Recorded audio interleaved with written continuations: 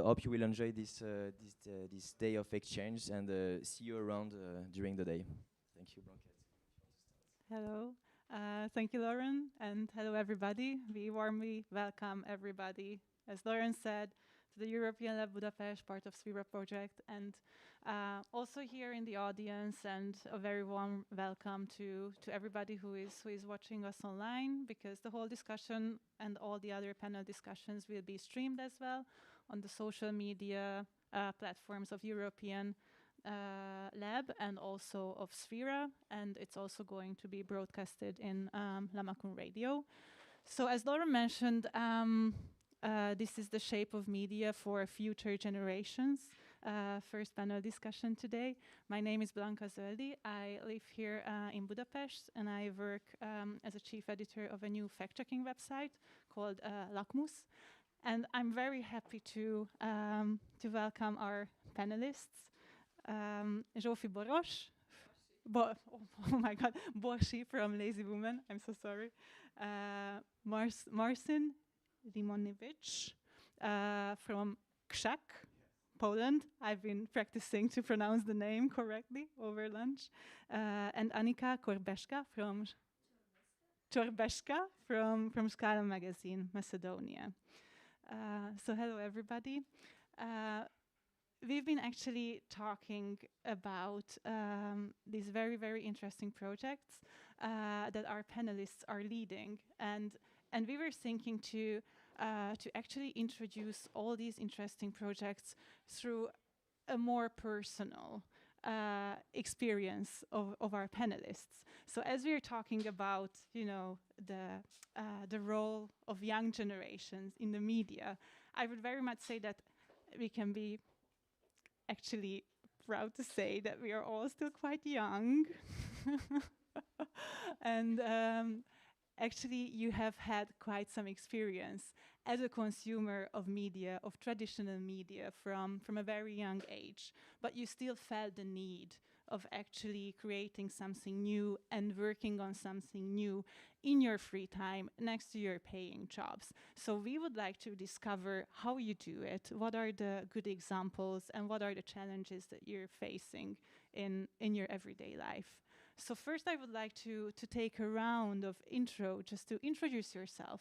Like, how old are you? Where were you born? How did the idea of creating and working on a new platform came about? What did you read before actually starting your own media? Zsófi. Yeah. So hello everyone, my name is Zsófi Borsi. I'm originally from Budapest, Hungary, but I moved abroad at the age of 18 and briefly moved back during COVID. Now I live in Paris. I'm 24 and I'm the founder of Lazy Women, which is an English language feminist online collective and blog. And the question was to tell a bit about what I consumed. Yeah, before. actually, when did you start reading anything apart from like childhood novels and stuff? When did you start actually consuming media?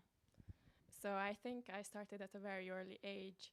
I remember there was this magazine called 13 magazine in Hungary. I don't know if anyone knows it, but it's like this typical like young women's magazine. But I always remember that I wasn't 13 because I wished that, I wish someday these issues will be important for me. So I probably started at around 9 or 10. And I grew up consuming a large amount of women's magazines. And I think that really influenced me, but also made me challenge the kind of usual women's magazine structure that you see. And the whole idea behind Lazy Women was to create a platform where women don't have to feel bad, and you don't have to be anything, and anyone can visit this site, anyone can contribute. I guess like the more specific inspiration came in lockdown, when I felt that the media I was following sent me this constant message that lockdown is a time where I need to improve myself, where I need to become skinnier, when I need to become cleverer, learn a new skill, or do something to come out from lockdown with this like enriched life experience, which just wasn't really happening. I was struggling writing my master's thesis, which wasn't really going anywhere. So yeah, that's how the idea came, to kind of like reclaim a space where anyone can be anything and there's no pressure on you to be whatsoever. Anybody can be called lazy. Yeah. And I think, okay, so there was another motivation that my boyfriend at the time called me lazy. So I was like going out with my girlfriends and like cheering to all the lazy women. And then realizing that, of course, women are not lazy. Women are doing so many things at the same time, often multitasking. And our society is not really giving value to the kind of like reproductive everyday tasks that women are in general more involved with. So it's also challenging this idea. Okay, Marcin, how did the idea of working for Kshak came about for you? Oh, hi, thanks for having me. Thanks, Sophie. Because I'm here, but I will speak sometimes as we, since I'm representing a group of friends from my collective that we work and do the gardening job together. So the question was how we started. Yeah, exactly. So actually, just to introduce Morrisons Collective, Kshak, Yeah. a little bit, as we learned, you started out from having basically a community garden, right? And Yeah. a little house, a So gathering of people. Exactly. So in like around 2017, it happened that we managed to have a little house in the city of in the middle of Warsaw in Poland. That was in the area of old wooden houses that were built in the middle of the city for the workers who were rebuilding the Warsaw after the Second World War. So this is like a very, let's say, a beautiful area, but also very important area in terms of the city structure, because of course the developers would like to take over that space easily because it's really in the middle of the city center. It's like a green island within the city. So around 17 or 20 little houses from 60s survived there, and we managed to get one of them as a group of friends, not really established properly. And actually we just wanted to sort of escape from the media by doing the garden, because the idea behind the garden, it is that there was no really a plan for it. It was just like a motivation for an action to just sort of escape from the digital labor we are usually occupied with, to get into the material work more and to just have more time within the community and just have some more time together in this sort of landscape of allotment garden, let's say. And it was really an amazing journey that slowly, I'm not going to tell the whole story of how we were evolving and what we were doing, but basically we were organizing a lot of crowdfundings, venues, everything for fun and for free, concerts, small exhibitions with ecologically oriented art and for example protests, because as you know, in Poland we have to protest a lot, different things. And there was a moment that we start to have this idea that we might lose the house because of the municipality situation, but we were constantly working on how we can communicate maybe what we were doing in the garden into broader audience, or how we can keep this energy going. And that was the moment we also started to make a little magazine called Krzak Papier. And papier is Polish, so Polish word for paper, which can be also pronounced by not Polish speakers. And Krzak is a funny name. So just last sentence about the name of Krzak.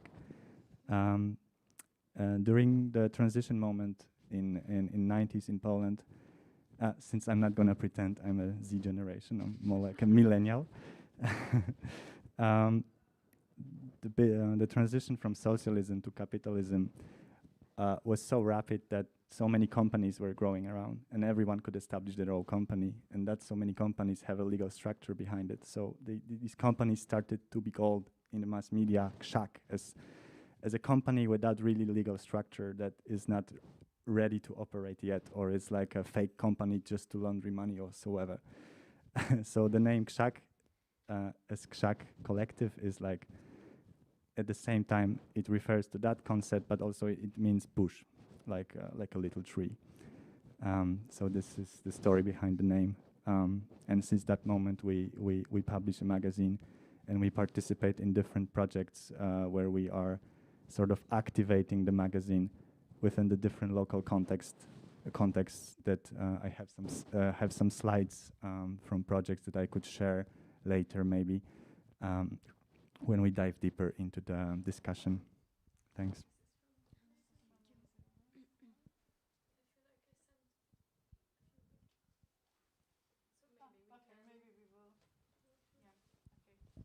I got it working, so yeah, we can dive into this a little bit later. Yeah, Annika. Hi, hello. I'm Annika Chorbeska. I'm a chef editor of the video materials that are posted on Scala Magazine. Scala Magazine is a platform for design and modern art. It's a space for young artists to promote their passion about art and what they do, and show their latest projects. We have a digital platform. We have a magazine. It looks like this. I will hold it up a little bit so you can see the design, and hopefully I will motivate you to open the digital platform.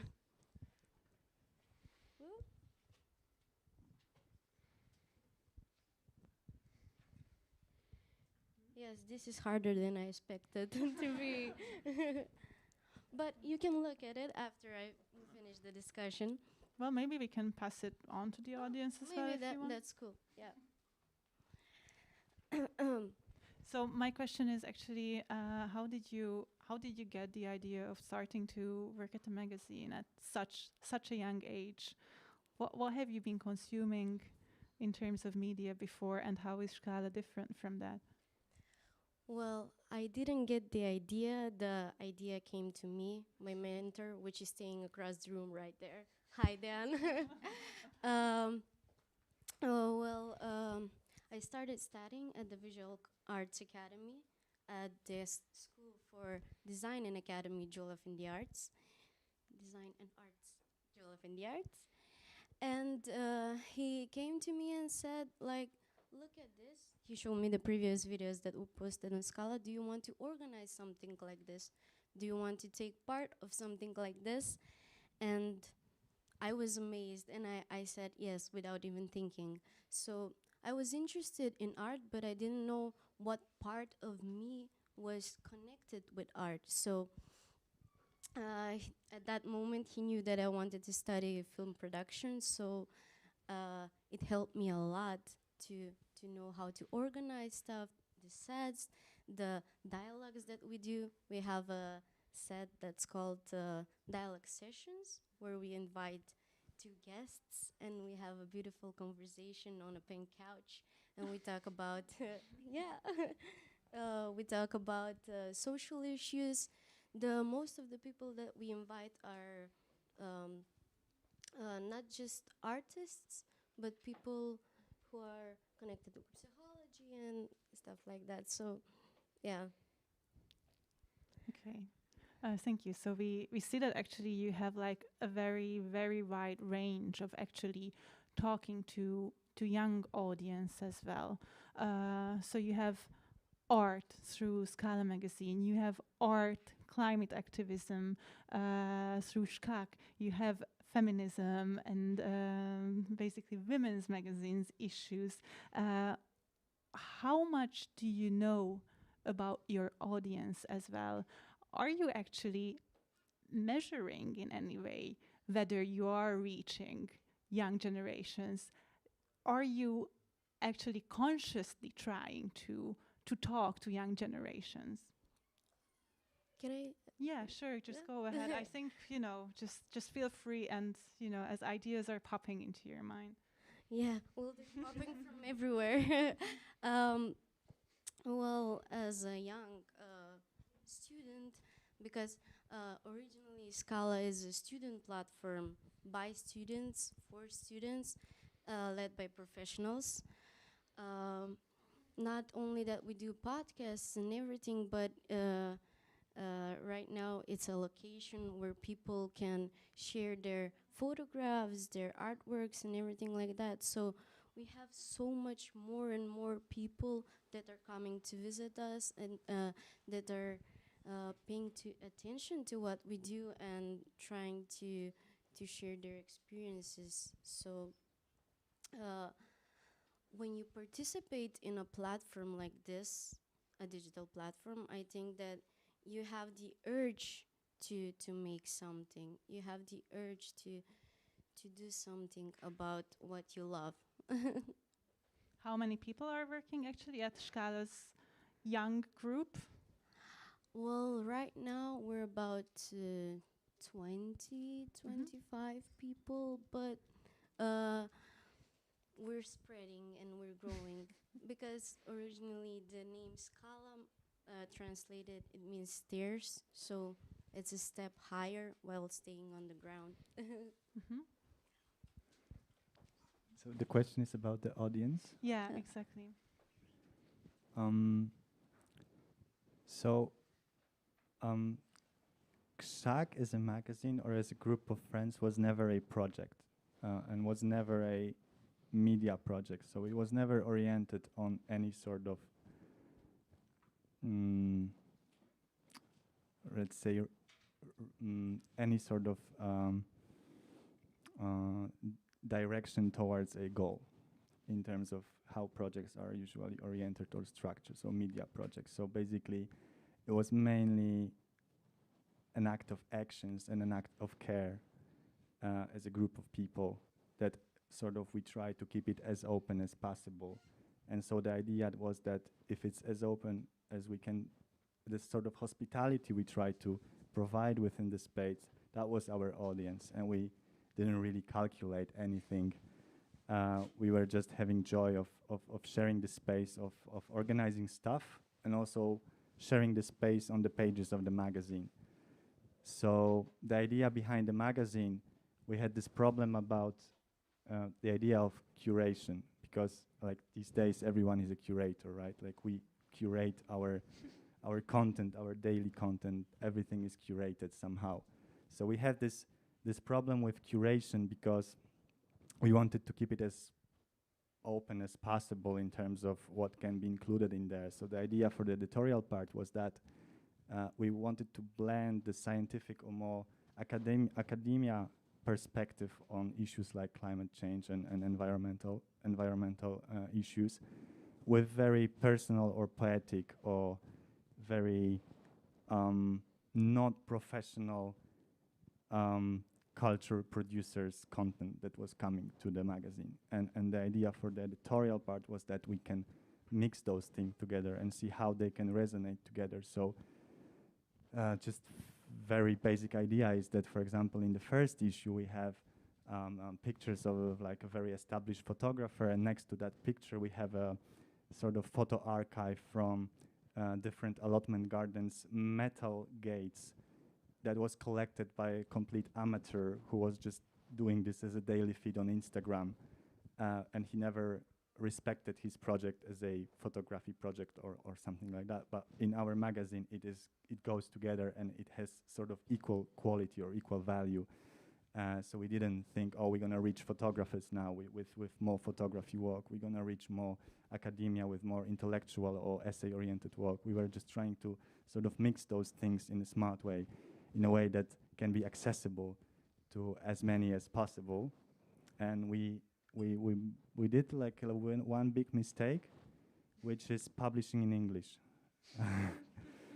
And that was like the biggest mistake I think we did in terms of our Polish audience. And now we're gonna publish at least bilingual, or we're gonna try to publish with no translation. So everything that comes in original language, and it's gonna be published in that way with some sort of expanded versions on website that will hopefully be possible, and we're gonna share all those things with multiple languages and as many projects and essays we can on the website that will expand the printed format.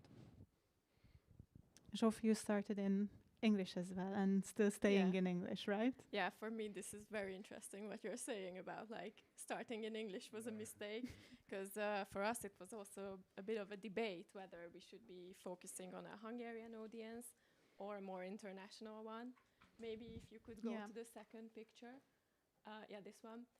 This is like our first meeting or second meeting that ever took place. So we started in lockdown, which meant that also this, like still to this day, I haven't met some of our contributors because we work in this dispersed online format where we also don't live in the same countries and we are from different nations. So for us, like speaking one language that all of us understand is important because it's making the platform more accessible. At the same time, like there's this question of, okay, it's making it accessible on a global level, but does it reach the people who would like really need or who don't have the resource to see other medias? And about the audience, I come from like a social science background, and I was involved in political advertising before. So for me, it's like we do keep good track of who are our social demographics, just to be able to to see who is interested. Can you share some details? Is it really the young women that you're targeting that is interested in your work? So around 60% of our audience is between 18 and 24. The rest is between 24 and 26 or something like that. Perfect. Which is good, but actually our idea wasn't just to focus on young women. Mm-hmm. So we also have pieces published from all kinds of people, from all age groups. For example, there's an article I really love, which is written by the mom of one of our friends, who is looking at the same nude painting 30 years apart and kind of like reflecting on what like being naked as a woman means to her at the age of 20 and the age of 50. So I think, especially when it comes to feminism, it is really important to involve not only the younger generations, but also everyone who is coming from the older generations, for whom this whole concept of feminism might be even more abstract, or they don't really know what it is about. Also, like if you want to help like a women's movement, you must like involve all women, like from all ages, in my opinion. So this kind of intergenerational dialogue is one of our goals, mostly in the future, because currently, we do focus on the younger generations. Yes, it always comes up as a very big challenge, actually, when talking about actually reaching younger audience. Sometimes we just feel that, oh my God, we don't even know how young people should be targeted, young people should be, communicated with. But at the same time, this is like a very inherent problem of generations apparently not being able to understand each other, how we communicate and what we communicate about. So, okay, apart from looking at different nude pictures in in different ages, what other strategies would you have to actually help and facilitate conversation between different generations? Do you have any type of solutions for this? In my opinion, like especially since lockdown, it's been quite like online focused, everything we did. So it's also a question of which social media you use, because you're reaching different generations. Okay, which different- can we do a round? Which social media platforms Ooh. do you think Okay. are the most efficient? Because, for example, now that we started out actually creating a new platform, we were told that, okay, you have to be on TikTok and you have to, I don't know, we are doing like fact-checking projects, for example, and I was saying that, okay, I cannot dance about a fact check or fake news or something like that. What are the good platforms that you think are useful today? Go. Okay, I will go. I think that social media has good sides and bad sides. Like we all get inspired for like, I see a cool plan, I want it. I see a cool moment that's so inspiring. I invite her to an interview and something like that. Like it's good for inspiration, but there's a lot of other informations posted on social media that are not so useful and that makes us more close with ourselves, and they make us feel more how do I say this? They make us feel more not comfortable with ourselves. So I think that platforms like this, like Scala, like Shack, like Lazy Woman, they have all the important information sorted out, and when I want to see something about the women, I can go out and there's just useful information, and that's why it's so important for that platforms to exist. Mm-hmm. At the same time, really, we have seen during lunch as well that the first thing that you actually started sharing with each other was the Yeah. Instagram accounts, and you know, Yeah.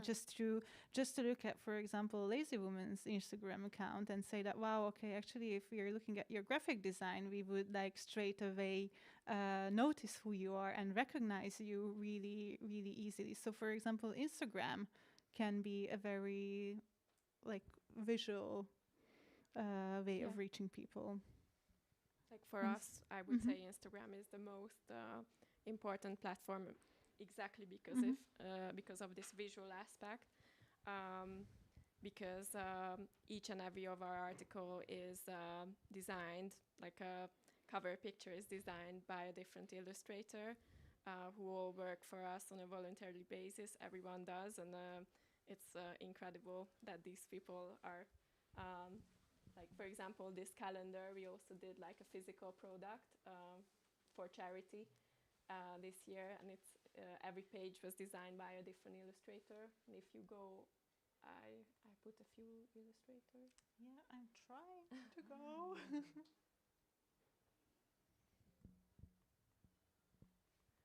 But I can talk about social media in the meantime. Yeah. We do have like Facebook as well, but that's more useful for our physical events. So I think Facebook still has an advantage and you cannot escape it. And Twitter, LinkedIn, we don't yet have TikTok, but this is our logo. This is our movement lab, and then I think there will be pictures. I'm really sorry. It's a little bit random how actually this notices when I'm clicking the button, so I don't want to interrupt you with this. Okay, so we organize real life events as well, as you can see. It's like the main idea is to hold events in Budapest and London because most of our contributors are based in these two cities. But now we are expanding, and now here are the illustrations that I included. This one was an article about period poverty in Hungary. Yeah, I don't know if it's really slow. I don't wanna. It's a bit. Yeah. Okay. So maybe actually, Marcin, you've been mentioning actually that the very first time when you thought about your collective, it was about escaping the digital space and escaping productivity.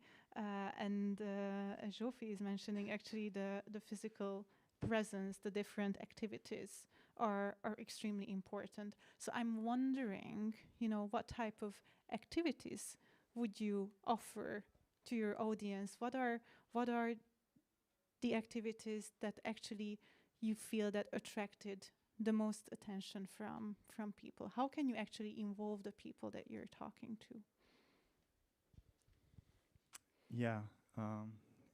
Again, the idea of the audience is pretty vague for us as Kshak, but of course we cannot escape that. We can somehow speculate on this, but we don't really care about the audience, and not in a mean way, but in a way that we just want to invite people to participate.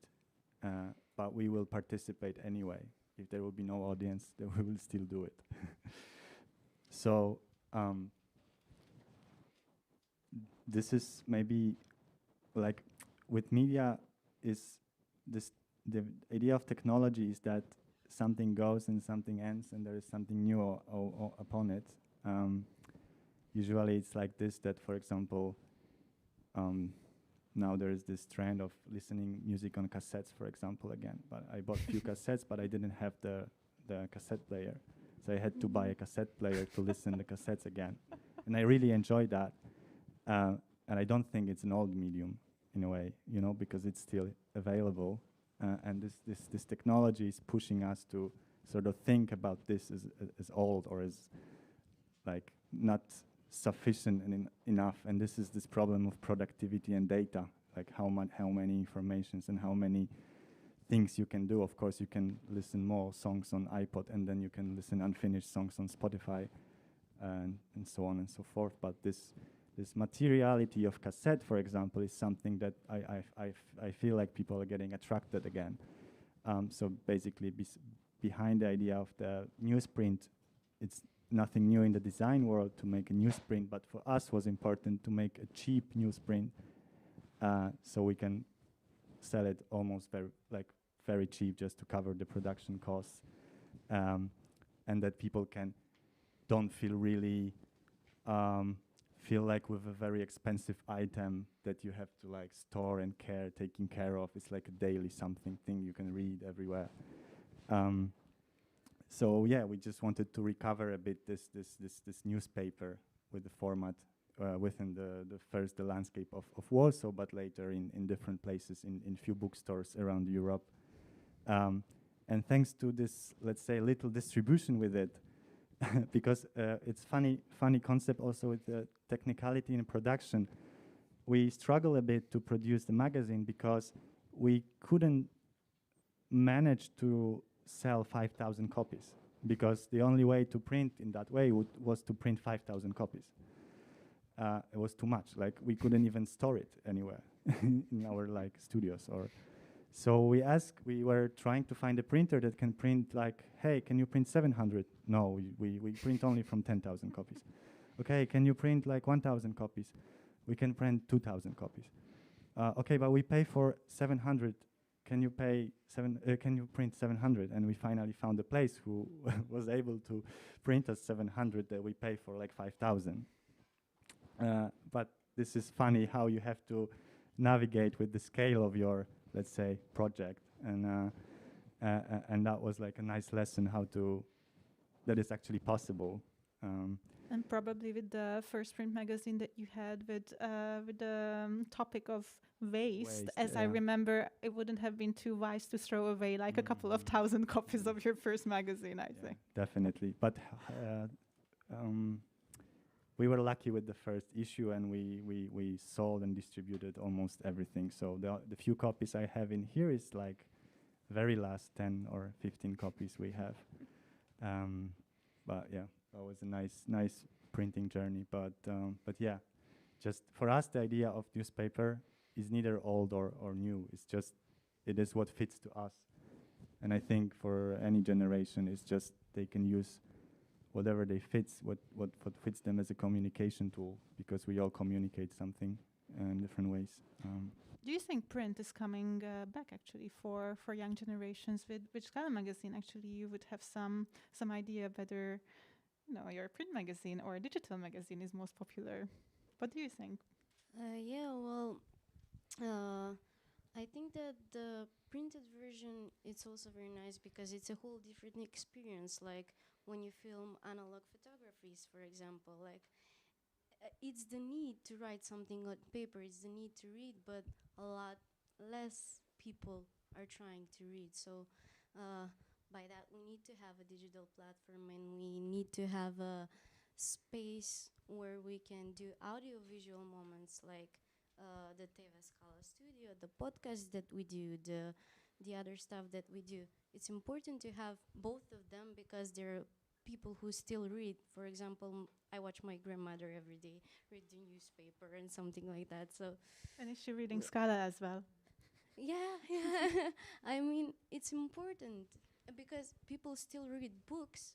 They should read magazines. They should read everything. So, and it's not that Generation Z. It's so technological. Like we fight about the stuff that we want. We want to.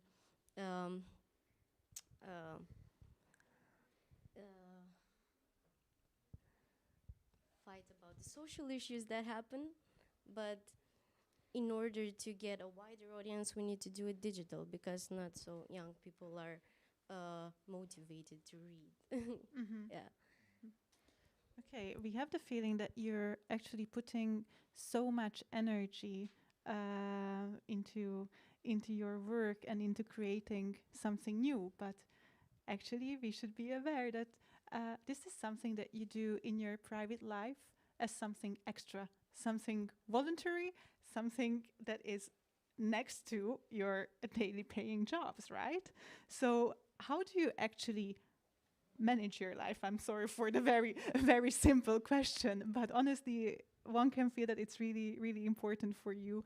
But at the same time, how do you find the time and energy to actually sacrifice for this type of work? Yeah, I mean, for me, the whole concept of laziness is becoming a bit paradoxical because I'm everything but lazy at this point in my life. But it's also the fact that I do have, like, with me a large team, some of whom who are here right now, and it's really nice. And so it's also about, like, sharing responsibilities. I always tell everyone who, like, takes up on a project within Lazy Women that, okay, this is yours now. Like, take responsibility for it and feel free to do whatever you want with it. On a practical level, I have a 9-to-5 job. Every day I go to work. Before I get up, I usually start my day with answering all the Lazy Women related emails. And I usually like to edit also in the morning before I go to work. So with my morning lazy coffee, woman, yes. yeah, the lazy woman gets up in early morning to work on the articles. Yeah, but I really enjoy it, and I think that's what makes me motivated, is that I finally found something for which I don't feel like that it's time consuming, that it's exhausting. I don't feel any of these, and it's simply because I'm enjoying it. And that sounds very cliche, but I really didn't have such a big calling before. So I think that's probably the trick. So maybe because I'm talking about this imaginary garden, so I would like to share some images of that garden. Can somebody actually? Yes.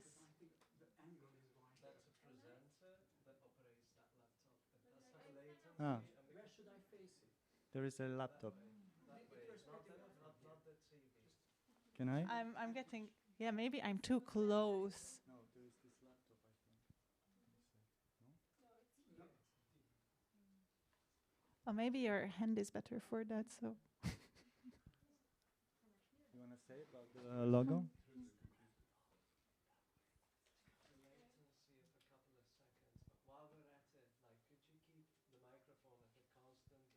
Yeah. Audio levels are all over the place, and sometimes they cannot hear, and sometimes it's really loud. So okay. But I shouldn't be talking at all. Yeah, the question about how to do the voluntary sort of project or Yes. work. Um, How do you find the time, and how do you actually convince people to be involved? yes, so this idea was always in between leisure and labor, always as an activity of something you want to do. At some moment in time of the garden, we had around 50 or 60 people on Facebook group that could just join and water the plants and do whatever was needed to do at that time. So it was sort of easy to handle those things, and also not so hard to organize events because, yeah, we were a lot of people willing to help. With the magazine is of course a bit different because not so many people works on that. But we are good friends, and we also invite external curator, like editor, who is like helping with open call and selection. We started with the second issue, and now with new issues we will probably try to collaborate more with other institutions or other people who will be willing to just to also collaborate on with us. So yeah, that was our little space that we also work, organize events, concerts, exhibitions. The food production was really small, was actually symbolic, just an act of care. And But you did have some tomatoes. we had, and it also happened that people were stealing them, and that was so weird. You know, you have like 20 tomatoes, and people are like stealing them still. But we also felt like, okay, maybe someone will have some nice dinner out of it, or at least, yeah, someone who really needs food got it. So when the garden story sort of finished, because we lost the house because of the that was the insight where when we lost the garden, we started the magazine. And I will just maybe briefly describe how we used to work on the magazine. Yeah, we did it during the free time, but of course we all passionate about print design, editorial work, and all the amazing subjects we are including inside. So we were just happy to do it. But when things get more complicated, when it comes to make commissions, because at some certain moment, people started to write to us with different proposals, with different actions to do, with different commissions. And that was the moment when some sort of money came and some sort of responsibility. And with this money, of course, was not enough to cover the cost for like 10 or 15 people involved in the project. So we could never earn on that. But there were some money always. So I think it was a bit of a struggle to work that way, to work on commissions or to work with some art institutions, because yeah, there was way much work than making a magazine in your own time when you have like a schedule and deadline for some sort of action. But we did some actions from the magazine. Oh, it's very slow, sorry.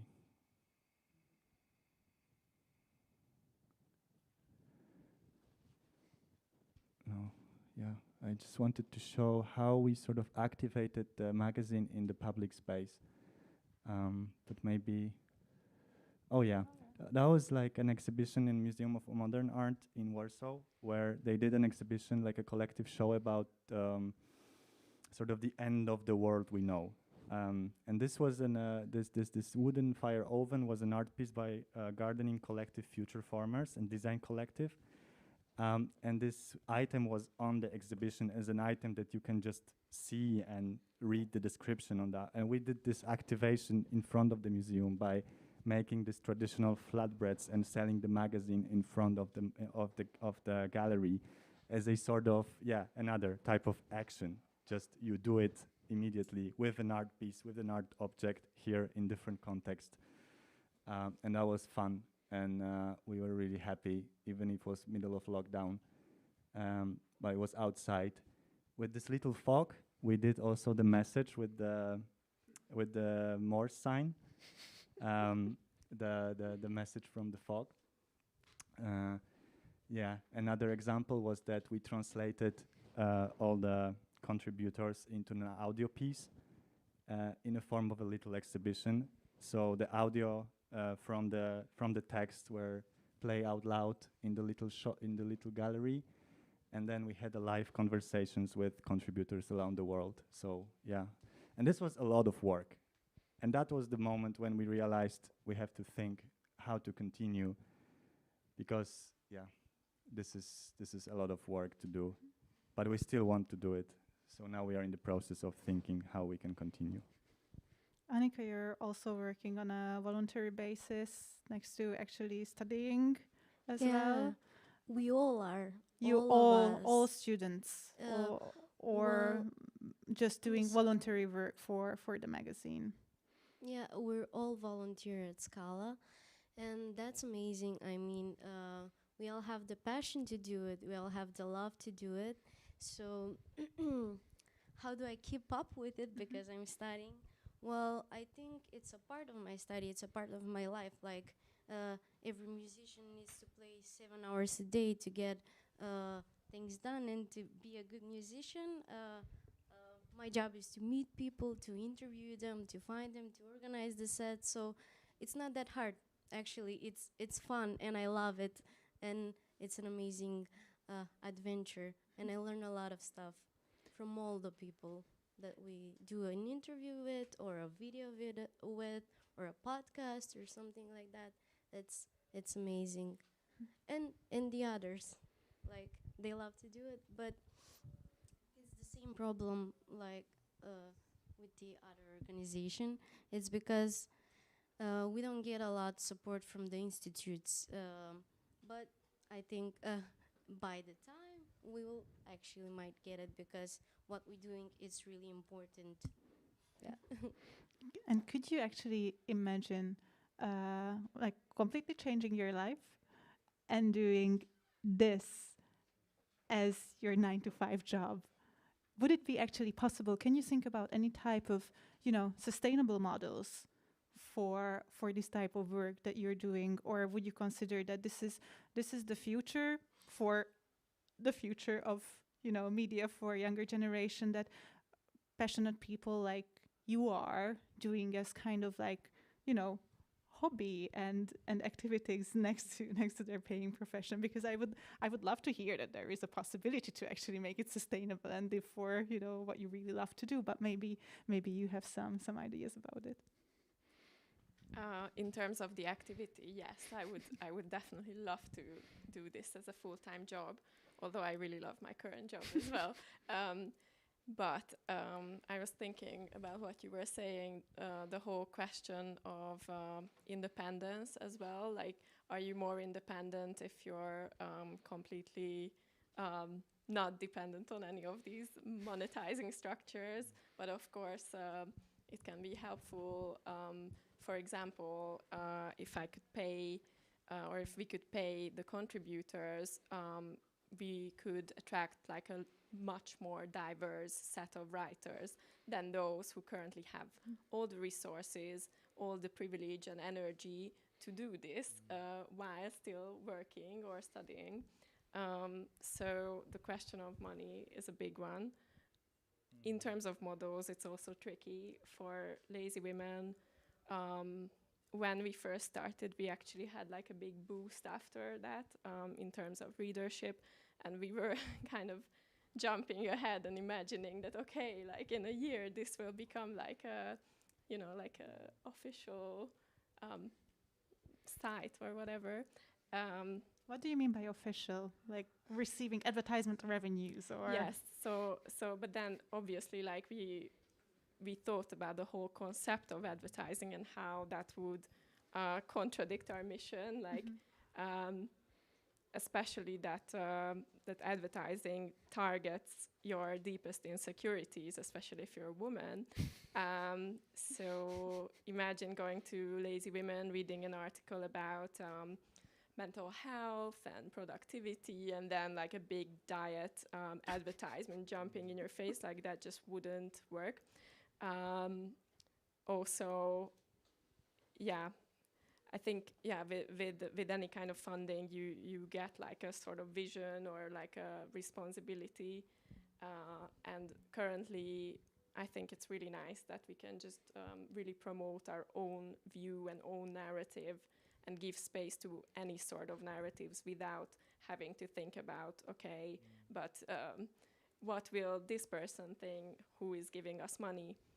So yeah, it's a tricky one. And also we don't want to do like a membership-based model. That was also a question, because that would further limit who can access this kind of content. It's already limited by who speaks English and who has a laptop, who has a phone, who has the time to care about these issues that are often quite abstract and not, it's like post-materialist values. But yeah, so currently I'm quite happy with the fact that it's completely independent and just a fun hobby that I love doing.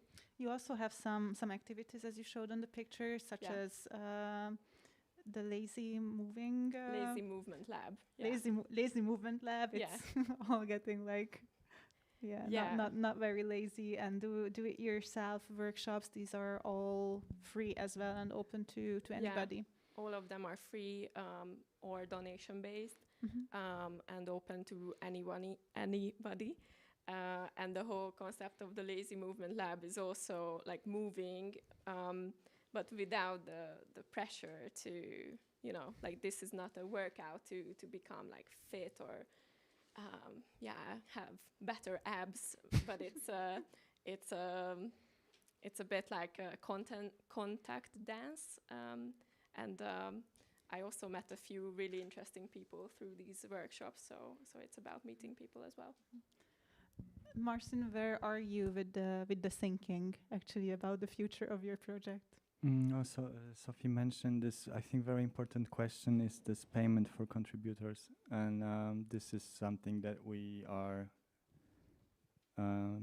that's why we took a break. We didn't publish last year because we wanted to think more and have some time. And we need to pay for the contributions because we couldn't like afford the payment back then. But now, of course, we are applying for grants because we want to pay.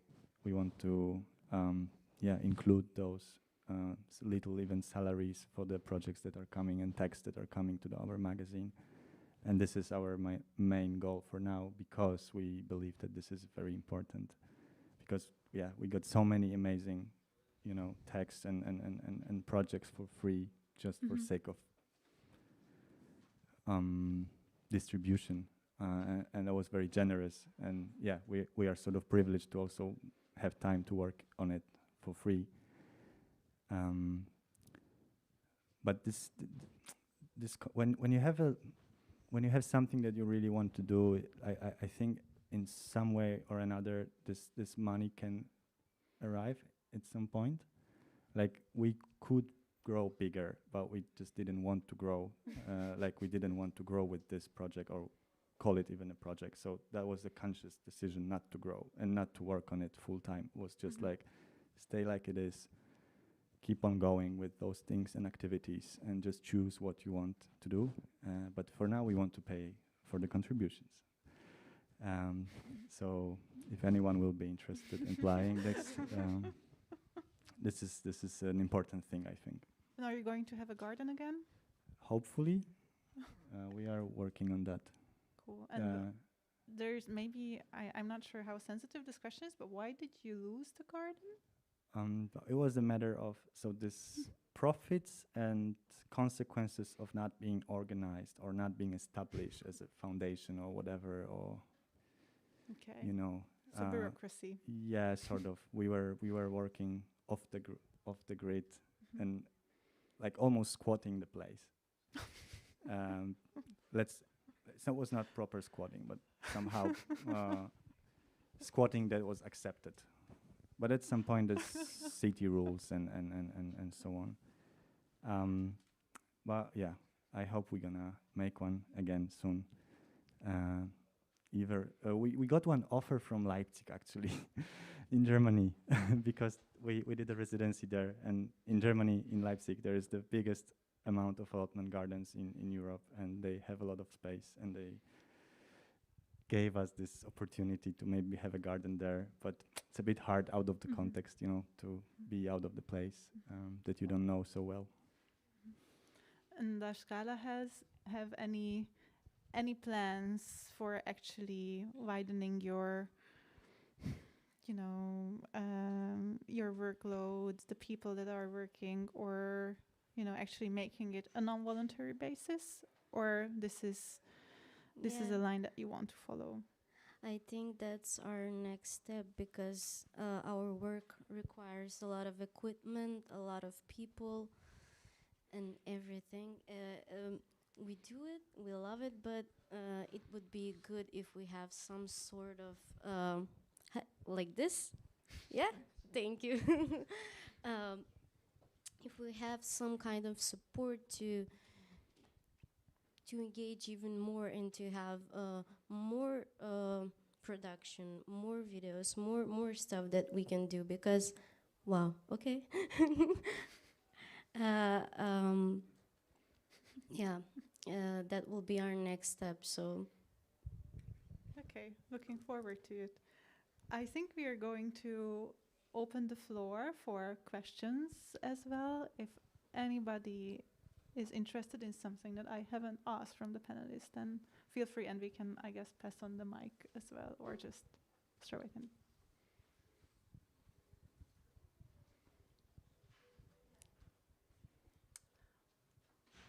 No.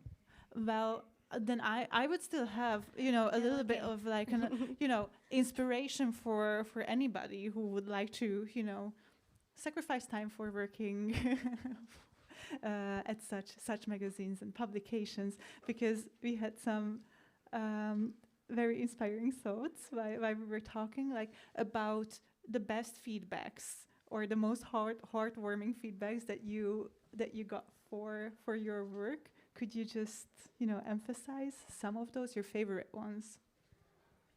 Yeah, so the one we were talking about is probably my favorite one.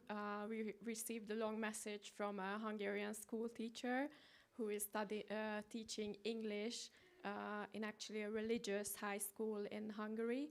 And she used our articles to for the English classes, but also to kind of introduce some feminist ideas to the class, which, well, it went down, but like she did say that they had like a very lively debate after that. So I think for me that was like a very heartwarming thing, because this is exactly the kind of impact ideally we would like to have with Lazy Women. To generate discussion. Generate discussions and debates as well, because one thing I didn't mention is that I really thought that someone would ask me from the audience that, like, okay, what is feminism? Like, what is your definition? Because it often comes up. But Lazy Women is not there to give a concrete definition of that. It's more to give space for different concepts of feminism, or different aspects of womanhood, or anyone who identifies with any of that. And also we had a couple of articles that like reflected on each other. So like for some the idea of like kind of putting your body on display and making money out of it is feminist. For others, it's completely against feminism. So I'm very much open to any discussions like that, and to facilitate that with Lazy Women. Cool. We were happy when we received some emails that were like, hey, thanks so much, I use your magazine as a reference in my thesis, or yeah, it was like really interesting and I included this in an article. So we were really happy that our content got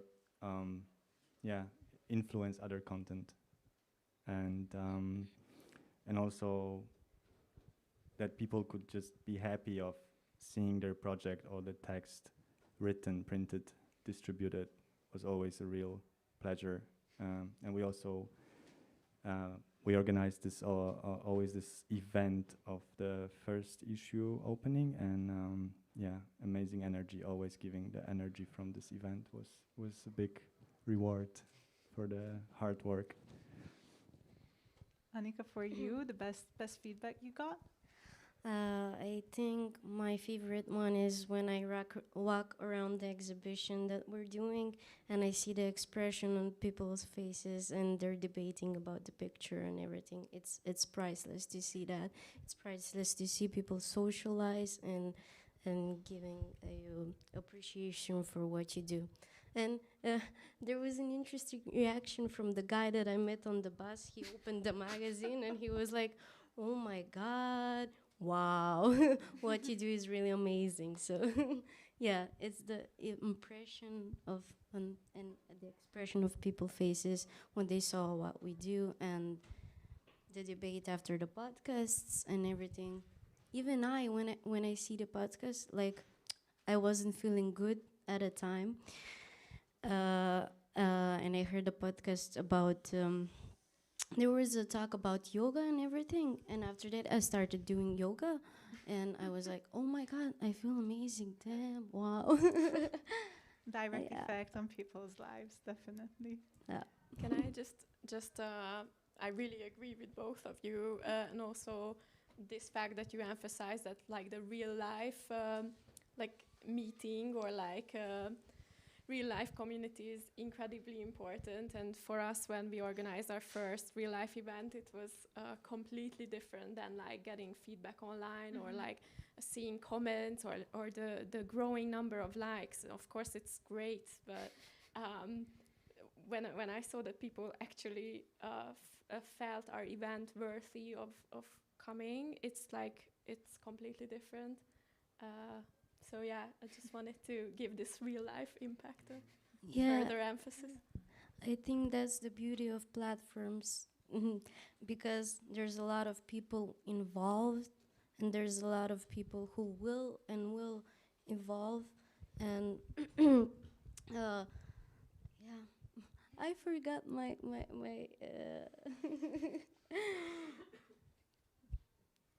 message, but it's okay.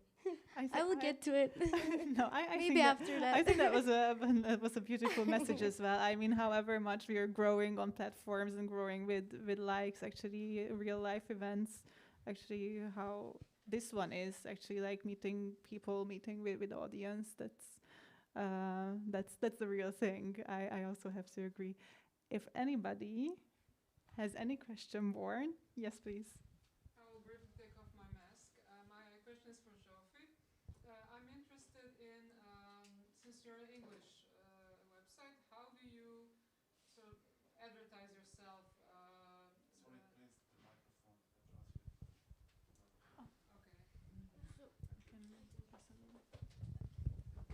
Thank you. I'm interested in how Lazy Women advertise yourself to reach an audience, and if you know how many of your readers are actually from Hungary. Thanks for the question. I think regarding the second part, more than half of our readers are Hungarian, and then the second biggest group is people from the UK. So that was our original goal as well, to have this double hub, and it's working quite well. Because it was a project that I started with my friends who were mostly Hungarian, who moved abroad for university, it's, I think, a direct consequence of that. But we see that whenever we write someone from Lazy Women who is from, for example, we have a Brazilian contributor or a Turkish contributor, and we talk about the issues that are important for those kind of places, then we see like a massive jump in that audience. So, but currently the 5 countries that are reading Lazy Women the most, and this has been pretty consistent in the past 2 years, are Hungary, the UK, the US, France, and maybe I forgot the last one, but it's Germany or Italy. I don't remember. So that, and how do we advertise ourselves? well, we don't really like, as we don't have any money, we don't advertise ourselves, but we have a very heavy presence on social media, and also a physical presence in the form of stickers. So hopefully you will see some stickers here in the event as well. And we organize several like events for members or contributors, where in different cities we go out and we put out a lot of stickers. Some of them are quite like provocative. I don't think they are particularly provocative, but What is considered provocative? Well, like we had that like heart illustration that Which is actually your sticker as well. yeah, which was also one of the pictures, but yeah, which was, for example, several times taken down from Instagram. We often have this problem Because actually. it shows a nipple, right? Yeah, That's because against it shows the nipple Instagram's. and the vagina, so Oh. it's like both. So yeah, it's also interesting to see what is considered provocative or not meeting the right guidelines online, and in the offline spaces, the people are much more open to it, and actually they recognize it more than, like, we also have stickers with our logo, but like that's nice, but what else is there? We often put out this sign like, have you ever been called lazy? Which is just a question, but a lot of people write to us after they see the sticker on Instagram that, for example, I had this other experience quite recently that a girl wrote to us after seeing this sticker, have you ever been called lazy, who has vaginismus, and she often got like this feedback that she's just not open enough for having sex, which sounds horrible, that she got this feedback, but she saw this sticker and she felt the need to find out what this was. So yeah, these are some of our tools at the moment. Yeah, and just spreading the word, and yeah, through people we meet.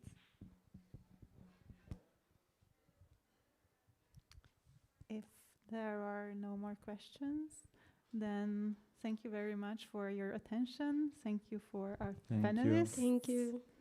Thank you. And we wish you some very nice experience with your work, with the conference itself. And the next panel will be on independent cultural actors, starting in 50 minutes.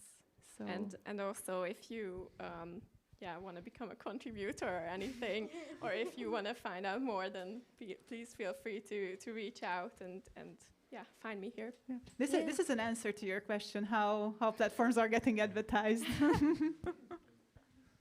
Thank you very much. Thank you. Thank you.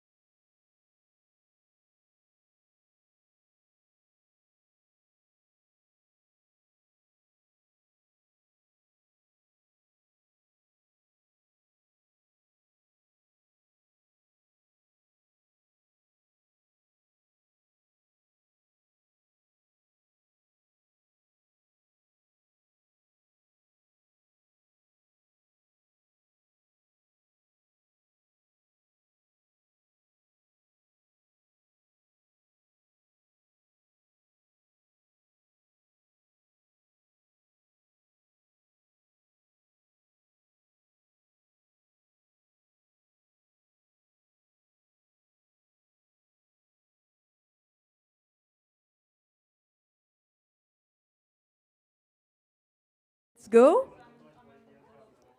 Okay, I think we're ready to start. Yeah. Okay. Well, hello everyone, and welcome to this edition of European Lab Forum in Budapest, Hungary. My name is Elise Femja, and I'm the coordinator of Live Europe, which is an EU-funded initiative that gathers music venues to promote new European talent. But that's not the topic that's bringing us here today. This conference is actually taking place as part of Sphera, which is another EU-funded project that aims at giving a voice to the new generation through alternative media and cultural organization. And that's actually the topic that's bringing us today, right? So the role of independent cultural and media organizations to give a platform to the new generations. And to kick off this discussion today and provide us for a bit of food for thought, I would like to share with you the results of a poll that was conducted in 2020 in France, which showed that close to 50% of people between the age of 18 and 30 had signed a petition or defended a cause on the internet or on social media, and that this number had increased by 11 points in 5 years. The same poll showed that 40% of the same age group had already been volunteering, while 20% of them had joined protests or demonstrations. So what these figures show is that the new generation seem indeed to be more engaged and committed to defend causes they care about. From the Me Too movement to Black Lives Matter or the Friday for Futures, we see that the Generation Z, as we can coin it, feel directly confronted with the burning challenges of the 2020s that have accelerated during the pandemic. So while we see these topics that are really spreading across the general media, we see that, as it is often the case, it's the independent cultural and media organizations that are some sort of pioneer for societal challenges that really raise those concerns for the new generation and provide a safe place and tools to help them really discuss them. So to address this phenomenon, there's no better people than the ones who are behind these independent cultural and media organizations. And we are in luck because we are with them today. So to introduce them, first of all, I want to start with Tadi. So Tadi, you're a visual artist, DJ, and producer from Kosovo. You co-founded with your sister Biat, which is a queer and feminist collective, and you'll tell us about the signification of Biat afterwards, which I found very interesting. You also created Pristina is Burning, which is a queer performance club in Pristina, and it just so happened that you had the chance to play at the Club Drugstore in Belgrade, which makes for the perfect transition to introduce Bane, who's a program manager at Drugstore, and has also many other caps, as you're the programmer for the Resonate Festival, the co-founder of the Plus Plus Plus Music Festival, and more recently the Puglia Festival, which I think we'll talk about more a little bit today, which includes a music residency and educational program for the local youth. And last but not least, we have Simon over here, who's a founding and board member of the Sphera Radio Association from Leipzig, in Germany. So Sphera Radio aims at promoting exchange in society to fight its polarization, and they want to make their platform accessible to all people without any kind of discrimination whatsoever. So we have a very diverse set of panelists coming from various geographical territories in Europe, which I think will make a very interesting conversation for today, because we will really get to address these points in various different political and social contexts. So let's just delve into the conversation. At the end, we'll have time for questions for the audience. So yeah, please think about it if you want to have some for our speakers here. I also believe that we're being live streamed from the European Lab and Sphera social media. as well as the Lahcuman Radio. So yeah, if you're following us from afar, I think you can probably also address us some questions. Well, now I think I've talked enough, so let's just give the floor to our panelists. Well, my first question for all of you is actually a very similar question for all of you. Since we're talking about the independent cultural and media organizations,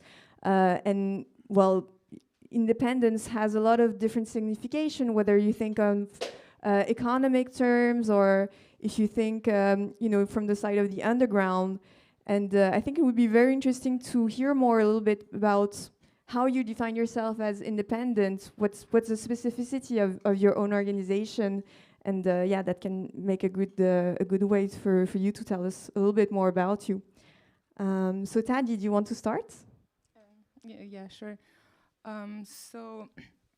That was the kind of like the idea of creating BIAT, me and my sister, because we wanted to have this curatorial independence. We wanted to to find the artists, to like make the events with like people that we liked, and like Pristina at that time was really, if I can say, a very masculine techno, and it was like most of the time, all the time, like male audience, male everything, basically, from the promoters to the performers.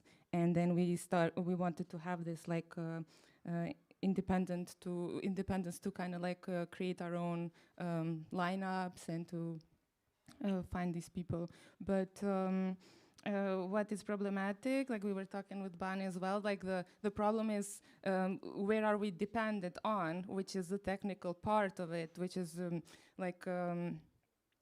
to find the venue, to find the sound system, to find the tools and stuff like that, because all this stuff are very costly, and we still don't have the means to actually buy those, and then to create the events we need to rent them out, and it costs a lot of money. So that's the thing. Like we want to be independent, but also like we're very dependent on the monetary part of it, and that's the struggle that we have. And we have ideas how to make the solution for this, but we don't necessarily have the support of like state-owned institutions and stuff like that. So we're still trying, and maybe in the future, maybe it's gonna shift like the attention of who's getting help from the state institutions. So I don't know. We are working towards it. Let's see. Maybe we're gonna have the support soon. Great. And well, talking about this balance between the institutional, commercial support, I mean, you actually have you found a way to mix all of that. Banner, can you tell us more? Yeah. First of all, thank you for the invitation, and I don't really believe that there is independency in any of this, because one way or another, as Tadi mentioned, like you are dependent in some way at the end, on some level to let's say institutions, bureaucracy, in our cases also corruption, either on like a small level or on like a big state level. So trying to be independent is really like multitasking in a way that of course no one is really dictating you any kind of curatorial in any curatorial way, but at the end you kind of like auto-censor yourself to try to be independent in the end, like as we talked a bit earlier, you do make compromises and like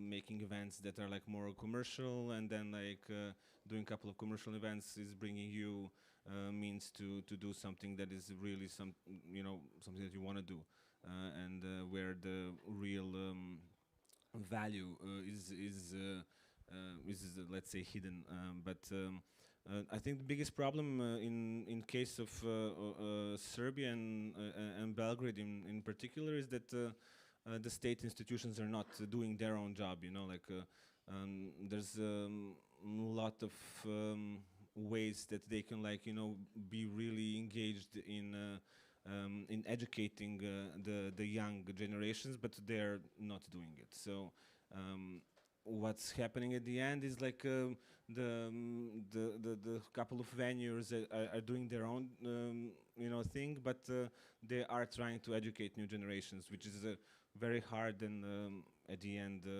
it's just like the level of enthusiasm at the end is like what's really matters, because we never get any help from state or it's a similar situation.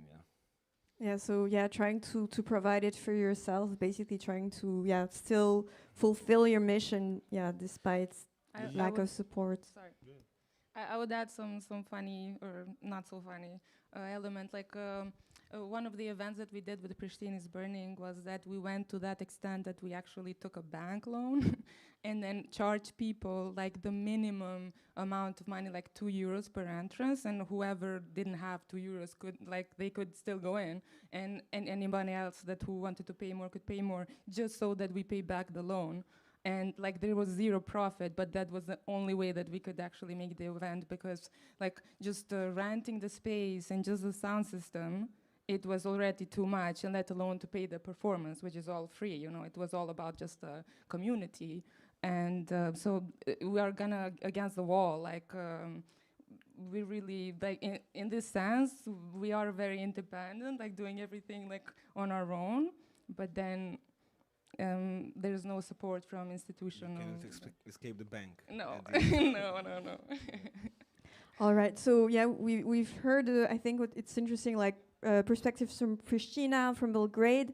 Maybe let's now move to Germany and Leipzig. So how is it for you, like in terms of independence? How do you find yourself into this definition? Well, I think in Germany we have this very privileged situation that we think about first world problem independency. So we have quite some support from the country, or even European programs that are accessible way more easy, and also cultural institutions within the city councils, they are really open. And so from this side we have a complete different circumstance than you guys have, and also people here in Hungary face. We also don't have this political corruptness in the same scale that you are facing. And so the independency that we are actually aiming for, and the privilege we have to think about independency, is actually is looking in a total different direction, because we don't have to take care so much about this basic things that should be there already. For us, the independency mainly goes in the direction of being independent of big media companies, like the ones I don't want to name the names of them, and don't being dependent on algorithms that you don't have influence on, not being dependent on commercial structures you don't believe in.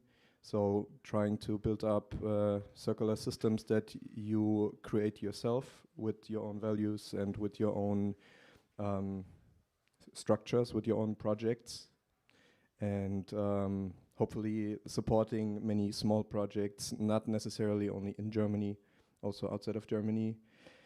And I guess that's the approach we are trying to go for. And for me, I'm really happy to be able to come to a place, to Hungary now, to especially this meeting, because it would be so nice and important to build up structures with our privileges that are accessible to countries outside of Germany, or outside of these very privileged areas. And so. I would like to follow up on the theme that you mentioned about being independent from the big media. I think along the scale of complete experiences that I had with organizing events is, I think the main, let's say, enemy is media, and the filtering that big media is doing towards making trends, establishing fashions that are circulating in very, let's say, narrow areas of pretty much 4 countries in Europe.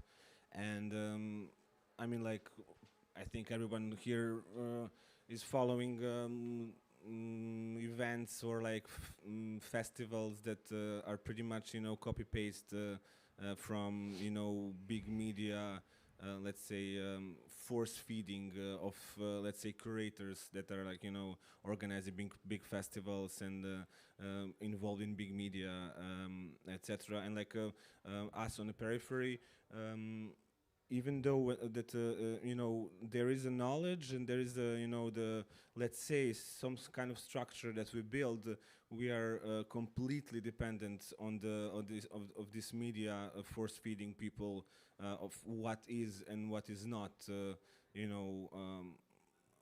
fashion at the current moment. And then you need to kind of follow to a certain degree, definitely. And independence that we are also trying to do, that Simon is talking about, is to kind of back off from this huge media influence that is and we saw on the last panel that the people who are actually in the media and independent one, how they are struggling and what they are doing for that topic. But yeah, I don't know, the further you go from these centers of power, which are pretty much political and financial, you are less and less capable of influencing what is happening, and you can do that also to a certain extent, but then you need to follow back on that compromise. You need to pay your dues to the current time, and young people, and let's say unfortunately, are more and more driven to this maybe false idea that you have some kind of independence in what you are reading online. Everything is accessible, but as Simon said, we need to also count those algorithms that are creating small or big echo chambers, and we'll get to that later. Actually, that's great that you're bringing us this topic, because it's really something that I wanted to tackle. But maybe just first to do a bit of a roundup of this first round. I mean, what I think is very interesting in what you're saying and in what I felt from all of your intervention is that, okay, so we see that independence can take some different forms and shapes according to the territories you're in, but what is the common point between all of you is that really you're at the forefront of pushing challenges that are common to our society, and even before that, they're being mainstream in the general media, and I would say that's really one of your forces and something that you do on the day-to-day job as cultural and media activists. And for example, Simon, I think that's one thing that really struck me when I read a little bit more about Sphera Radio on your website, is that you were saying that you really wanted to bring I'm going to find a way to say that. Emancipatory perspectives on society and culture and music. That basically you really wanted to have people from all walks of life really tackle their opinions on and bring new topics to the forefront. How did you come to build that? Well, first of all, the idea of Sphera Radio did not start with the wish of creating a radio station. The idea was to create an alternative network system, network platform for social interaction, and to give people a space where they can freely express what they are working on, what they are believing in, what they, just also to exchange and make things accessible which are not accessible to everyone. any time, because you don't live in a metropolitan area, for example, and you live on the countryside where you just don't find this input, and or the algorithm does not provide you with this information. And so and then we were thinking how this could be possible, and the most important thing to make that happen is actually that you need a stable social network, like a physical and a digital one at the same time, that is spreading and contributing to each other. So if you do a show, for example, in our case now with the radio, this show will be only as successful as the radio station is visible or hearable due to other shows that bring in their own network. So you multiplicate with each show that has a different perspective, the possibility for another show that it can be heard. And so in the beginning we did very straight curational work in the sense of that we did not aim to do any entertainment program. We did mainly content talk shows about political topics in any direction. And if there was music shows, they were very conceptual, aiming a certain topic and going more deep inside the actual work behind what you listen, and not just entertaining. And and then we gave as much control as possible to each show contributor person, and that they have freedom of create their own space as they need it, and it's not just provided by us and done in the way that we think it's best for them. It's more like they choose the way that they think it's best for them. And and we're still finding out how it's possible and what is necessary. But I don't know. Maybe this is the question. No, definitely. And I think that's what's really striking me is that it's not just about you shaping the content for them, but it's about also empowering your audience to really have a say and contribute to the editorial control of what you're doing. And I think it's also a thing that is probably challenging to do at all levels in all kind of territories. And I'm thinking it's one thing to do it online, but also when you think about rural areas, there's also another challenge to that, and that's why I want to turn to you, Bano, because in your festival pool, it's also one big challenge, right? To really also try to appeal to the youth in the rural area and to really have them involved in the festival that you're doing. Last September we had the first edition of the festival, and it was kind of like a movie-like, scenario, because the people from that region, I think they didn't have any cultural event for more than 30 years or something like this. If that doesn't shock you, I don't know what to say, but there was one rock concert in that village like 2004 or something like that, and everyone is like talking about it still. I wanted to follow on that concert, and like I started to think about the festival that could happen there, or not even the festival, just like any kind of like cultural event that is not expected, let's say, because you have this like couple of sockets throughout the year where people are expecting to have let's say entertainment in some way that Sim was talking about, and I wanted kind of like to switch on that idea, like to give them something that is like out of the format of expected, in a way of it's not a public holiday, it's not religious holiday, you don't have to dress up, to follow along that idea, and like to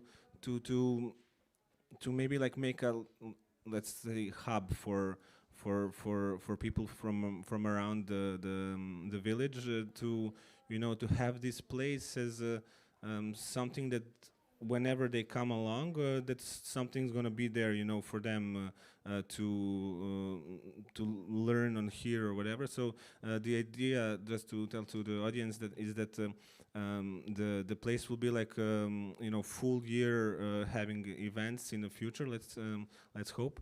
But for now, we are just trying to rebuild the facilities and to make a music studio, to make a media library, and that for the start will be just enough, I think, for the local people. And now at this point, I'm trying to get in contact with the local school and to get in contact with local kids. But the funny thing is that maybe because of the content that the first edition of the festival had, we kind of more attracted paradoxically older people. Also, there is, I think the older people are stripped down from any kind of peer pressure, and they're just coming along whatsoever happening, So that was funny to see. So let's say for the first year we kind of succeeded and completely failed, because there was not many kids, that came on their own, But later in the evening, I'm going into the details, but it's funny to reconstruct what's expected or not in the societies that are that we are kind of away from in urban kind of surrounding. And yeah, people are expecting obviously some kind of entertainment, but when they see it's not there, there's some kind of I don't know, they're just questioning what's happening here, and I think that's interesting to have these people their imagination a bit bit disrupted. Yeah. So I think that was the success. Let's say that people were just, what's this, Yeah, and it really gets to the point again. That's will be what I want to tackle is how to particularly target the new generations. But maybe before that, Tadia, I want to ask you as well. Obviously we see across Europe and the world the empowerment in terms of the questions related to queer, to gender, really taking more space in our societies. And I'm wondering how is that movement translated in Kosovo, and how what's your role, as a leader in those terms? Okay, so in Kosovo it's really important when is the first thing happening. So it's since it's a very new country and a lot of stuff are happening for the first time, that is the boom, when somebody's doing it the first time, and then it just unfolds and just develops very quickly. So so for example, when we did Pristina is Burning, obviously we took the name from the movie Paris is Burning, and we saw that there's a lot of events happening from the queer community for the queer community. And then we decided that we want to change that, and we wanted to make those events open for everybody, because why does it have to be closed like that? And so we decided to do these events in different venues of Pristina, and then it really became famous, and then people, even a German photographer came to take pictures voluntarily. It was funny and cute. So yeah, he came 3 times, literally. We were doing something good, I guess.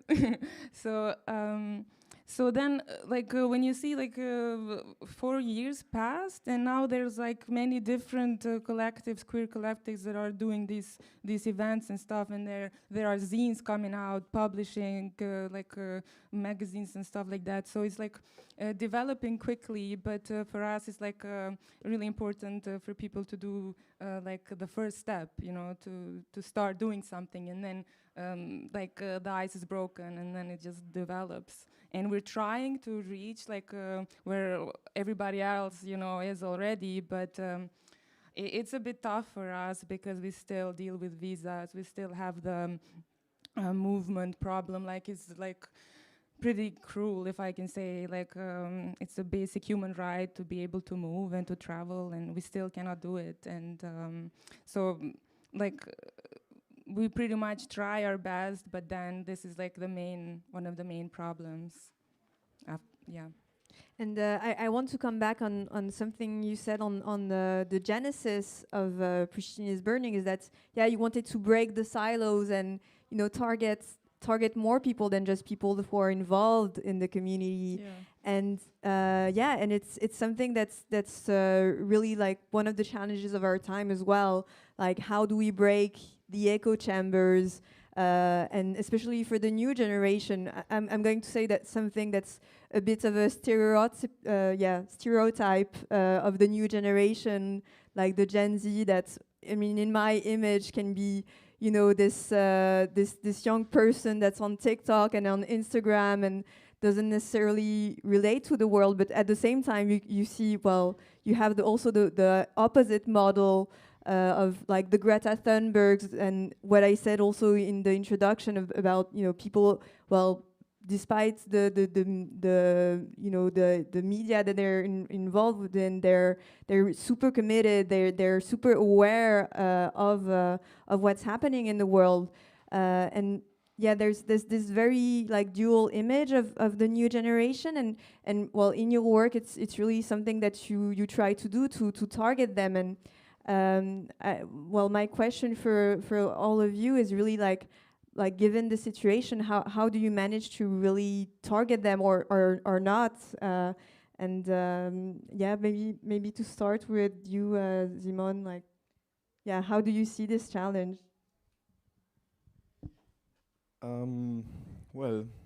It's not so easy to answer because I'm not in this generation, and I have some friends that might belong to this generation, but it's pretty much, I think the solution or the key is always by integrating people that are in this generation and they have the motivation to just build up stuff. So what we can do as a platform is just providing space for expression and giving them the chance to build it the way they need, as I was saying before already. And targeting, we have an editorial, and this editorial is split it in two parts. We have a creative editorial, which is only for our own creative work, and then we have a proposal editorial where we talk about the proposals that come from the outside. And in this creative editorial, we face questions like, how can we reach certain groups?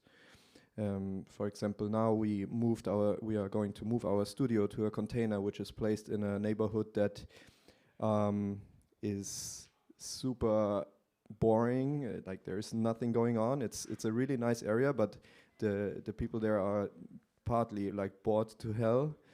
Young people there are not really having possibilities to access cultural things of many cases, except they go out of this neighborhood. But even that is for some families quite difficult, because if you don't know that something exists, it's really hard to get into these certain information circles or input circles. So what we are trying there is then, for example, think, okay, what kind of event can we do, for example, that brings people into that information circle, like our information channels.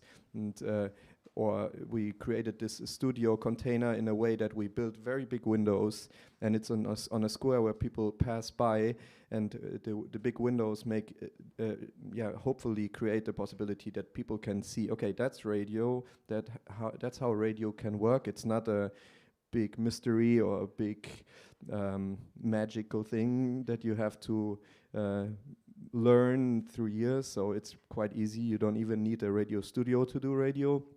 And yeah, just making them aware of the very low steps you have to go to actually do something in the radio, and then it's in their own hands. So it's really like by providing them with the tools that they need to access this space. Yeah, access is probably one of the most important keys. Well, Banner. Yeah, I would follow up on Simon's ideas and reflections of his experiences. I don't want to sound pessimistic or nihilistic in a way, but I think for some reason I think like doing all this like outside projects and like independent stuff is in some way a trap that and I will follow on the idea that you said, like this demystification of like how things are like presented to be and seem complicated to do, like this media, like huge media or whatever. I think it's just like this like a fake barrier that that is there for us from like being outsiders, let's say from in like class level or whatever like social level you want to put it. It's just like a fake barrier that's like presented to us, so we cannot influence the system that is already there, that is already like presented, that is like established, and like we just like we are the generation already that this way of thinking is like something in stone, like there's this like big media and like you cannot do nothing about it. I think that I think it's really a trap that we are really chasing our tail pretty much all the time by like this like inventing new ways, so like making the new new radio, new club, new everything. Like I think this like let's say imaginatory guy up there is like laughing at it, and like we are not we are like I think losing energy in like making these little steps and like trying new stuff, but the structure is there and it's set up to be there, so it will serve us, and like we are fooled to think that it's not penetrable, like. And I think that we're, of course we need to do stuff where you're doing, because then like there will be nothing basically. But like I think that the way to step forward is to, I think, shift from this individualistic and like this way of approaching, like to also all the time create content for instead of the instances that they should be doing that.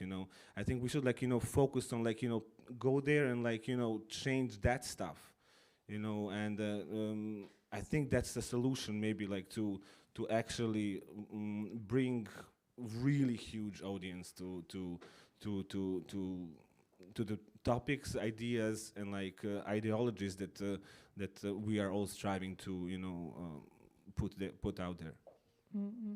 And Talia, I see you nodding. Like, what's your opinion on this? Yeah, but Bane said something that really relates to us as well, because that's what we're trying to do as Biat, especially in Is Burning, to really bring the bigger audience to a very marginalized group of people in Kosovo. And that, in our case, always comes with a bit of risk, because we don't want to also get like the wrong audience, because we still are a homophobic society, and we're trying to like make it as open as possible, but there always this chance of like, like, are you pushing it too far? Or but then I wanna like say like a tiny funny thing, how you can reach different audiences with the, like really simple stuff. Like, I'm also a designer, and I got hired by this club in Pristina to do the flyers, and then when I started to do them, I was trying to like play around with it, and then like there was a lot of people from the community who were like, okay, so it's for us as well, like they thought that like, okay, so it's not this like completely macho thing, you know, but they also felt like welcomed, and then the whole audience started to be like very diverse and changed just because of the power of the flyers, you know, just some illustrations. And but we still are dealing with the more basic stuff, like we still are trying to give voice more to women, to queer people and stuff like that. So yeah. But yeah, just also to come back to what you were saying about like not attracting the wrong people. Yeah. Like in many times it's also a question of how you manage to educate them. Yeah, right? but we're trying. We're trying, like, definitely. In like everybody needs to do their work, so we're trying to provide some entertainment and to like develop the culture. And there's a lot of people who are writing, and then you have like different mediums. That's the most important. Like the first thing is done, and now we need to develop it more and more. So we don't have those problems, but unfortunately, like we still have a lot of more work to do, and we're trying. You wanted to say something? Yeah, I also wanted to come back a little bit to the question you were formerly asking, and also what the guys said about. I think one of the key things within reaching target groups that you don't have access to, or that are just not represented enough, is definitely always like collaborating with projects that work already for quite a while, or their main profession is within these groups that you are aiming to achieve to reach. So, for example, when it comes to reaching a younger audience or another marginalized audience, this is in Leipzig, for example, it's a big topic as well, because Leipzig is in Germany, yes, but it's still on the eastern side of Germany, which used to be GDR, and there's a lot of old history related problems that are in the society really strong. It may it be on right side, right-wing movement, may it be on discrimination of other kinds, not necessarily related to right-wing mindset. And yeah, so I was not sure if I understood really what Bane was saying. For me, it sounded like we have to address the politicians and to change the political system that is working more effectively and is providing us as culture workers with a better system and more budget and all that. But for me, that comes up again, the difference between me working in Germany, where the system is different, and I don't have to take care so much about that anymore. You're just scared of the GDR will come back. No, and the situation in Serbia where you just don't have the support from the state, because for me, I'm really happy if I'm independent from fundings. No, I understand your angle, but like I'm looking at it historically for our region, pretty much all the most impactful and like most let's say innovative art was state funded, like 95%, let's say.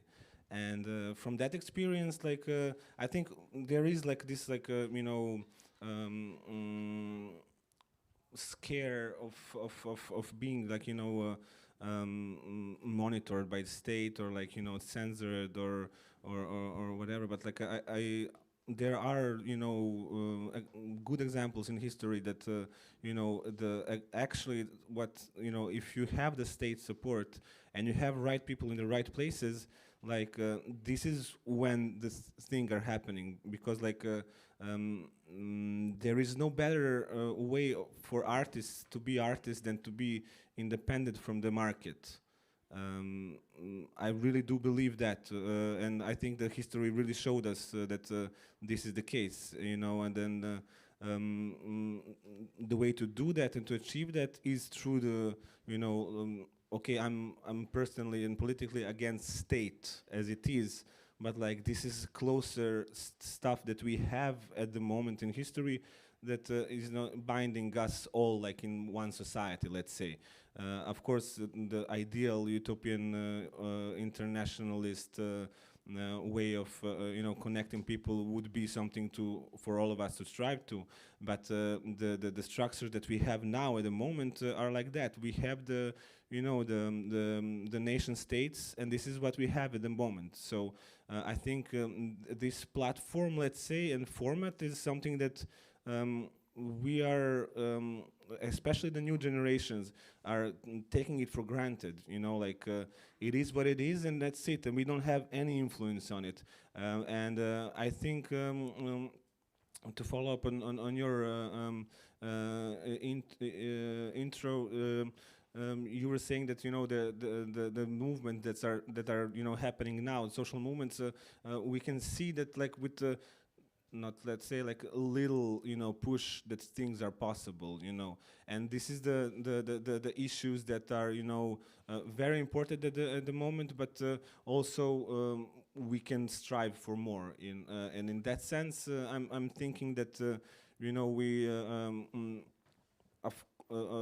we should cherish the independence in that sense that you're free from funding, you don't have to be obliged to but this is the end product of the wrong system.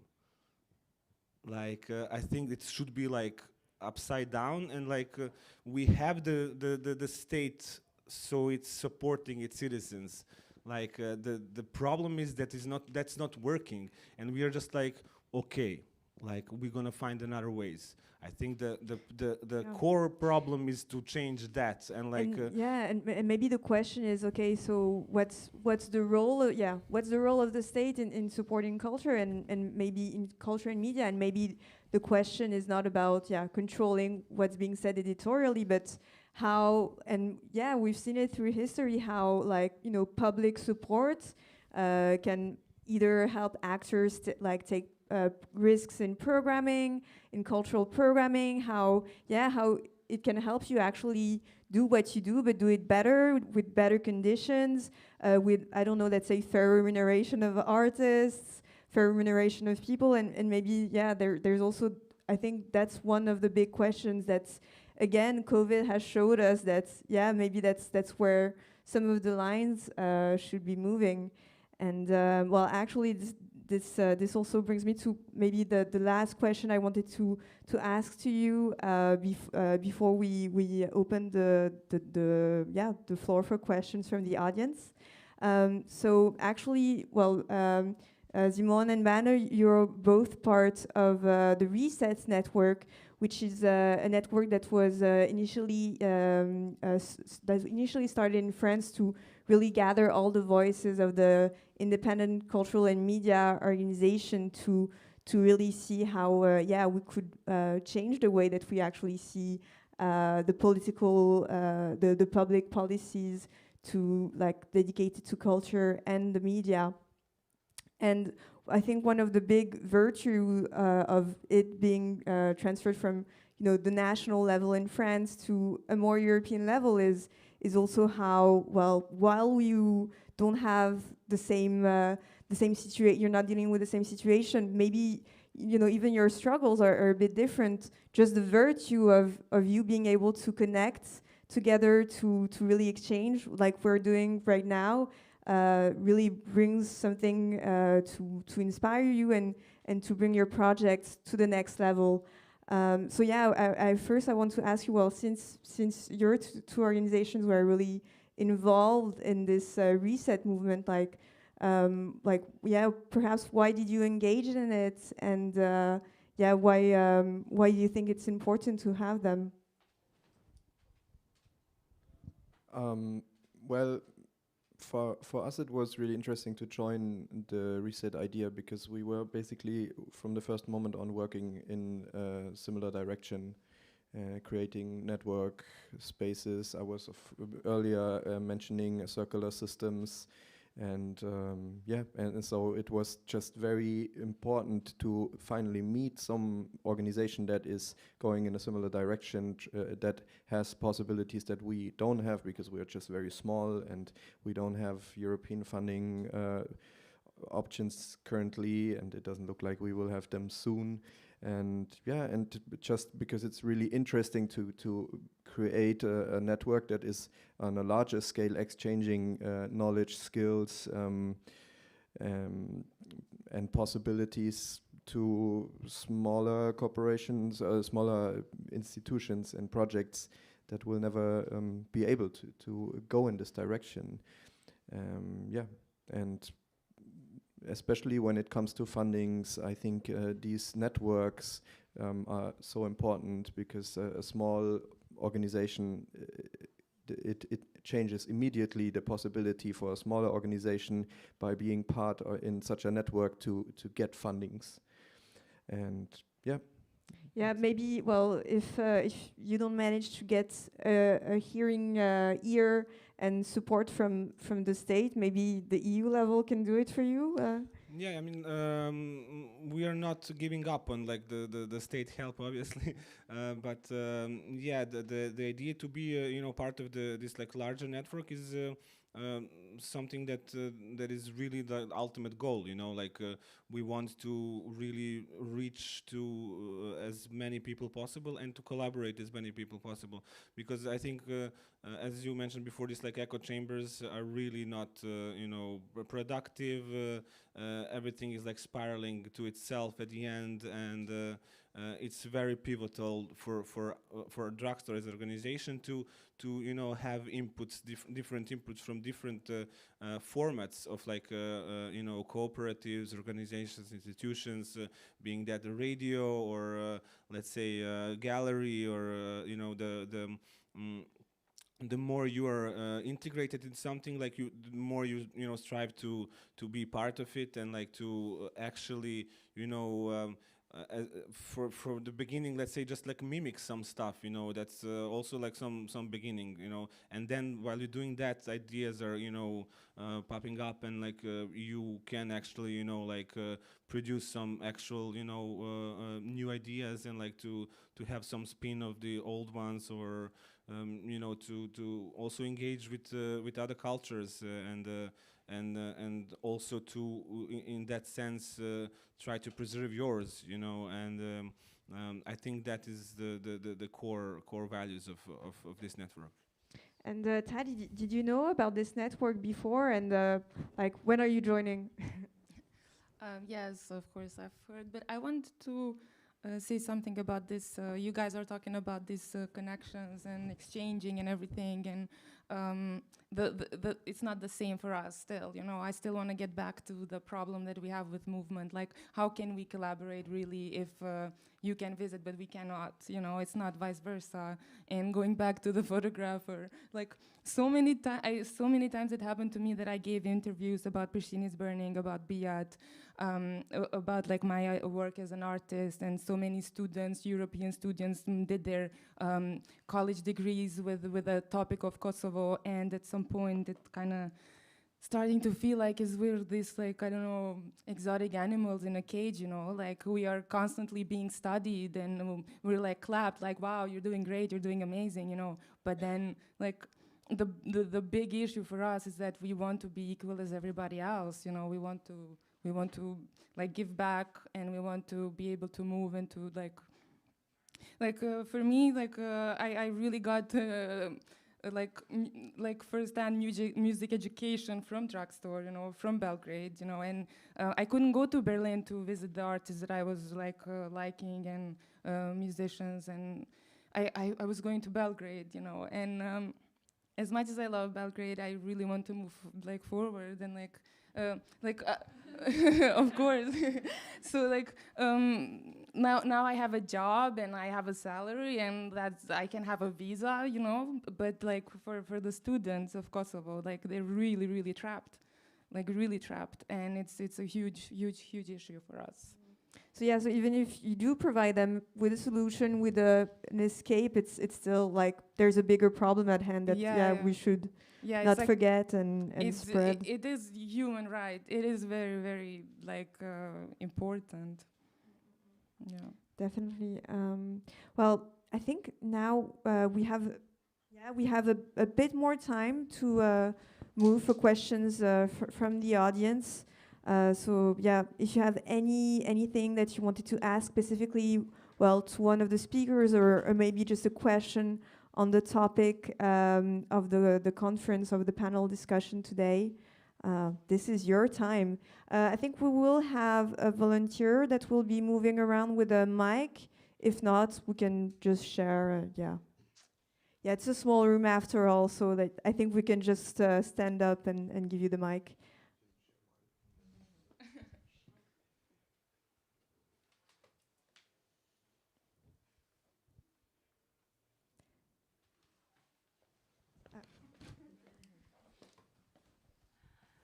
Thank you to all the speakers. I'd just like to know a bit about the impact that you think you've had through what you've been doing on young people where you're from.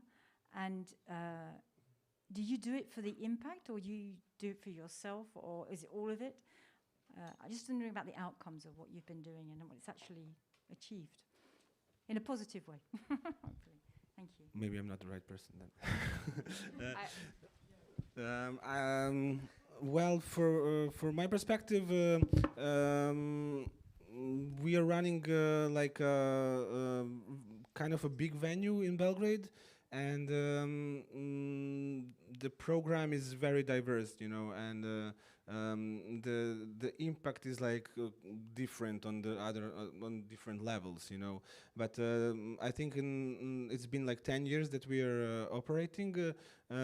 We did like numerous number of events, and I think one generation really kind of like had our venue as the maybe only space in Serbia, or even in region that can, like, you know, follow up on the let's say cutting edge developments in music or culture in general.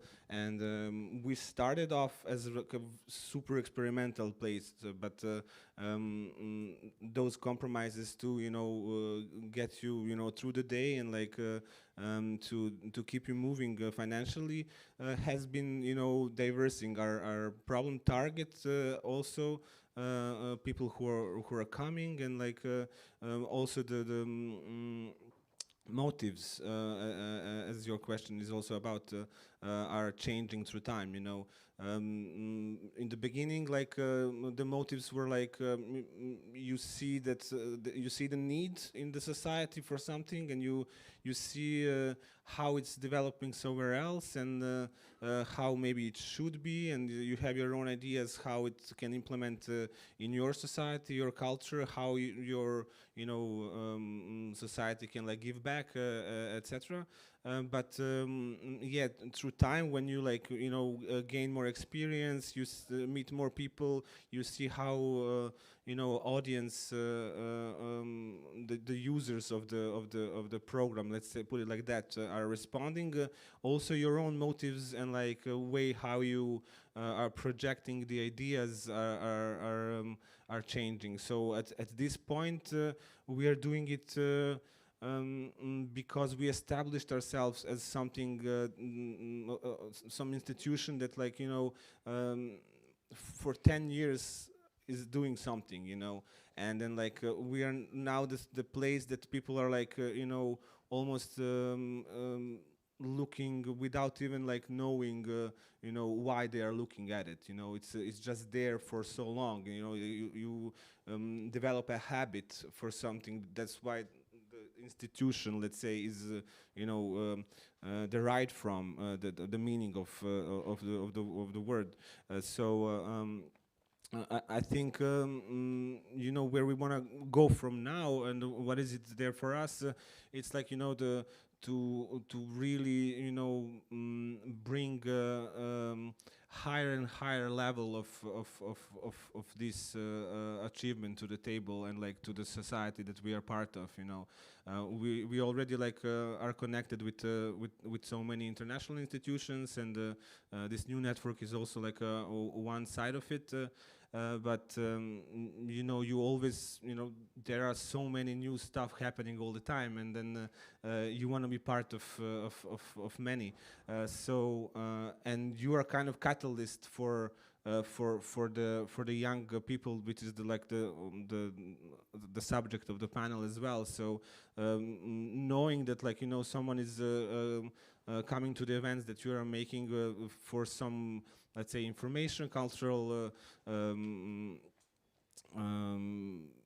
experience, it's very valuable, and this, let's say, amalgam of everything is what's keeping us doing it. Yeah, I hope I answered. Yeah. Yeah. Do we have another answer for that, or I see there's another hand that was raised? Do you want to answer to that? I just want to say that I wish I had your guys' problems. As I said many times, like, we still deal with like more basic stuff, and to answer your question, like, it's definitely it's not just a personal drive, it's more what you want to see in your city, in your society. Like with Pristina is Burning and with Biat, it's like you don't have to be part of one community to really care for their problems, you know. And we saw this marginalized group of people who were our friends, who were sleeping over at our flat and everything, and sharing their problems. You just don't care if you are part of the community, you know, like they are part of your city, and then you like really try to help. And so it is definitely for the impact, and I think that we've been successful with that. Like, there's more collectives, more stuff happening, and so. Yeah, it's a bit of both. Like, it's what you want to see in the city, but also like to want to see the change there. Yeah. And I would just agree on what you said. I think it's pretty much what we're following in, and yeah, I think I would just give the mic to the crowd again. Okay, we have a few more minutes, so. Don't be shy, otherwise we can just continue the conversation over a drink. There you go. Thank you. It's just one thing you said, Tati, that you mentioned that people like staying over at your couches. And do you feel like, apart from having like a, what you say, like cultural impact from doing what you do, you also have like a social impact of creating like. Well, it always starts small, I guess, and then it grows. So thing is that the main challenge that we have is that we reach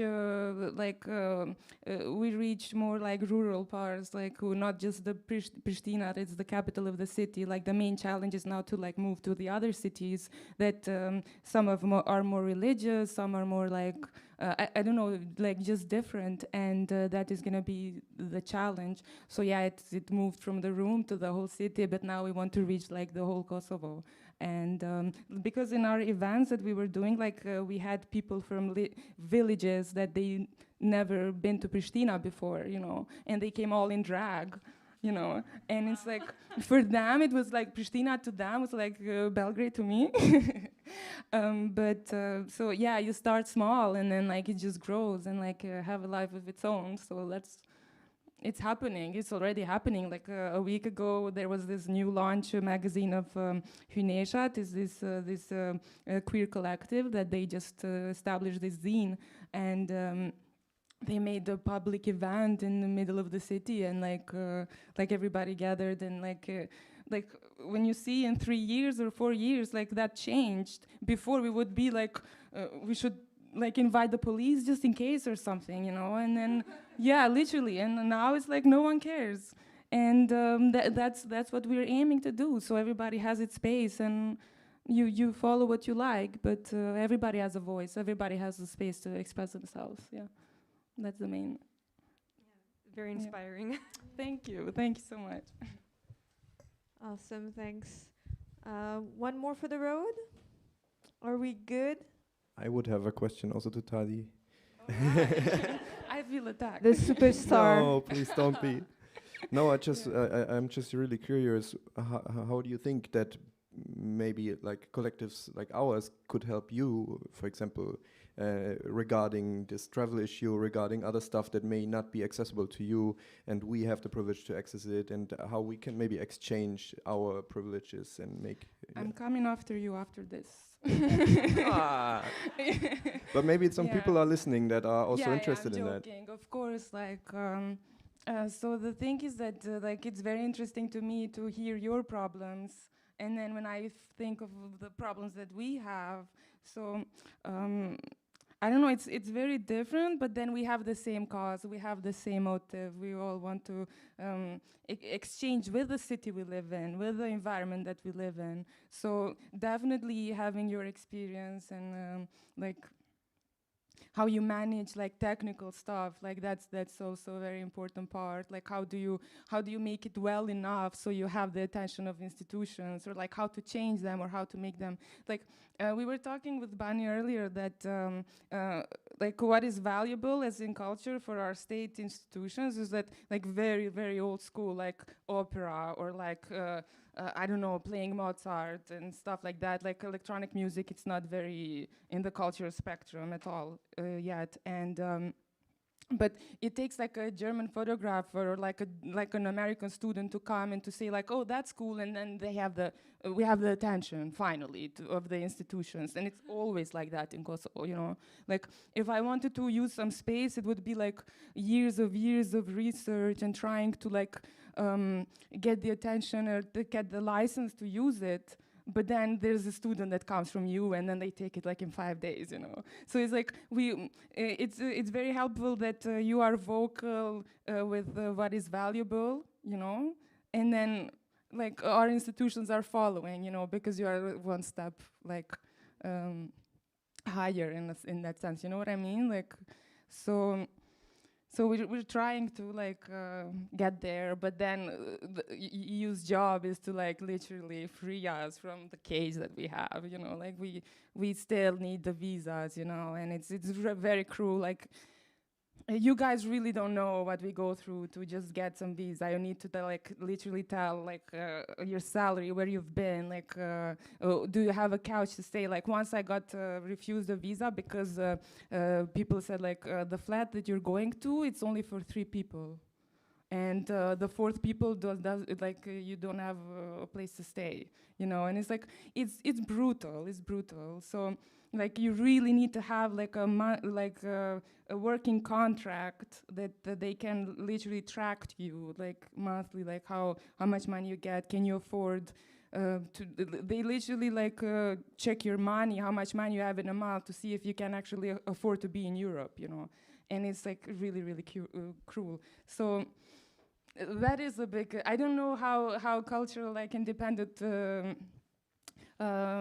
institutions like this can help us in this sense, you know. We can write invitations and contracts that you can come over. Yeah, definitely. We always rely on that and depend on that, you know. And Photoshop.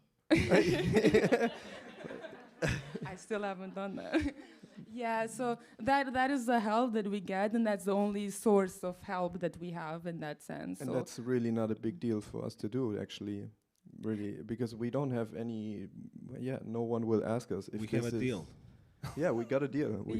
And actually, we're always afraid to ask this because we're as soon as they know how much it takes to get the visa, they're gonna be oh, I'm sorry, I don't have time, you know. So it's a stack of paper. But then, thank you. Any kind of help. Yeah, is we need appreciated. an open source pool for this issue, actually. Imagine creating an agency for this, there you go. Just giving invitations for it's in this hour and a half, we really managed to solve some issues, and hopefully call for action to the audience. There's a glimmer of hope there that we can try to capitalize on. All right. Well, thank you so much to our speakers for joining us today. Thank you for having us. Thank you for the audience. Thank you to European Lab as well for the invitation. It was a pleasure to moderate this panel. And the one right after is on new waves of activism, and it promises to be a great one. So please come. All right. Thanks. Bye-bye.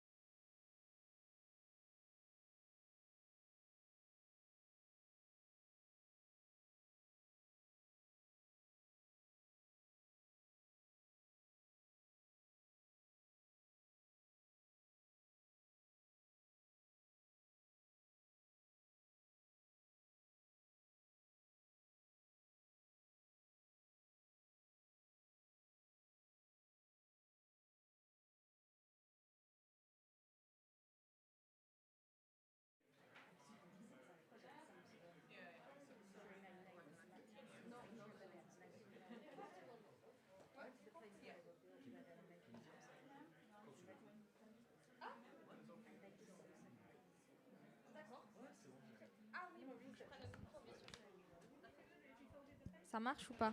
Ça marche là ou pas? J'entends rien. Ah. Well, hello everyone. Sorry. And welcome.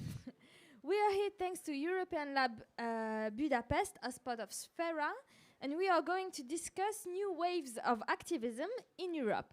For about 1 hour, we are going to try to understand whether this young generation has new ways of expressing herself, and particularly outside traditional political parties. Before we even start, before introducing myself and the guest, I would like to read to you a couple of sentences that were written long before we all even born. They were said by a French demographer, Alfred Sauvy, in 1959. So, youth will not be suffocated. If we try to do this, if we stay in our old ways, in our old ideas, in our old houses, the young will break the whole system, according to a biological law. See this plant that grows in an abandoned house, confined by the walls in which she tries to sleep. She seems doomed to suffocation. Come back a few years later. You will find that it has finally exploded the hard stone because living matter trumps dead matter. My name is Khadija Zerouali. I'm a French journalist, so I have a heavy accent and I do a lot of mistakes, I'm sorry. And I work for a French independent journal, Mediapart. This discussion is being streamed on European Lab and Sphera social media, as well on Lahcuman Radio. We have the pleasure to welcome Lila Noza, a university student here in Hungary. Welcome. She is also an activist and a member of the international environmental movement Extinction Rebellion. With us today, Daniel Rupezov. Welcome. He is a multidisciplinary artist based here in Budapest. He can be presented as an artivist, and by that I mean that he uses arts as a tool for public intervention while focusing on involving communities. Agata Vnuk, welcome. She comes directly to us from Poland, and she has participated in the launch of Girls to the Front, a space of artistic, feminist, queer and radical expression. And we are very pleased to welcome Dr. Sarah Pickard, senior lecturer in British Studies and researcher on youth studies, and she particularly focused on young's political participation, especially environment activism in England and in France, where she lives, because she also teaches at Université Sorbonne Nouvelle in Paris. Welcome. First things first, some commentators often refer to you guys as an homogeneous generation. Conservative will say that you are on your phone 24/7, that you are individualistic, resigned, not engaged, because most of you don't vote. Progressive will say that this is the generation that will save us all. So you have the you have the duty, yes, you have the duty to save us from the climate crisis, patriarchy, and capitalism. However, youth is not homogeneous neither in France, nor in Hungary, nor in Poland. So that's my first question to Lila, Daniel, and Agata. Where do you find yourself between those two stereotypes? Maybe first Lila, then Agata and Daniel.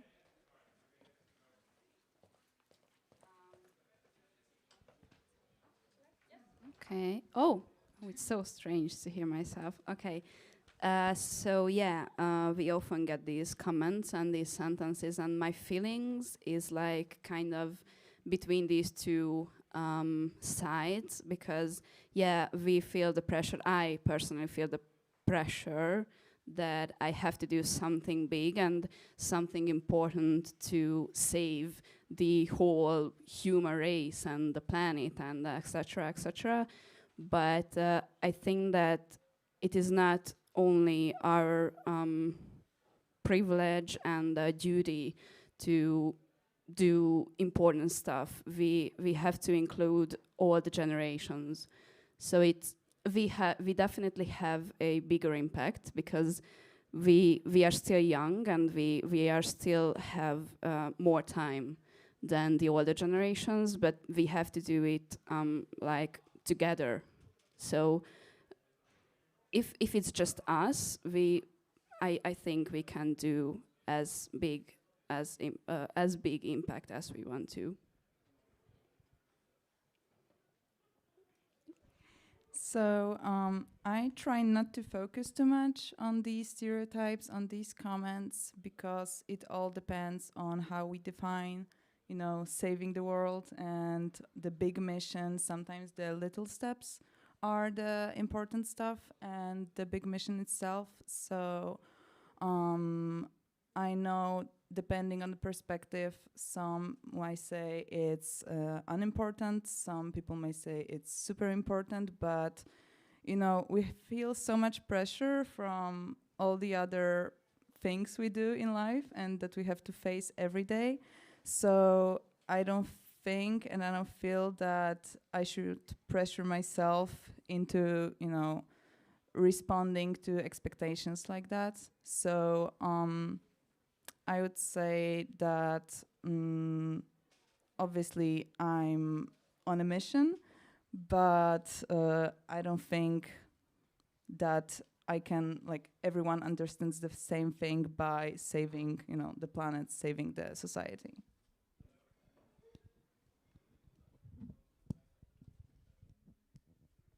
Hello. Sorry. Yeah, I feel that there's so many stereotypes. I really try to not pay attention to this kind of things.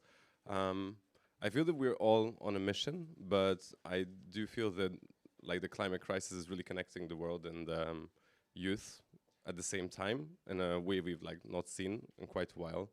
And I kind of feel that we are at the moment kind of setting a platform for resistance and kind of like people trying to take matters into their own hands.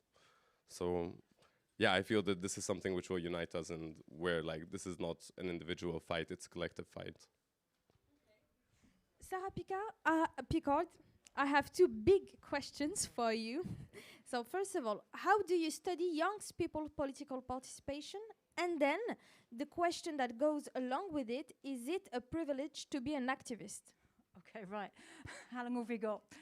How do I personally study it as a university person is that I try to study it from a holistic point of view.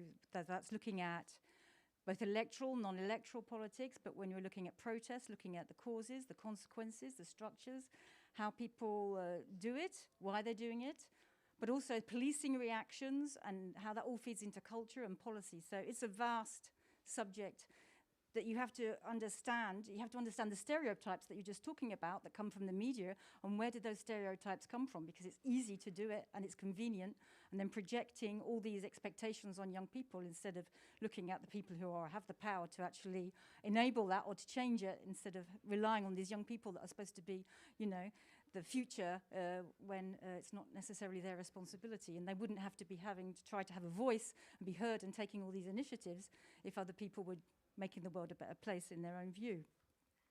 On the ground, how I did it, well, I go and I do interviews with young people, in the past more about student movements, but what's interesting, and that's what you just alluded to, is that the issues, the protest these days is more about particular issues, more about like values and feminism, queer, environmental, but all these feed into each other and they're all linked to all these socially liberal, open, cosmopolitan values.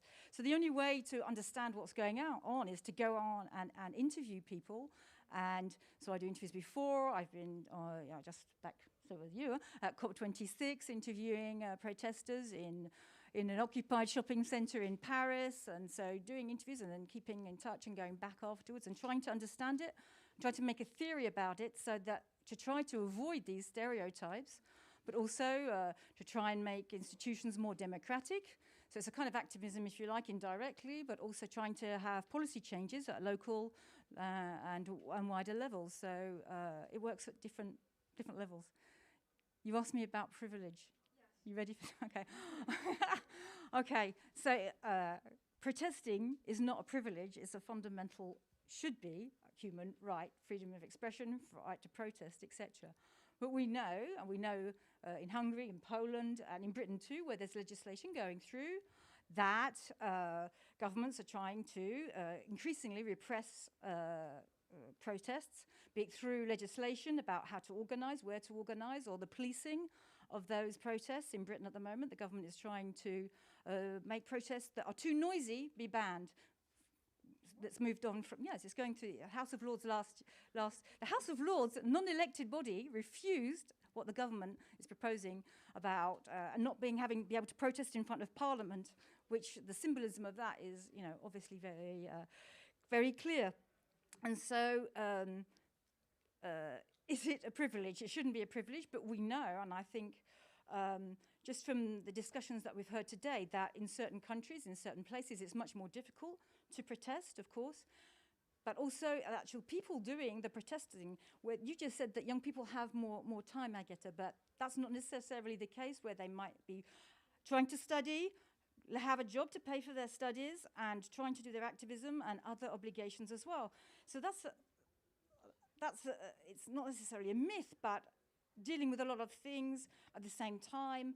And you can see this fluctuation between whether I make the step to become a full-time activist or not. So there's lots of challenges going on, but there's also other things about privilege, about, if we talk about Extinction Rebellion and getting arrested, which is one of the key things in the repertoire of contention. It's not the same getting arrested if you're white than if you're black, or if your relationship with the police is very clearly defined by the policing strategies and the policing means, etc. So it's not the same thing. So for certain people, it could be a privilege in a way in particular types of actions, but it's much more deeper than that, and that people don't feel not only it's too dangerous to get in, not just only to get arrested, but to engage in certain activities where policing is heavy-handed. That's an understatement in certain cases, of course. But also so the kind of also delegitimization, as far as they don't feel that they're able to protest, maybe because they don't know, or they don't have a family background, or that. So it is privileged insofar. It's privileged insofar as some people. It's easier for some people to protest than others, but it shouldn't be, of course, because the right to protest is a human right. I want to ask the same question to all of you. So, Daniel, Agatha, and Lila, in your own countries, is it a privilege to be an activist? I think, like in any country, it is a privilege, because I'm basically gonna repeat some stuff, because well, first of all, you have to have a certain access to information. You have to have the time and money, and if you're working full-time, if you're trying to support yourself without, other source of income, then it's hard to find space for, activism, for protesting, for making any actions. And then again, the danger of being an activist and protesting, it's just not the same for anyone. Depending on race, on sexuality, on, people who have the money, who have connections, they can be activists, and it's great if they are, but it will be way easier for them to, survive the situation if anything goes bad. So, of course, in Poland, it's a privilege. And of course, you also have to remember that activism is physically and is mentally demanding. So it's important to have, a support group, to have resources of, helping each other, helping yourself. If you need mental advice, if you need some other kind of medical help, it's just not something everyone has. In Hungary, I wouldn't say that it's a privilege with all capitals, but it's more the question of time, I think. So students and basically people of the age who are like activists, for example, in Extinction Rebellion Hungary. We are mostly students, and we have less time, though we are not working, but we have to study, we have hobbies, we have responsibilities, and I think the case in Hungary is quite good in these terms, fortunately. Yeah, I would say we are fortunate more than it's a privilege. Yeah, I would definitely say that we are very privileged to be able to protest and be activists, which I think that here it's like, especially because we are like, I mean, depending on your age, like not so long ago, people really couldn't protest. So it's like even though we're going back into a police state, it's like, for example, for people who are like our parents, for them it really wasn't something so simple. And I feel that it's very much a privilege from the point of view that like youth has the choice to kind of have something a bit more maybe different than what like the previous generation has, because there's been so many times here when there were protests, and for example, if any of you were sitting here from their job which forbid them to protest, then they wouldn't come because they were fearing their income or their way of life.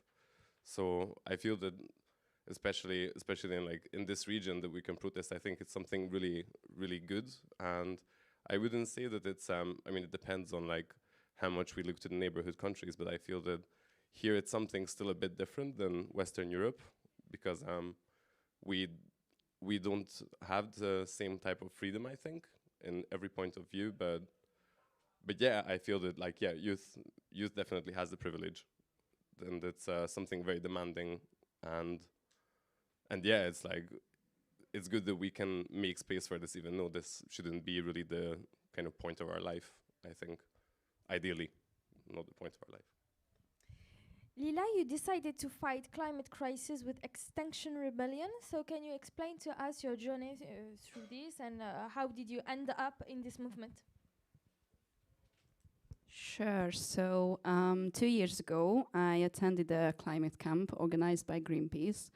And at the time, I was a Greenpeace activist, and I've met this really interesting group of people who told me about civil disobedience and radical ways of protesting, and how they are imagining the world, and it just drew me in, and I was never bored since then.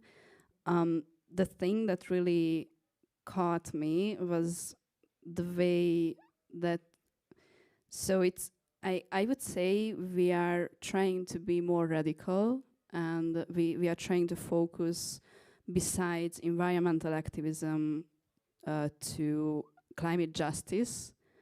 And so we are trying to draw the line between marginalized people and climate change. And that's a term that I've never heard about before. And it was a really new thing to me, and it just immediately made sense to me. So it's so, I felt that it's so important, and with for example, civil disobedience, it's a tool in my hands to like make impact and make some changes. Let's continue with Extinction Rebellion. In France, this activist group has had several internal debates. These debates are often related to the social composition of the groups. Let me give you a concrete example. Let me tell you a story. I followed, as a journalist, a Parisian group of Extinction Rebellion during a week of action. I think it was last year. They decided at the end of the day to go to a supermarket to fill shopping carts with overpackaged products. They left everything at the checkout as an act of rebellion. In the end, it was the poorly paid cashiers who had to put everything away. That day, if there were poor young people in the ranks of Extinction Rebellion, if there had been students who had become cashiers to finance the study, this might not have happened.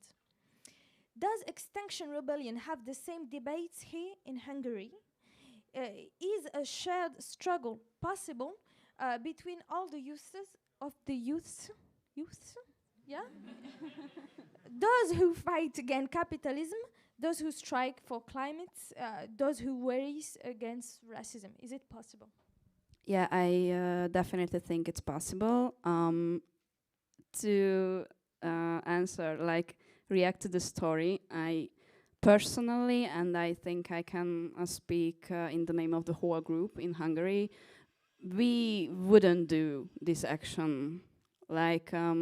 I think it does more harm and it draws more negative thoughts with it than it has a positive impact.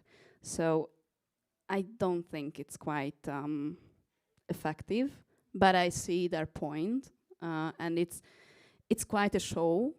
I see that. We are not really having these kind of debates. Most of the time we can agree on different stuff pretty quickly, and we have a really whole point of view, and we can always agree with something in the end. Agatha, I have the same question for you. Is it possible to build a joint struggle with a different youths? I think it is. It demands a lot of thought, a lot of empathy, and just, doing your own reading. But I think over few years of doing stuff as Girls to the Front, I've seen so many diverse groups joining forces, and sometimes it's people from totally different environment. I wouldn't suspect them to reach out to us, to want to work with us.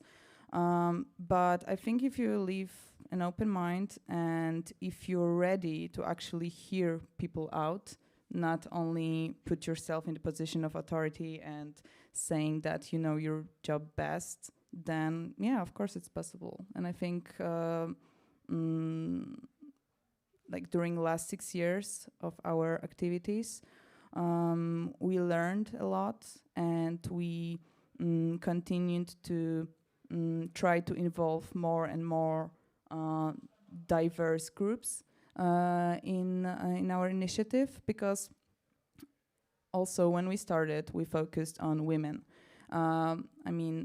We kind of hoped that queer women would be involved. Maybe we didn't state it loud enough.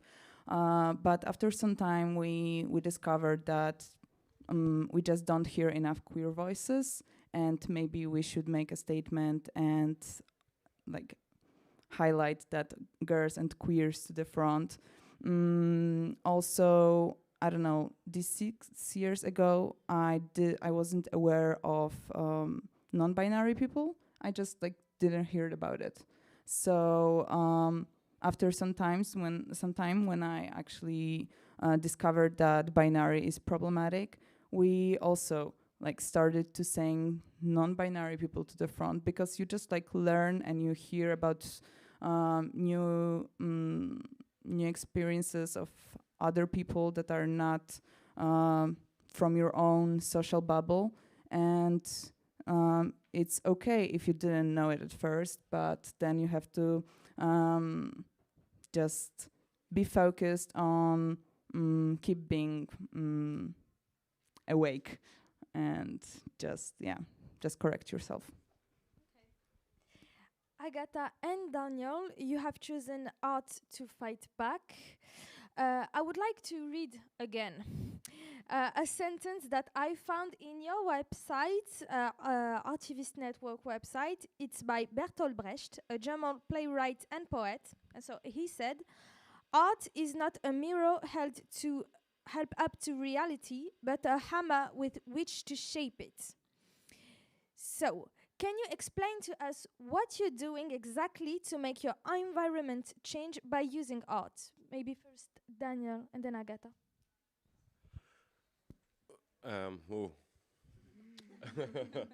Well, yeah, I mean, like kind of, I don't know. It's I feel always that like kind of, maybe it's not true, but I feel that like artists are doing like the fun parts of activism, and like because we are like the people who get to like paint stuff, build things, you know, kind of you know, try to inspire different people, and yeah, oh, okay, we're doing pictures, okay. You do the talk and I'm doing the. Okay. So yeah, like art is something which I feel that really moves people and also gains a lot of attention. And there's so many groups in the world who really want to make a change, but find it difficult to have their voices heard. And art is one of the very easy tools, I think, to kind of bring attention to the cause you're fighting for. And also is a really great gateway for people to get involved, because like, for example, we do a lot of kind of community art spaces where whenever there's a mobilization or some kind of conference where people are doing actions, then we kind of set it up as a social space, and we can see that there's like so many connections being made within this space. And like art is like a networking tool while being something which is like visually more attractive than a action where there's not really any visuals used. Yeah, I mean, it's really a hammer. I don't know, like that definitely, because it strikes people, and if you're using it as a performance, and you can really use it as also like a de-escalational tool when you face police violence. So it has so many aspects of where it can be useful, from campaigns towards civil disobedience. Like there's a massive spectrum, and yeah, also as just as a networking tool, it's amazing, I think. Can you, does artivism have concrete effects? Maybe use examples of what you've done. Can I switch? Okay, wait, like this. Blink, blink. Sorry, I'm going to jump. Art space, exhibition, masks, co-op. So I would like to bring this as an example of what kind of response you can get, because like this was an action which was done by gastivists and supported by one of our artists in residence who's from Hungary actually, and came to Glasgow with us to the COP26, and they were doing this projection action where they were doing an action against methane, and basically like the rainbow is not part of their action, because there was like two technicians. Like there was one person who was projecting onto the building as his job to make the conference look cool. And then there was the gastivists who started to project onto it. And then the technician got really panicked, because he was like, oh no, like this is really dangerous. Like, you know, what are they doing? And so he started, I don't have any more pictures, but basically he put this word like, go away, go away, go away, go away, many times. And then the gastivist team wrote the same size that like put the rainbow back. So it became basically this war between the technicians. And then like also the police came, stood in front of the projector and were like, hey, what are you doing? And then they looked, and the projection was still going, and they were like, oh shit, what's happening? And they were like, we don't know, there's somebody else also doing a projection. They were like, wow, okay, and they ran off. But the effect of this was actually that the technician was really just reacting to the situation, but the UN had to come out and make like a stand saying that we did not give permission to have this answer. Like this is not our reaction to like, you know, cut methane now. It's not go away, go away, go away. But then like people start to expect an answer to that. So I would say that the impact of art and like kind of used as like some kind of like intervention, I feel that this is something which really brings a reaction to it. I don't know, did I answer the question? Yes, you do. Agatha, can you explain to us what Girls to the Front, what you're doing exactly? So at Girls to the Front, we organize concerts and parties for women and queer people. We issue our own feminist queer zine. We organize workshops, panel discussions. We host our own radio show, and we do small things here and there in collaboration with different initiatives, with different creatives. And for us, Girls to the Front started as a hobby. Me and co-founder Auróra, we actually bonded over our shared passion for girls in music, and we just wanted to see more of them on Warsaw music scene.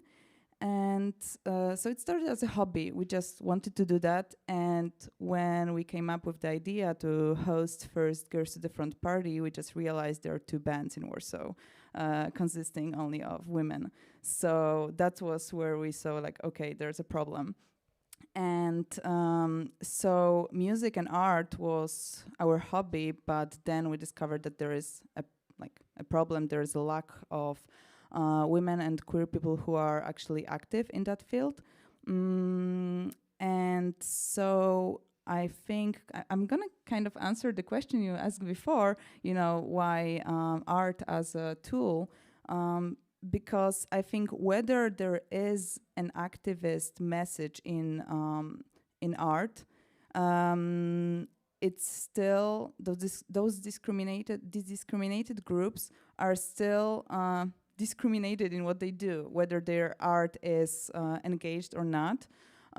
So we just need to support them first, just for them to have this, freedom in doing what they want. And also, it's just for other people, it's just a way of expressing themselves. So we choose art because if someone want, go somewhere and do a statement, just speaking words and saying about their experiences, then maybe they will do it through, I don't know, photography, through painting, and that's just another way of giving voice to discriminated groups. So yeah, that's how kind of everything started. And of course, we as the time passed, we actually realized that what we do is activism. Actually, for the longest time, actually we always doing interviews, and during just talking to people, we always said that we are not real activists, because we didn't feel that we can call ourselves activists. I don't know what the definition of an activist actually is and what it means for people. But I mean, now I know it's if you are from a discriminated group, your daily life is actually activism in some way. It takes the courage to be alive if you're discriminated in just your daily life. Sarah Picard, a lot of social movements are now led by young people against police violence in working class neighborhoods, against sexism and homophobia, in defense of queer, trans people. We have seen it all over Europe, all over the world. A lot of social movements are led by young people, far away from traditional politics. Why is that? Big question again.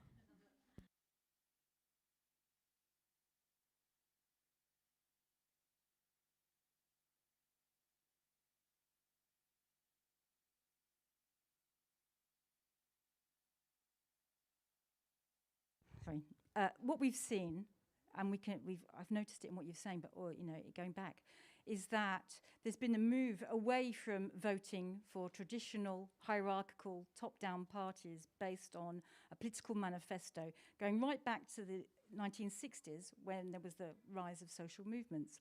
And this has increased over the last 10 years. We've never seen so many social movements, activism in all its different forms than over the last 10 years. And there's this shift away from these top-down structures to more horizontal structures with more direct democracy, more internal democracy, more participation, horizontal, more fluid, based around different issues.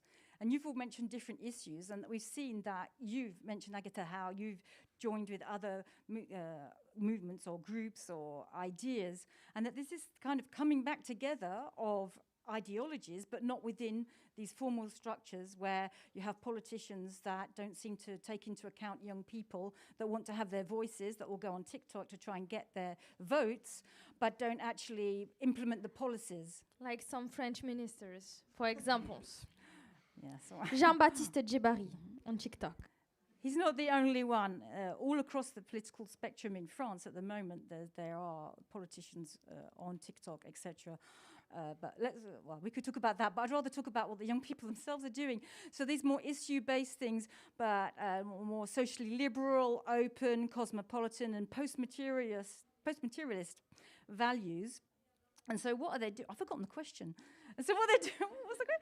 And so why are they doing it? What was the question? I've forgotten. I'm going to repeat it.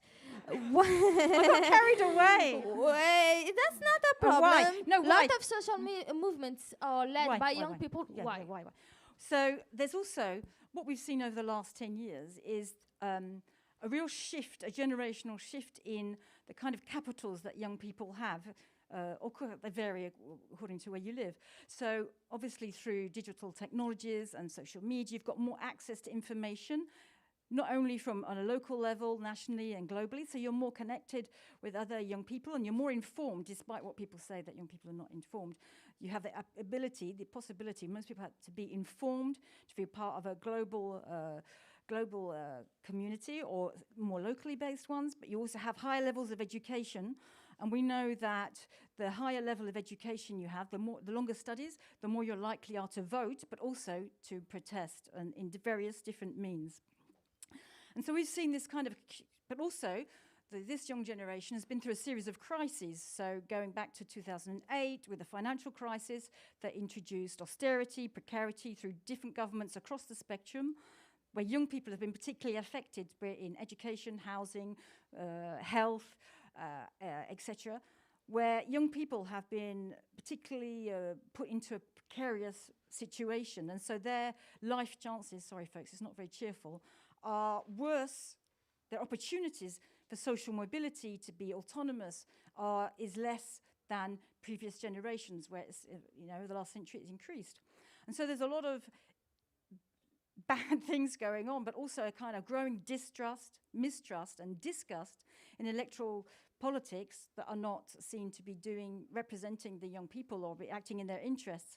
And we've seen this, of course, during the pandemic, where young people have particularly suffered more than older generations. And so we've seen this kind of adoption of lifestyle politics that, going vegan or avoiding public transport, but that's, in all the young people that I've interviewed, they said that's just not enough, so it starts with a personal kind of engagement, but it's not enough. And then you meet other people, and that you've all mentioned that doing something together with other people is a way to overcome the fear, the anxiety, all the mental health issues, and being with other people and solidarity in a collective movement, whether it locally or nationally or globally, provides hope, but also a joyful experiences, whether it's demonstrating or doing art or having a concert, that provides a kind of positive emotions and hope that not only to bring about change by informing other people, getting them on board and influencing policy, but provides a community that is hopeful. And what strikes me is that this term that I've come up with is do-it-ourselves politics. And you said do something yourself, and you said doing. You've all said doing. So do-it-ourselves politics is the concept I've come up with, is that there's this need to do something personally that expands to a collective thing because governments are not doing something, and you're taking politics into your own hands because out of desperation and anger, etc., but then it provides something positive. And there's this real need. So many people have said, I need to do something, I need to do something. If I don't do something, I don't know how I'm going to survive. And if I don't do anything, we're all going to die. Doing something seems crucial as a reaction or the inaction of what's going on around in the world. And it's easier to do that now than ever before.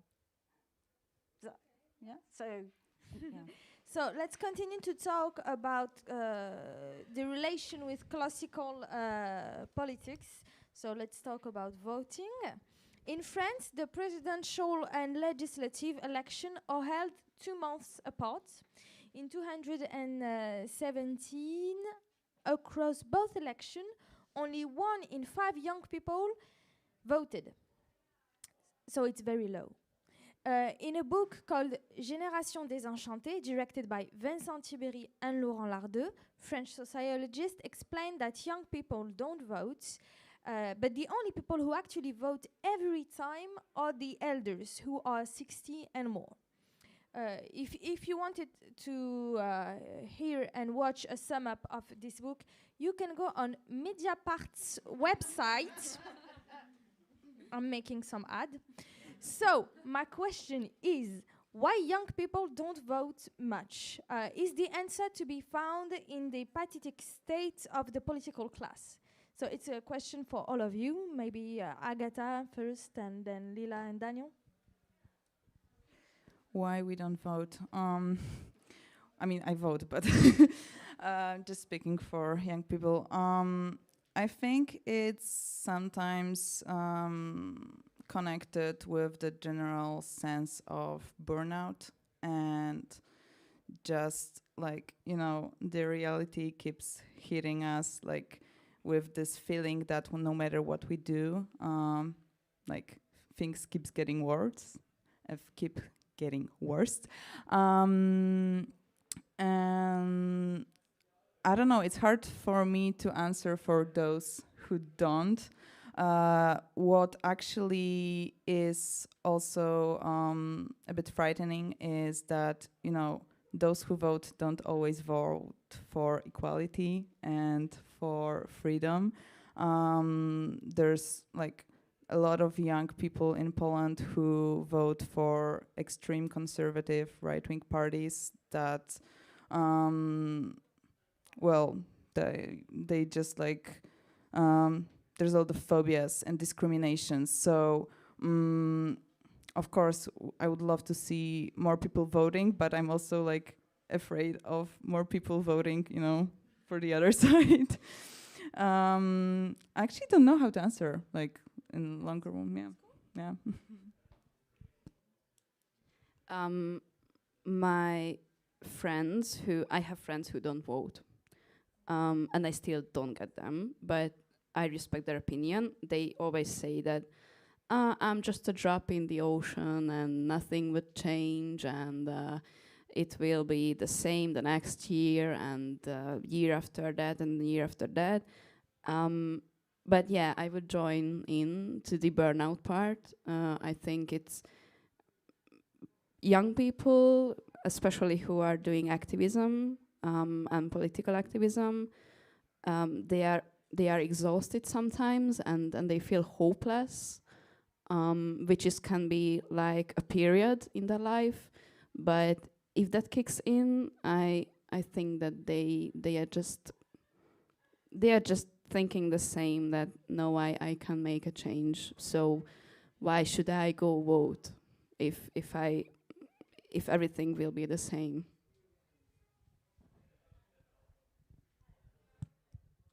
It's on. Just because everybody's seeing it, I vote also.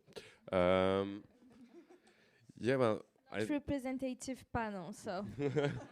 just saying. That doesn't count.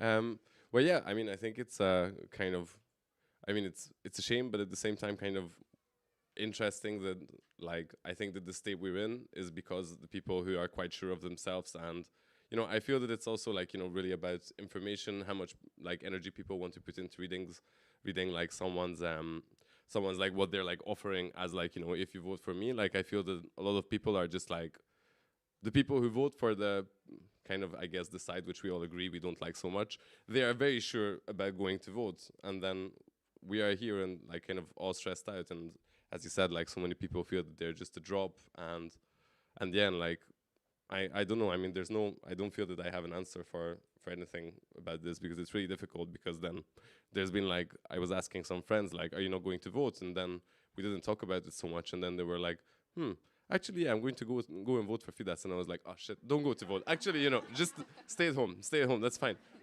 But yeah, and I feel that also like here, like in Hungary this year, this is like quite an interesting topic, because like the strategy is actually very different than what it is like usually. It's like here you're like kind of voting for lots of parties so that you can like just like get rid of the one you really don't want.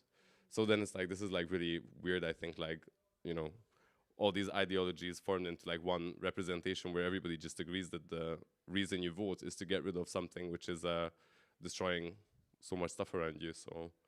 let's hope that youth will vote. Or I don't know, vote.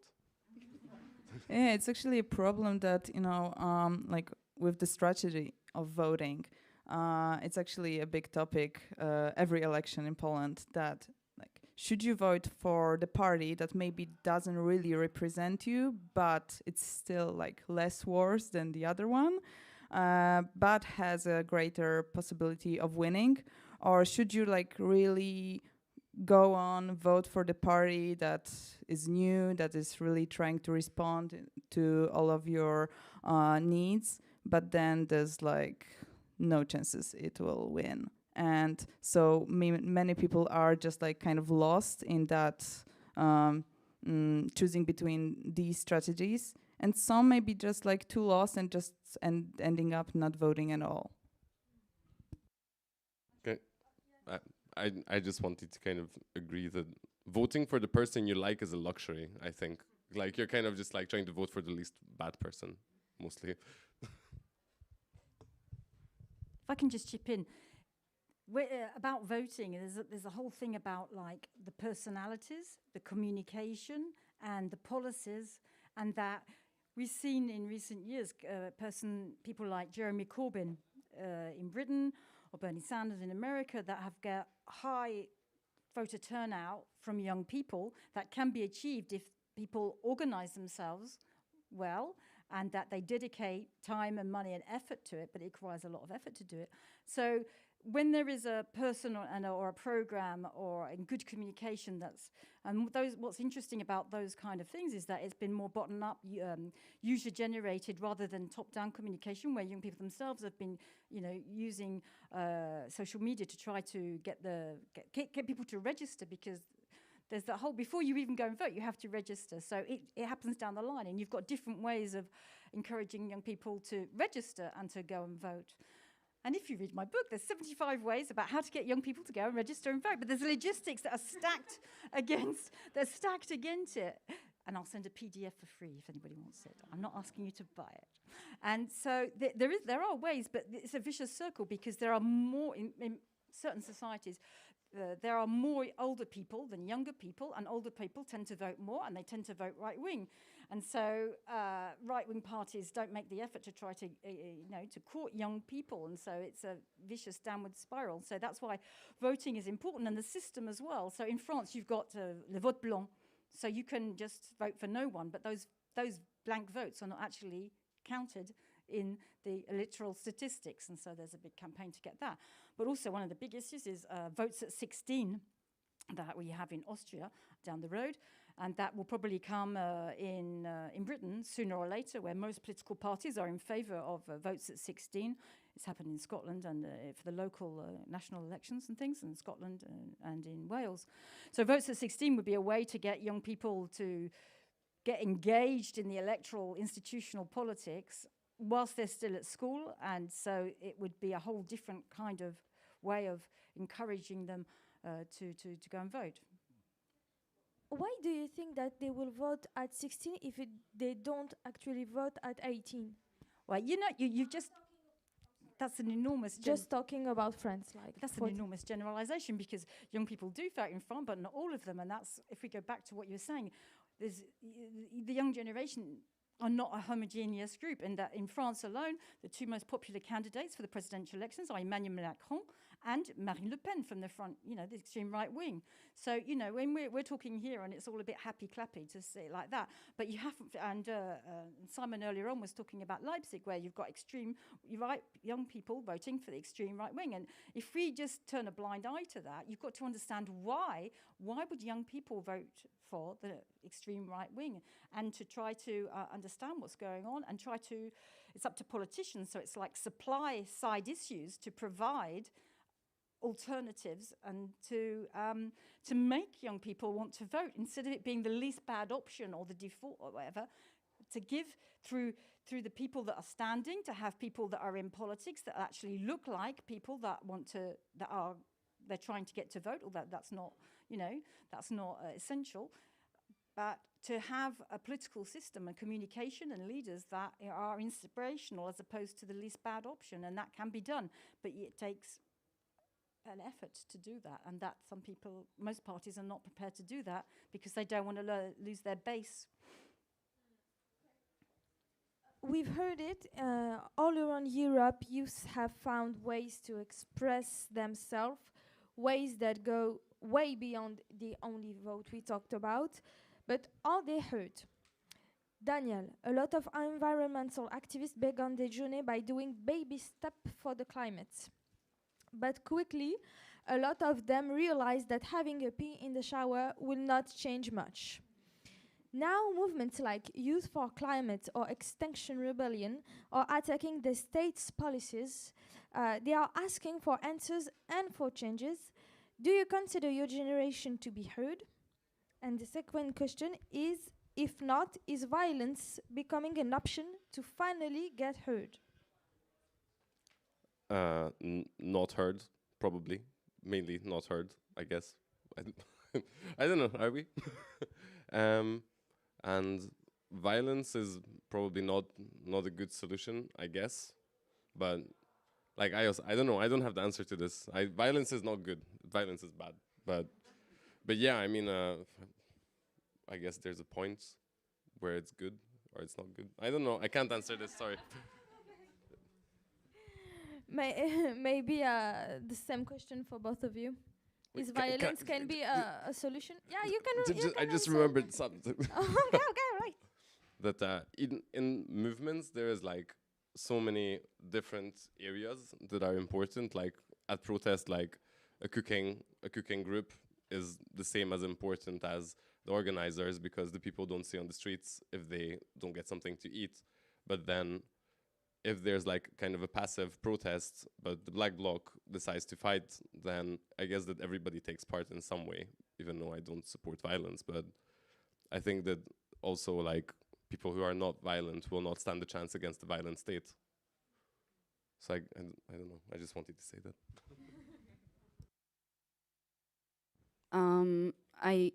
I think that we are not heard enough. We could be louder sometimes, but most of the time we are not heard. And I think that violence should never, ever, ever be the solution.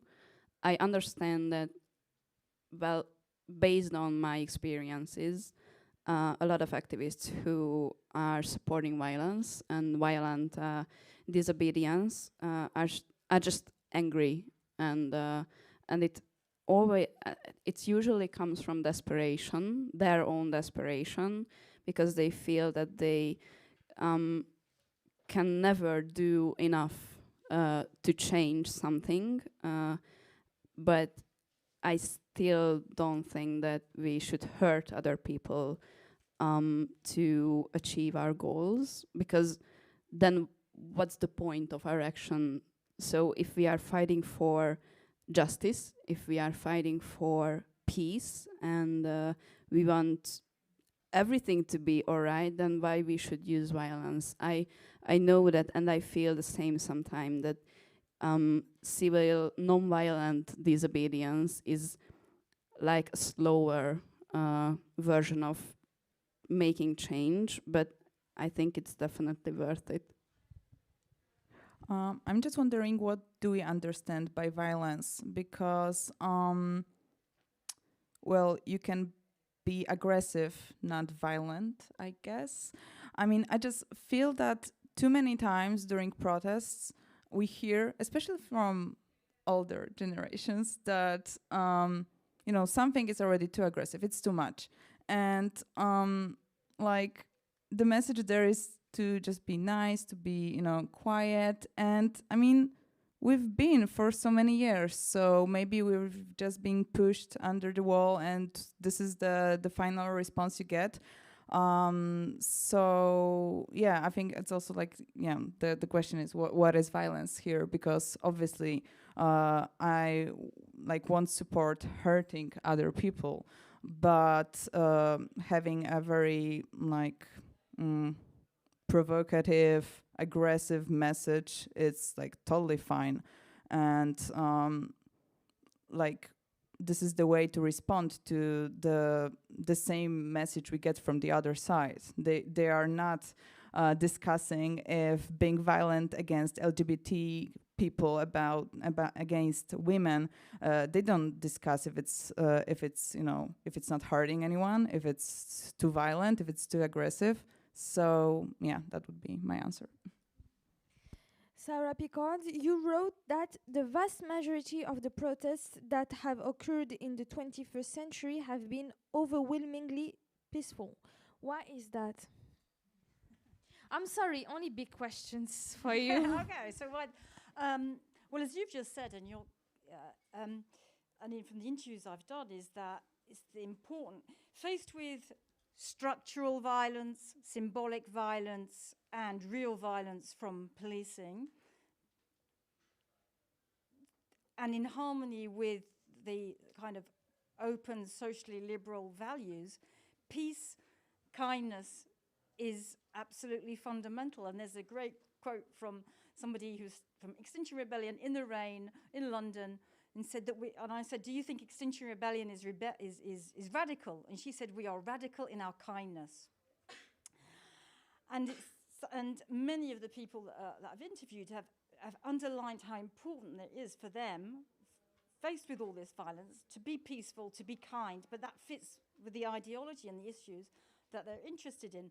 But you've got other groups. It's like when I went to the occupation of the shopping centre, there was the Gilets jaunes, the yellow vests, and Extinction Rebellion had organised it, an occupation that lasted 18 hours, and the Gilets jaunes came on board. And you can see the real difference of how methods, messages, how to go about actually protesting, where you had Gilets jaunes with marker pens writing things all over windows and things and smashing things, and the Extinction Rebellion were using chalk and water and using other kind of messages. And then when the police came in, so the Gilets jaunes are throwing chairs and tables at the police coming down with the gas coming in, whereas the Extinction Rebellion removed themselves from the situation. So it's two different types of protesters, two different kinds of protesters, two different ways of doing a protest. But for more environmental protesters, it's living in harmony with your values. How can you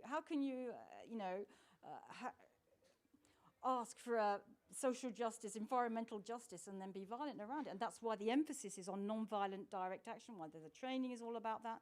And what's interesting is the people that are more violent in Extinction Rebellion, who actually break things, not hurt people, are the older ones, the founding members, who are a generation above, who were in other environmental movements in the 90s before that. So the younger people are, it's very important for them to live peacefully and in harmony with their values. Does that make sense?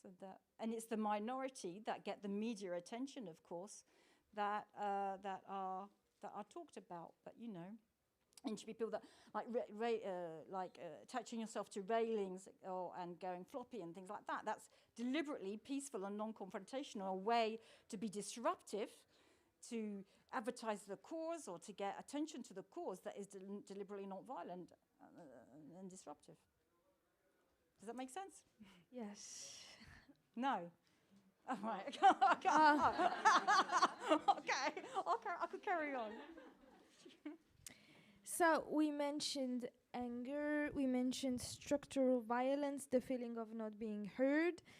But to quite end this discussion before you can ask a question too, we have to give a little bit of hope. So can each of you tell us in a few words a happy memory in your activist life?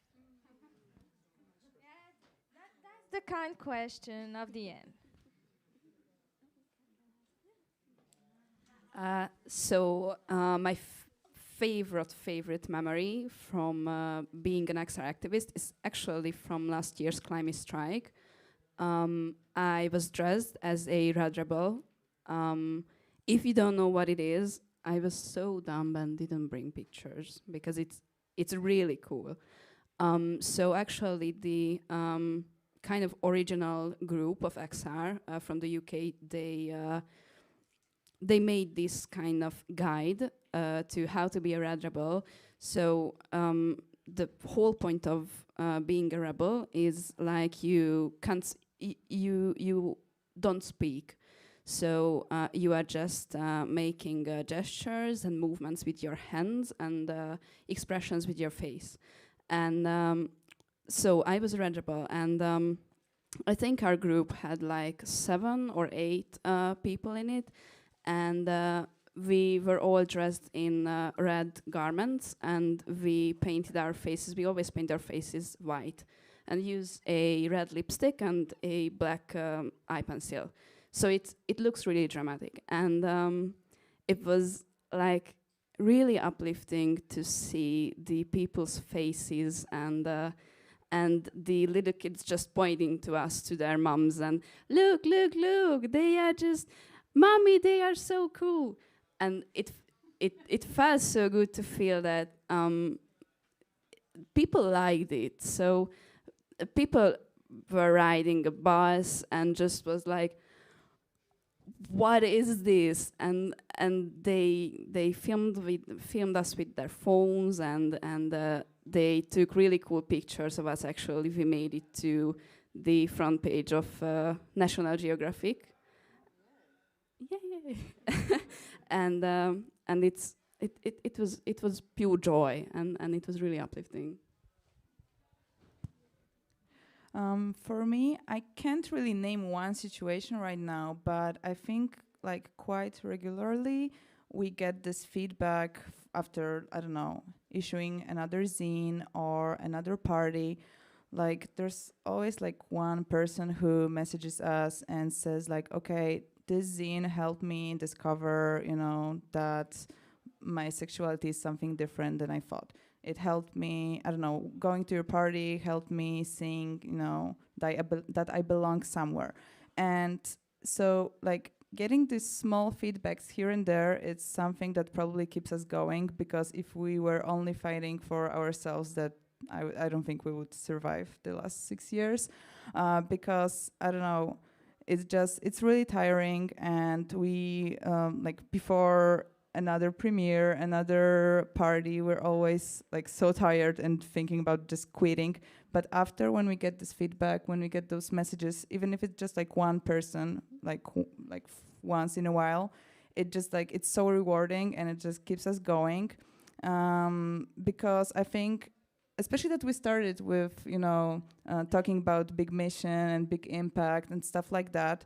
I think this is the impact, and this is the big mission for us. Those voices that, you know, that someone just connected with something we did together, and so it's like a wave. Like we are very tired, and we hear something. It's like it gives us energy again, and I think this is how it should be, and I hope it just gonna continue like that.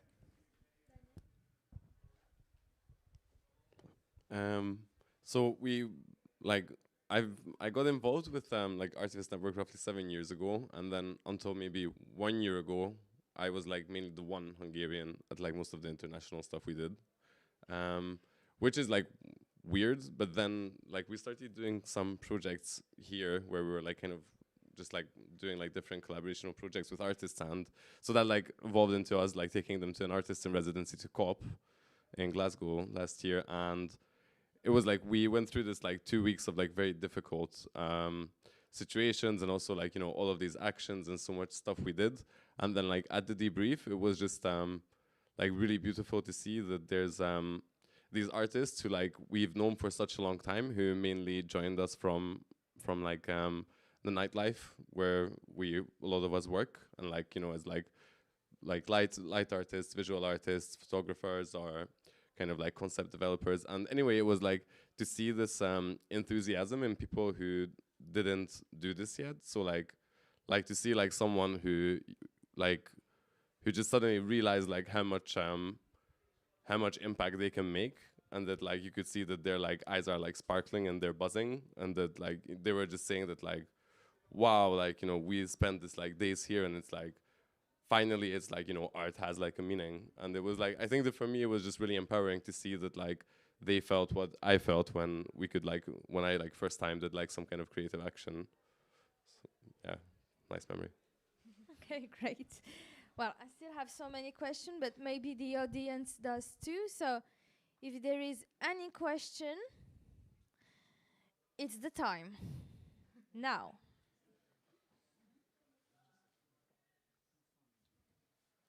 Like, come on. Is it not interesting? You don't have any questions? Like, they came from Poland, Hungary, Britain? No?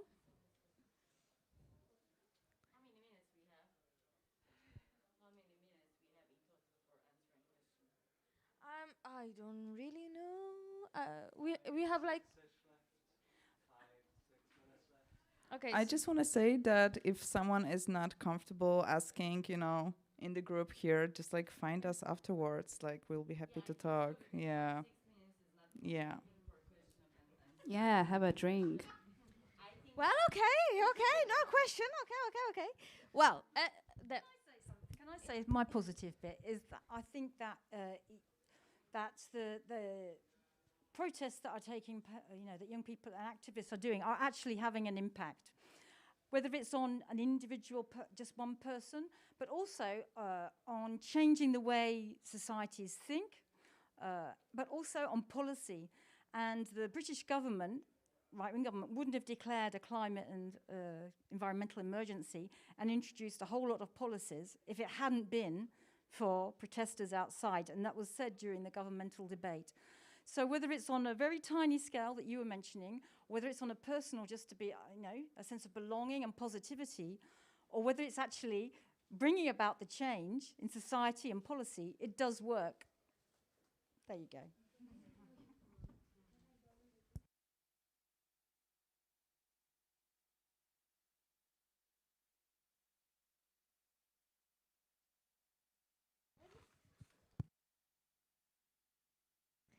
Sorry. Yes, I'm sorry. I didn't bring mine. So thank you all for your participation. Thank you, Daniel, Agatha, Lila, and Sarah. Thanks to European Lab for the invitation. The next discussion will start in 15 minutes, and you better not miss that. So I have the title, Public Policies for the Citizens of Tomorrow. Bye.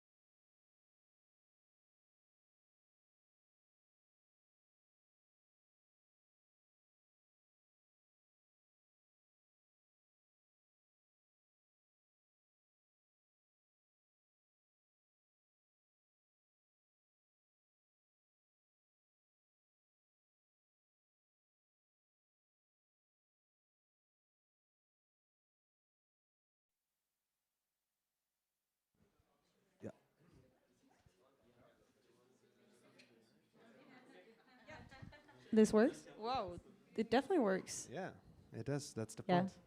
Oh. But it's good that it does.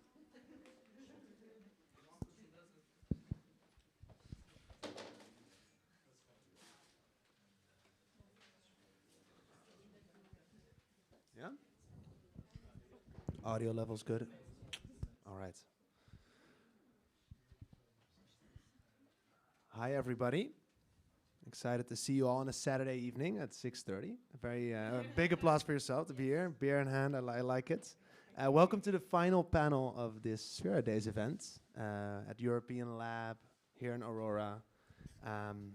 Sphera is a European collaborative newsroom, a partnership between 10 media and other partners all over Europe, including European Lab, who organize this and other events, and Are We Europe, which is a multimedia collective and magazine that I started with a group of people, and we are part of Sphera, and it's been our first year all together with amazing partners and amazing events. So, yeah, it's a bit emotional this last day. For those that need it or want it, there's translation available from English that we're speaking. I'm gonna be speaking. Sorry, my Hungarian is not up to speed. But it's going to be translated from English into Hungarian and French, and you can get headphones at the other room if you need it, just for you to know. So first, hello to you all in this room. Hope you had a lovely day so far.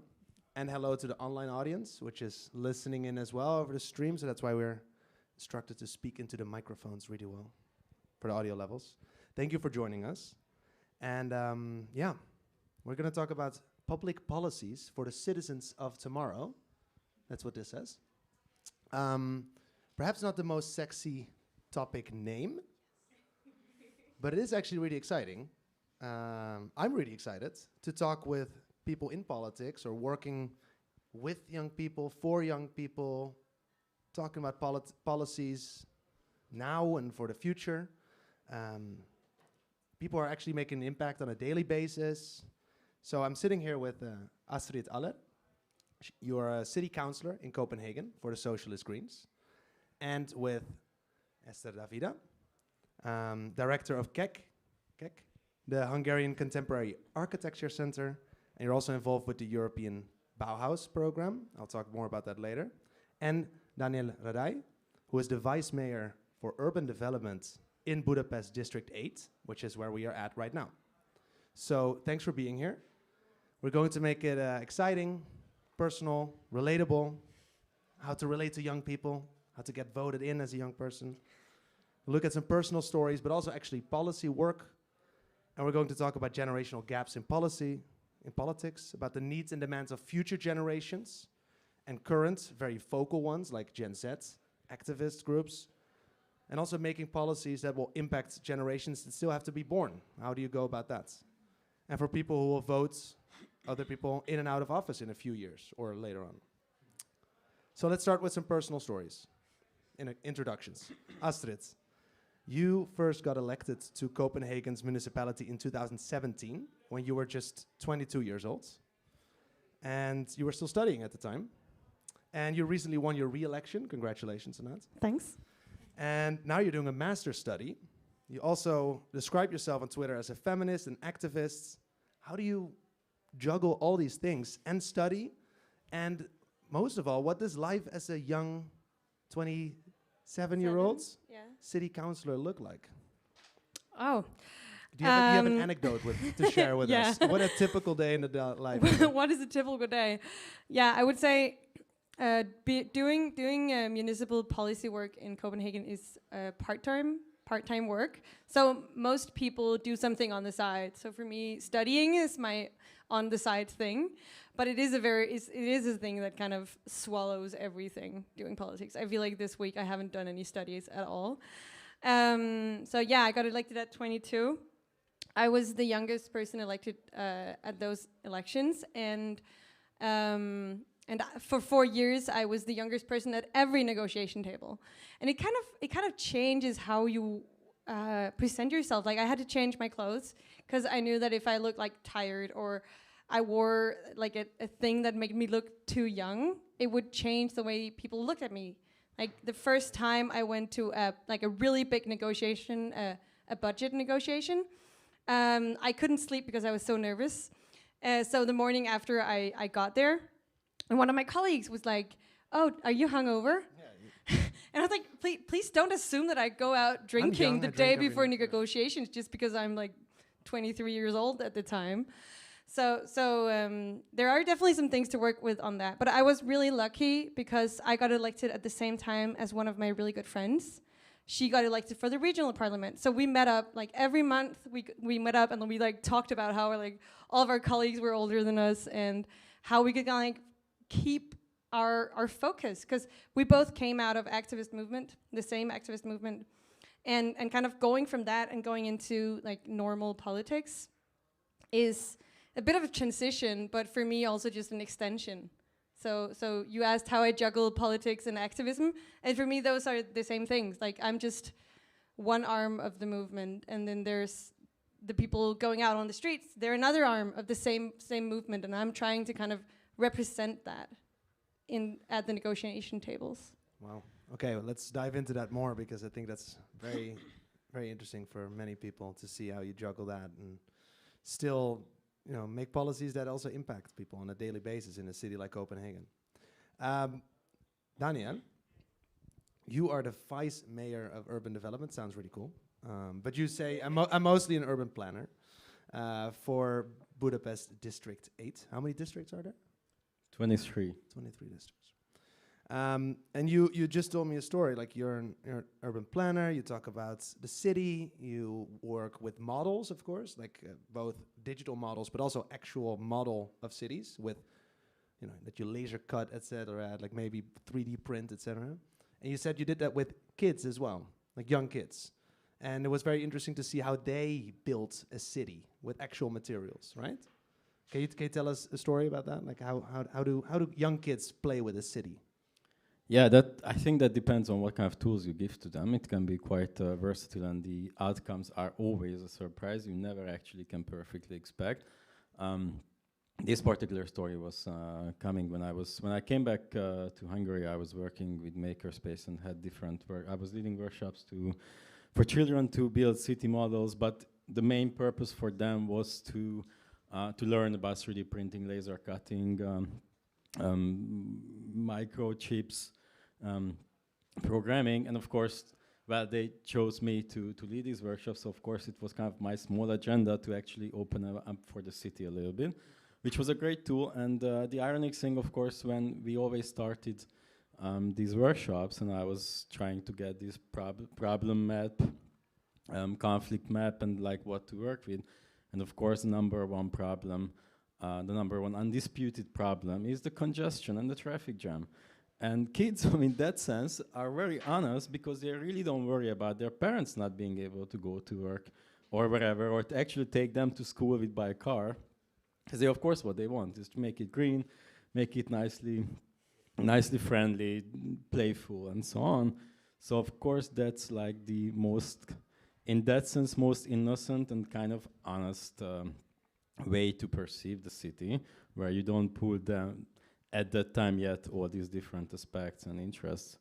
And that's actually quite encouraging and stimulating for decision makers, I hope, since they are the future you actually hopefully work for. Yeah. So they don't make any crazy buildings with like styrofoam and 3D printing. It's of course they do that. Of course. Okay. Love to see some photos of that. Okay. Esther, you are an urbanist, also working on cities, focusing on shaping inclusive and sustainable cities, and the director of the KEC, the Contemporary Architecture Center here in Hungary. And now you're one of the 18 members of the new European High-Level Roundtable, it's called. Very cool name. And you're involved with the European Bauhaus program. What's it like to sit at this high-level roundtable as one of the 18 members? Like, how did that come to be? And like, what are there a lot of young people in there, or is it like all generations? Yeah, it's really funny because actually when you were doing the introduction, I was just thinking that I'm not a politician. I'm more on the consultant side, so I can be honest all the time, right? But no, I'm just kidding. Of course, they are honest as well. But Immediately, Yeah, but shots actually fired. the same thing happened that I was starting as an activist when I was 18. I came to Budapest and I wanted to do something, so I joined CAKE as a volunteer, and like after 12 years now I'm one of the leaders of that organization. And 1 year ago, when this new European Bauhaus movement was started, they were, let's say, recruiting some people all over Europe. What do they think about? Which kind of future do we want to live in? So I went to these workshops, but I didn't know what is it about. So I said things like, okay, I think we should be, I don't know, EU should be more critical, and the money goes like wrong directions, and we should do that and that. And then 2 days later, I saw that I'm elected to this big group of people. So I kind of feel that now this is a chance to really make suggestions and recommendations, and I see it a very open process. So between these 18 people, you find people from age of 18 until professionals from 60. So it's kind of represented well in this society. So I feel a little bit intimidated, like maybe on your first day. But I think it's important to have more forums like this when you can openly form critics as well, because I think it doesn't necessarily has to be like angry messages, so it's exciting. Yeah, of course. That's done. Tiny reaction: just because somebody works in the political sphere doesn't mean we are not supposed to say the truth. Hopefully. Okay. Sorry, I was just kidding. Sorry. Of course.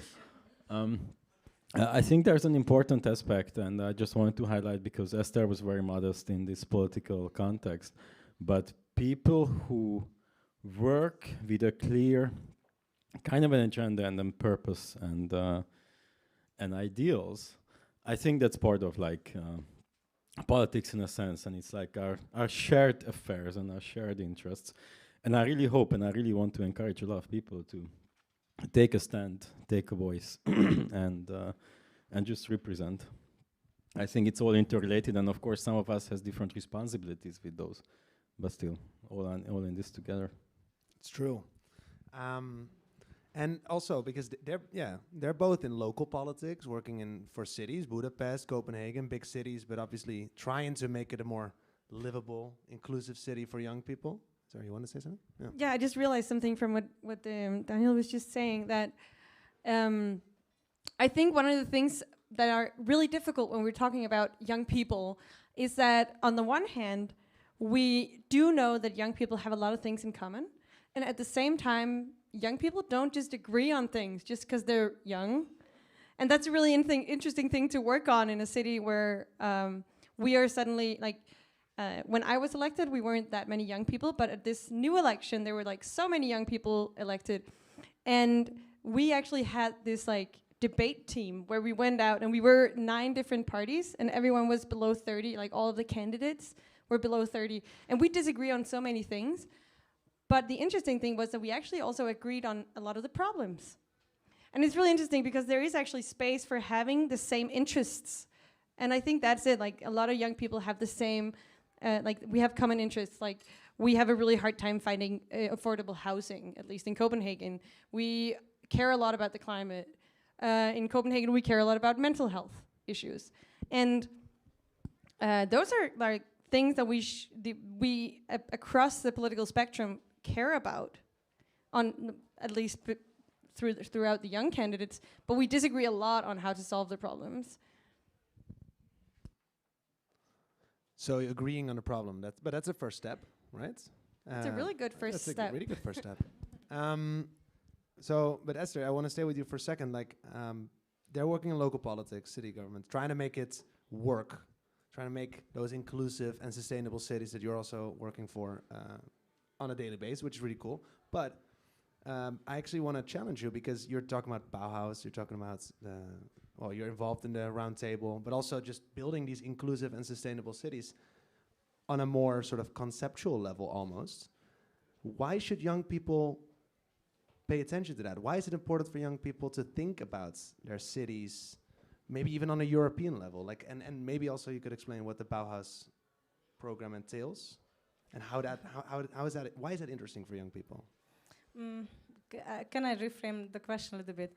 Because I think what we're talking here is that we had these last 2 years with COVID, many things changed, and the main idea was that now that in the EU level they have to spend a lot of money to make renovations and I don't know, help member states so on, then before we began to spend that huge money, let's just concentrate a little bit what kind of cities do we want to live in. And I think cities are important to everybody because people live in houses, so everyone can relate to that. All of us relate to habitat issues.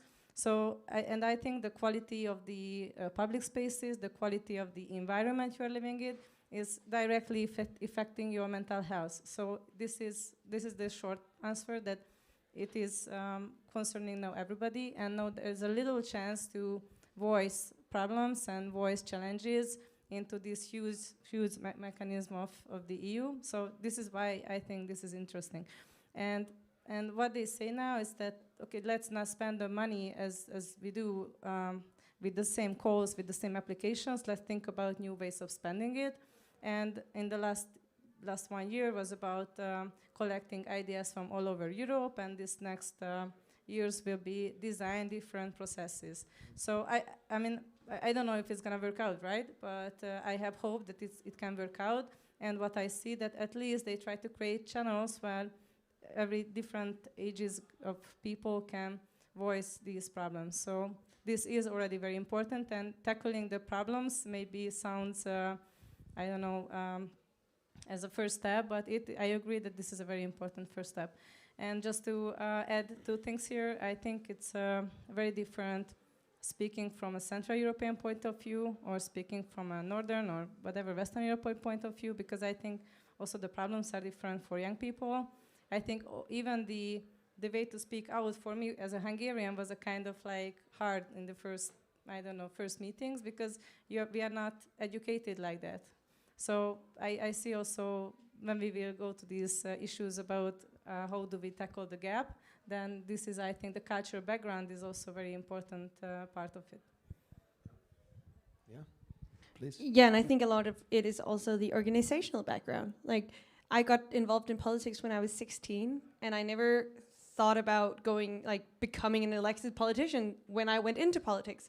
I just wanted change. And that's, I think, in that way, activism can be like a really good gateway drug for people to become politicians, or at least for the people that we want as politicians to become politicians. That for you to actually dare to take that stand, to saying like, I'm better than most of the other candidates. I think you should vote for me instead of all of the others. Like that's basically what you're saying when you're running for office.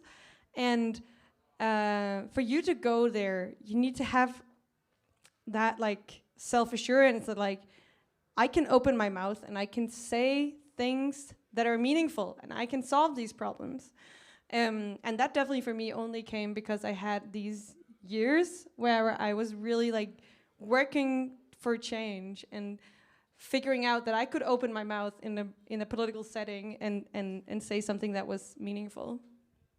So just hard agree. Yeah. Yeah, and you're talking about it now. Like, I feel that.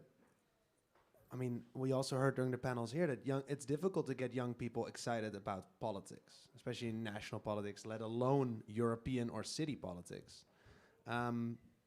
And that's why they often go to certain topics or themes. That's why they want to be activistic about climate change or even about housing or about study costs. Why? So, but we can dive into the topics later, but why is it important for young people to pay attention to local or city politics? You already talked about it. Daniel, how do you feel? Like, why should young people pay attention to what's happening on a city level in terms of politics? And do they need to? Or can you just work for them without them having to pay attention? They need to, for sure. And the reason for that, and I will be very blunt and very, very direct on that, because it's your fucking life. And because if you don't take part, if you don't pay attention, if you are not raising your voice, that it means that other people will make those decisions for you that you might not as well eventually, in retrospect, not necessarily feel too comfortable with. And you might not want to live in that world that was designed and created for you, while you were actually not wanting to listen and not wanting to take part. That was a very kind of the pessimistic part of the story. The optimistic part of it is that it's beautiful when you have an opinion, when you have an idea, and you have the chance to sort of jump into a topic or whatever cause and create a change and create a result and see what you actually believe in. That's a slightly bit my story as well, in the sense that, for instance, I was back then as a professional, I was talking in conferences wherever, and I was making stands and I was making sort of statements, and it was clear what I believe in. So, for example, when the first time I had to, when after the elections, and we went to, in this district, we went to every single quarter. It made kind of like a local gathering, Q&A sort of. And basically, so it was like, okay, that could be quite challenging, but since I was used to, okay, I talk about these urban values and I talk about these values of the city, so worst case, I will do that here as well. And eventually, like, this is how, like, if anybody has any kind of thoughts and beliefs on whatever topic whatsoever, then that actually, if you take that on towards decision-making spectrums or different activism that impacts these decisions, then it just becomes a true or like a clear storyline. Okay. Yeah, that's it. You wanted to say something? Yeah, I feel like when so many young people are becoming activists, they are involving themselves into politics. Like, I feel like the opposite of involving yourself is like apathy. And that's like sitting down and feeling like you can't change anything. And in that way, I love the whole climate action movement for involving so many young people across borders in figuring out, like, whoa, I can actually be part of trying to change something. And yeah, what was I had another point, but I forgot it. So. Well, actually, yeah. Oh. I wanted to follow up on her, but yeah. So if we dive more into this gap and public debate question, I want to tackle two problems. Can I do it now? Okay. Yeah. So one is that I think when we talk about public debate and how to involve people, we have to mention that we don't have the education and the cultural background for that. And even 15 years ago, like, oh my God, when I was in high school, I felt that there need to be like a paradigm shift in education, which never happened. So now we have generations growing up, learning on the same methodology or way of thinking, and currently the challenges which these generation have are totally different, and we don't have the tools for that. So I think this is one thing we can discuss, because this is why it's really hard to get involved people to these conversations, because we have actually different understanding of what do we have to discuss and how do we have to discuss. This is one. And the other thing is that I also think that our times or age, we have this huge problem of that we don't know how to really make knowledge transfer. So what I see that there is a lot of good practices in Hungary, in, I don't know, Denmark, in whatever, but we don't really know how to really involve or let's say interconnect between people, because the way to do it, I have a good idea, I tell you what to do, this is not going to happen. The only way, as at least my personal experience, is when you do together with somebody. So you can never leave out the personal channel. And so I feel this is a huge challenge for our times, how to gather this knowledge, because I think we don't have to find out like totally new ways of I don't know, democracy and platforms, but we don't really know. So this is what you're doing, guys, is something like this. You try to gather what we already know in new platforms. So this is, I think, the biggest challenge of our time, how to really involve those people. So maybe we can dive into this topic, because maybe also the audience has some ideas on that. Yeah, I think there's a really good points. If at any point an audience member wants to ask a question, I think we're all very open to it. That's what everybody said. Otherwise, we'll continue. So yeah, raise your hand and I'll give you a microphone. But something you said, and you mentioned, when you look at very activist, Sorry, no. Oh. When you look at very activistic young people, they often come together around very urgent or very sort of like strident topics like climate change or discrimination, inequality. And if you think about cities, it often involves long-term thinking, policy work, schedules, models, planning. Like it's not just you don't change a city in a day. How do you get people excited for the non-urgent topics, sort of? Like how can young people rally around urban planning or about how can you make those topics exciting? I think it's about thinking of things that doesn't have to take that long time. So we have an urgent problem concerning climate change. And one of the really, really big causes of climate change, at least coming from Copenhagen, is people driving cars. So one of the things that I was talking about a lot in these past elections that we just had in November was that we want to close down 100 different streets from cars, like completely remove the cars from the streets, make them into green spaces. And I mean, green spaces in themselves aren't like specifically good for climate change. But when we make it more difficult to drive your car, when we remove parking spaces from the city, we make it like, we remove some of the pollution as well. So, and that's the thing that we can do quickly. Like this year, we're gonna go close 10 streets. And the next year, we're hoping to close 10 more. So it's also about like connecting, like when we're talking about climate, and then connecting that to how urban planning actually has a huge role to play in climate change, not just in 20 years, but right now. So make it very visible, like what a city does in terms of relation, in relation to its climate change combating policies. Make it very visible. Yeah, and taking it seriously. Saying like we can't just say, oh, we have a climate policy at the national level, so they'll do it for us. Like the cities are going to be one of the main drivers of solving the climate crisis. That's what a lot of people who know things about it says, because so many people are living in cities, and because the best solutions are the ones that are made really close to people. And obviously, the youngest generations don't drive cars, but they obviously see it as a very sort of like visible.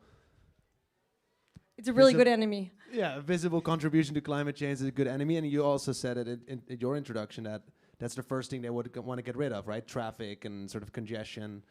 Yeah, and many of them change their mind when they get kids. So that's part of the story. I would like to disagree a little bit with your opening statement. I don't necessarily think urban planning has to be a very long-term focus, a very long-term story. There are many tools that can lead us to faster changes, just like Astrid mentioned. If you close 10 streets in Copenhagen last year, then the fact that we closed 1 street last year, that's not so bad as comparison. And more to come. But yeah, there are tools and there are ways to... of course, the trees will go big in 5 years if you plant them in a nice hole. If it's not so great, then it's more going to be 10 years. So that's, of course, a long term. But Jaime Lerner, who passed away last year, former mayor of Curitiba, he said city is not a problem, city is solution. And I really firmly believe in that. And just like Astrid, I think as people who are busy in the city, like really feel like, yeah, there are a lot of things we can achieve here. Of course, the heating systems and particular industries around the city, there are topics that will take a long time. But in terms of like a public space on the spot, I mean, very honestly, like to kick out the cars of one street is pretty much a damn decision, which mostly we don't take, but it's not really much more than that. And that locally, of course, brings a whole different atmosphere straight away. And maybe just to complete it, I think this always has to be personal. So when we do, for example, participatory, I don't know, interviews or workshops, but I guess it's the same for you, you never ask something, hey, what do you think about what should we do for sustainable cities, right? Because it's like, I don't know what it's like, what do you want to eat for dinner? I don't know, but if you ask, do you want to eat pizza? They can answer yes or no. So it's like, when you ask people, do you want to have more parks in the city? You're like, yeah, but then when you ask them, okay, but do you want to have more trees on your street, or do you want them cut, or when you realize that the pharmacy will be 2 times farther, or when you realize that you don't have a playground within 500 meters or TransStop, then you do get involved because it's it affects you every day. So I think the way to raise discussions about urban planning or questions about the city, you just have to make it a little bit more personal, and then you can actually involve people. And it's very funny to, I don't know if you look at it, but in Hungary, at least the small towns around the country, they use, of course, Facebook for social media, and like in the very small towns, this is like the forum of raging, and it's very fun what people are putting there, because like 90% of these comments are about the quality of this industry, of this life related to the city, like infrastructure. I don't have a place to cross the sea. Why did they, I don't know, demolish or build that building? So and so on. So because this is where it gets personal, because it's happening in their environment and so on. Sorry, I did this. Yeah.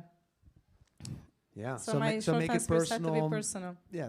Bring a story around a certain topic, and it becomes much more clear for people. I think that obviously doesn't only count for young people.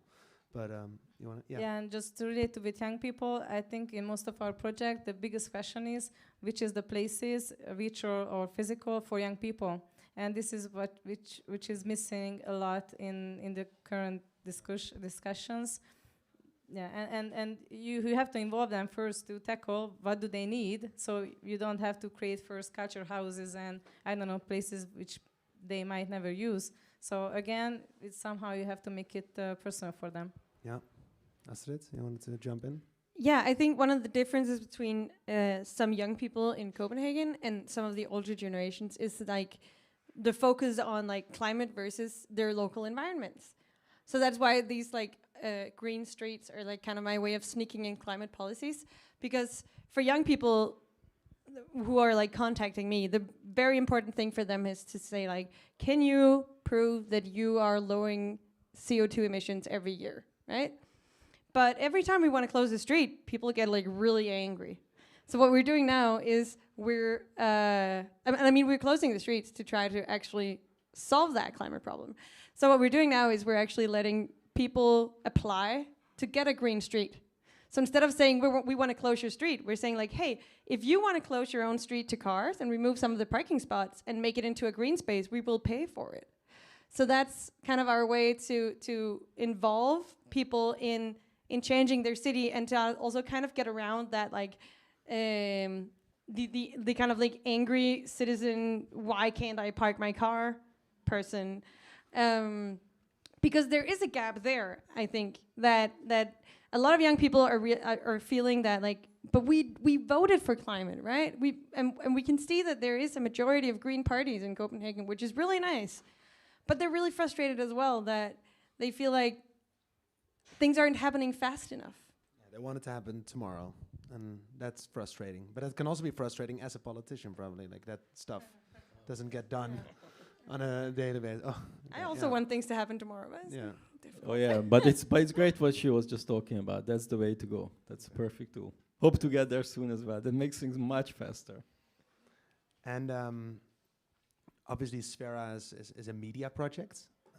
We bring together media partners from all over Europe, highlighting these topics that we thought at the start were of interest and importance to young people all over Europe and beyond.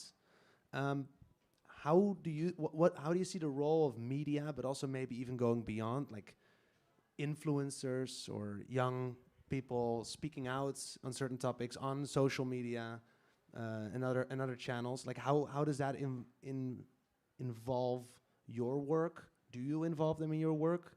And do you think they are a key to sort of making these problems more visible, as we talked about, to really put it in people's faces? This street is closing down for cars. Look what we're doing in Copenhagen, or look what we're doing in the Hungarian countryside.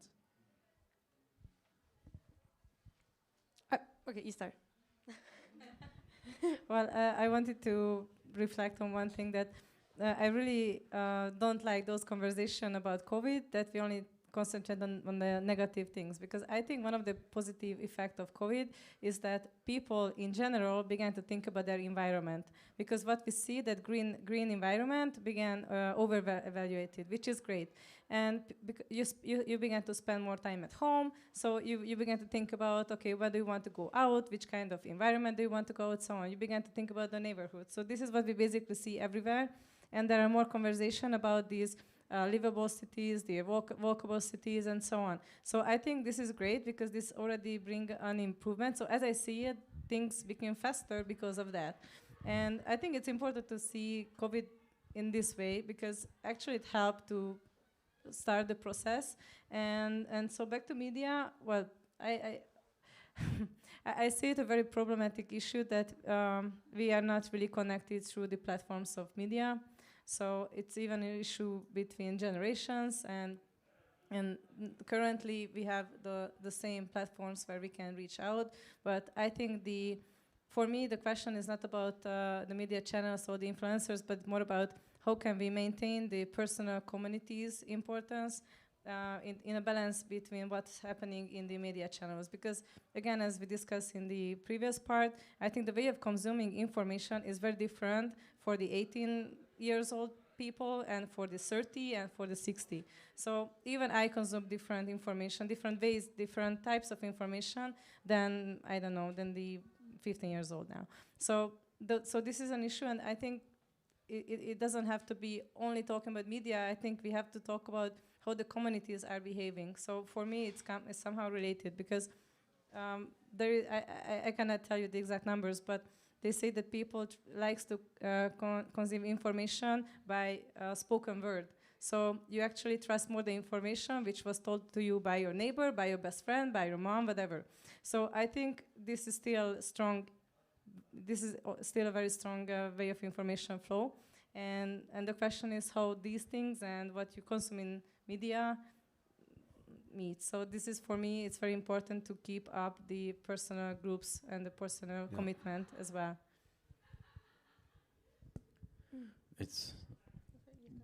Actually, this COVID narrative is interesting because on the one hand, as Esther is saying, it's really important to have these gatherings and these social moments. On the other hand, for instance, since we had to put our public forums into digital spectrum, I think people watch these coverages much more, and a lot more people join into a Zoom meeting because they can just be wherever doing whatever they feel like.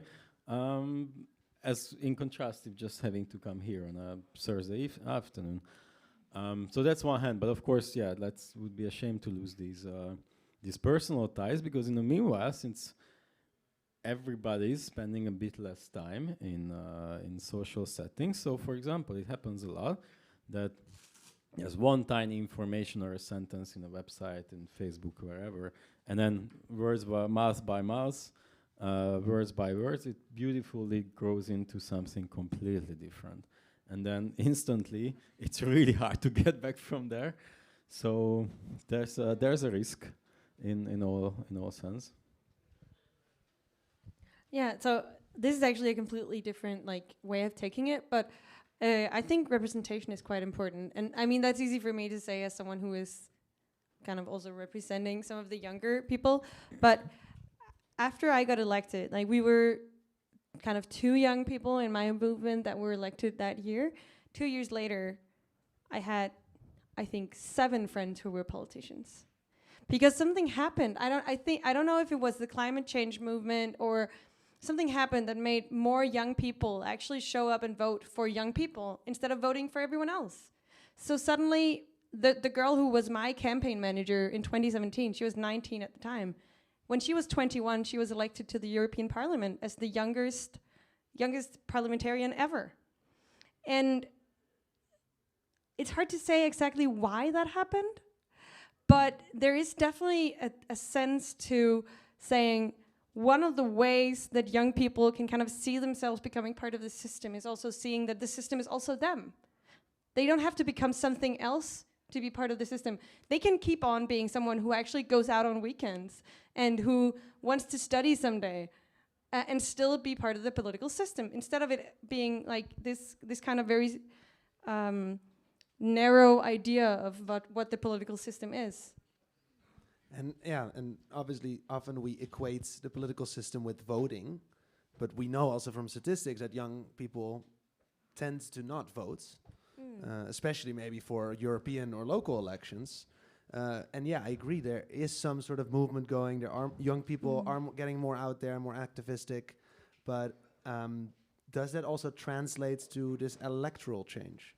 Well, it it's done in like Denmark, at least at like right now. We're not there yet, but we moved very far in the last 5 years, not just in my party, but in a lot of parties. But there is also a point to like, we can't elect ourselves to change as young people, because people aren't young for a very long time compared to how long time people are homeowners for example. Like the common interests of homeowners and like, yeah, exactly. It's like, so that's why we need activism, because we're never going to get there. We are not powerful enough as voters only. We need to also be activists. We also need to be like part of all of the decision making. And that's like, I really like encourage everyone to kind of like go wherever they can to get power, and to kind of accept that when you go into a room and you're the youngest person, that doesn't mean that you're worth less. Even though someone might tell you that, because we will never win if we just only count on voting, because we are such a little part of the population.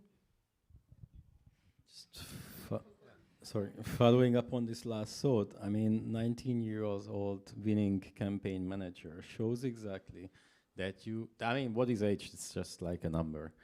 And eventually, like the trickiest part is especially when there are older politicians or whatever professionals can say things that you just feel so ashamed about. And overall, the narrative can be so ridiculous. And if you think about it, I mean, just imagine politicians said stupid stuff that you were outraged by. Who were those people? Usually not these young, not the younger ones, who first actually, I think, take more care about what they say and what they do, because they still want to maintain integrity and they want to stay who they are. I think, for example, in this public spectrum as well, is a thing where really age doesn't really have to matter. It's about your thoughts, it's about your considerations, it's about how you perceive what you are supposed to do. And well, to be frank, I had quite some disappointments over my short career on that sense towards the older generation. So I really feel like, well, it's really time for a change. And since with this whole new media wave, the last 10 years, 15 years of how the whole world turned upside down, social media and right now again, like a COVID and post-COVID situations, again, like a huge turn. You never know what this brings out and what comes. Yeah, I just wanted to follow up on your previous one, that you are right that digitalization also became faster because of COVID, which is great. And I think, just back to the original question about media, that I think it's also about attention, because at least my personal, I don't know, limitation is that if something is not interesting even for me, then this is not a good content. And I mean, I love this conversation, but imagine 1.5 hours is a long. I mean, watching something online, which is like 90 minutes, it has to be very, very good in order to really involve people and engage them to watch it. And I think it goes the same with like podcast and post and Instagram, whatever. So I also think that these kind of formats are changing a little bit. How can you really, which is the very important information which you want to really show to people, especially to young people. And so I see a little bit change there, and this is where the influencer and the importance of media comes in. Yeah, I think one of the frustrating things about becoming a politician was like, I can't always put all the details in what I'm saying as I want. Like, I wish I could always explain everything. And I can't, because if I explain everything, I'll never get on the media coverage. I'll never get people to read my posts. So, and I don't think that's only about young people either. It's also about like the classic media. They want like the really good headline. And it's really frustrating, because there are so many things that are like really complicated, especially when you're talking about like developing a city, creating affordable housing, things like that. That's why I'm really bad in this. I don't even have a channel yet, because I'm always trying to explain. Yeah, I was looking for you on Instagram. I don't know. Yeah, it's a tough. There comes a tough question, and it's like, okay, shit. I mean, if I give you a very short answer, it's gonna be like I want to escape the answer, which is of course not a great thing to do. But then it becomes long and it becomes boring and nobody cares about it anymore. It's just some another long story nobody is interested in. It's the same with like older. It happens a lot, like for example, universities, or like you get these guest lecturers, whatever, architects come there, they share about their work, and it's so damn boring you can't even listen to it for 5 minutes. In contrast, like what do young people do a lot as well, like in small firms in their 20s, 30s, fun startups, having to pitch all the time. Like pitch is becoming the new presentation language. Yeah, but they don't teach you how to do that, right? So you just learn it by doing. But I agree. Exactly. But to bring it back to public policy, and then I want to, in the meantime, if you do have a question, you can formulate it already, or raise your hand already if you want to. But otherwise, I would bring it back to policy, because what I really, I get, yes, media is just, it's fast, it's snappy, it's one Instagram reel at a time, or one TikTok video at a time. But what I do see on those platforms is awareness. Young people are talking about mental health. They're talking about climate change. They're starting a conversation. And I think that can translate. And that's what you're doing. It can translate into concept papers that will go all over Europe. It will translate into urban policies. And I think so young people are shaping this process of change by raising awareness amongst each other, by opening a conversation. And I already see it between me and some younger generations. Like there's a big difference in how a conversation is being held, how open it is, how vulnerable it is, but also how direct it is. Like we need to talk about this. We need to talk about mental health. We need to talk about climate change. Do you feel that that's also really taking shape in how local politics, city politics, European high-level roundtables, how it's approaching policy? Like is it taking this awareness with young people into account? Does it translate to other policies? Yeah, it's a really good question. I think it translates when the campaigns outside of the city hall are strong enough, or when the representation inside the city hall is strong enough. So if I go to the budget table and I want money for something, it costs a certain amount of money.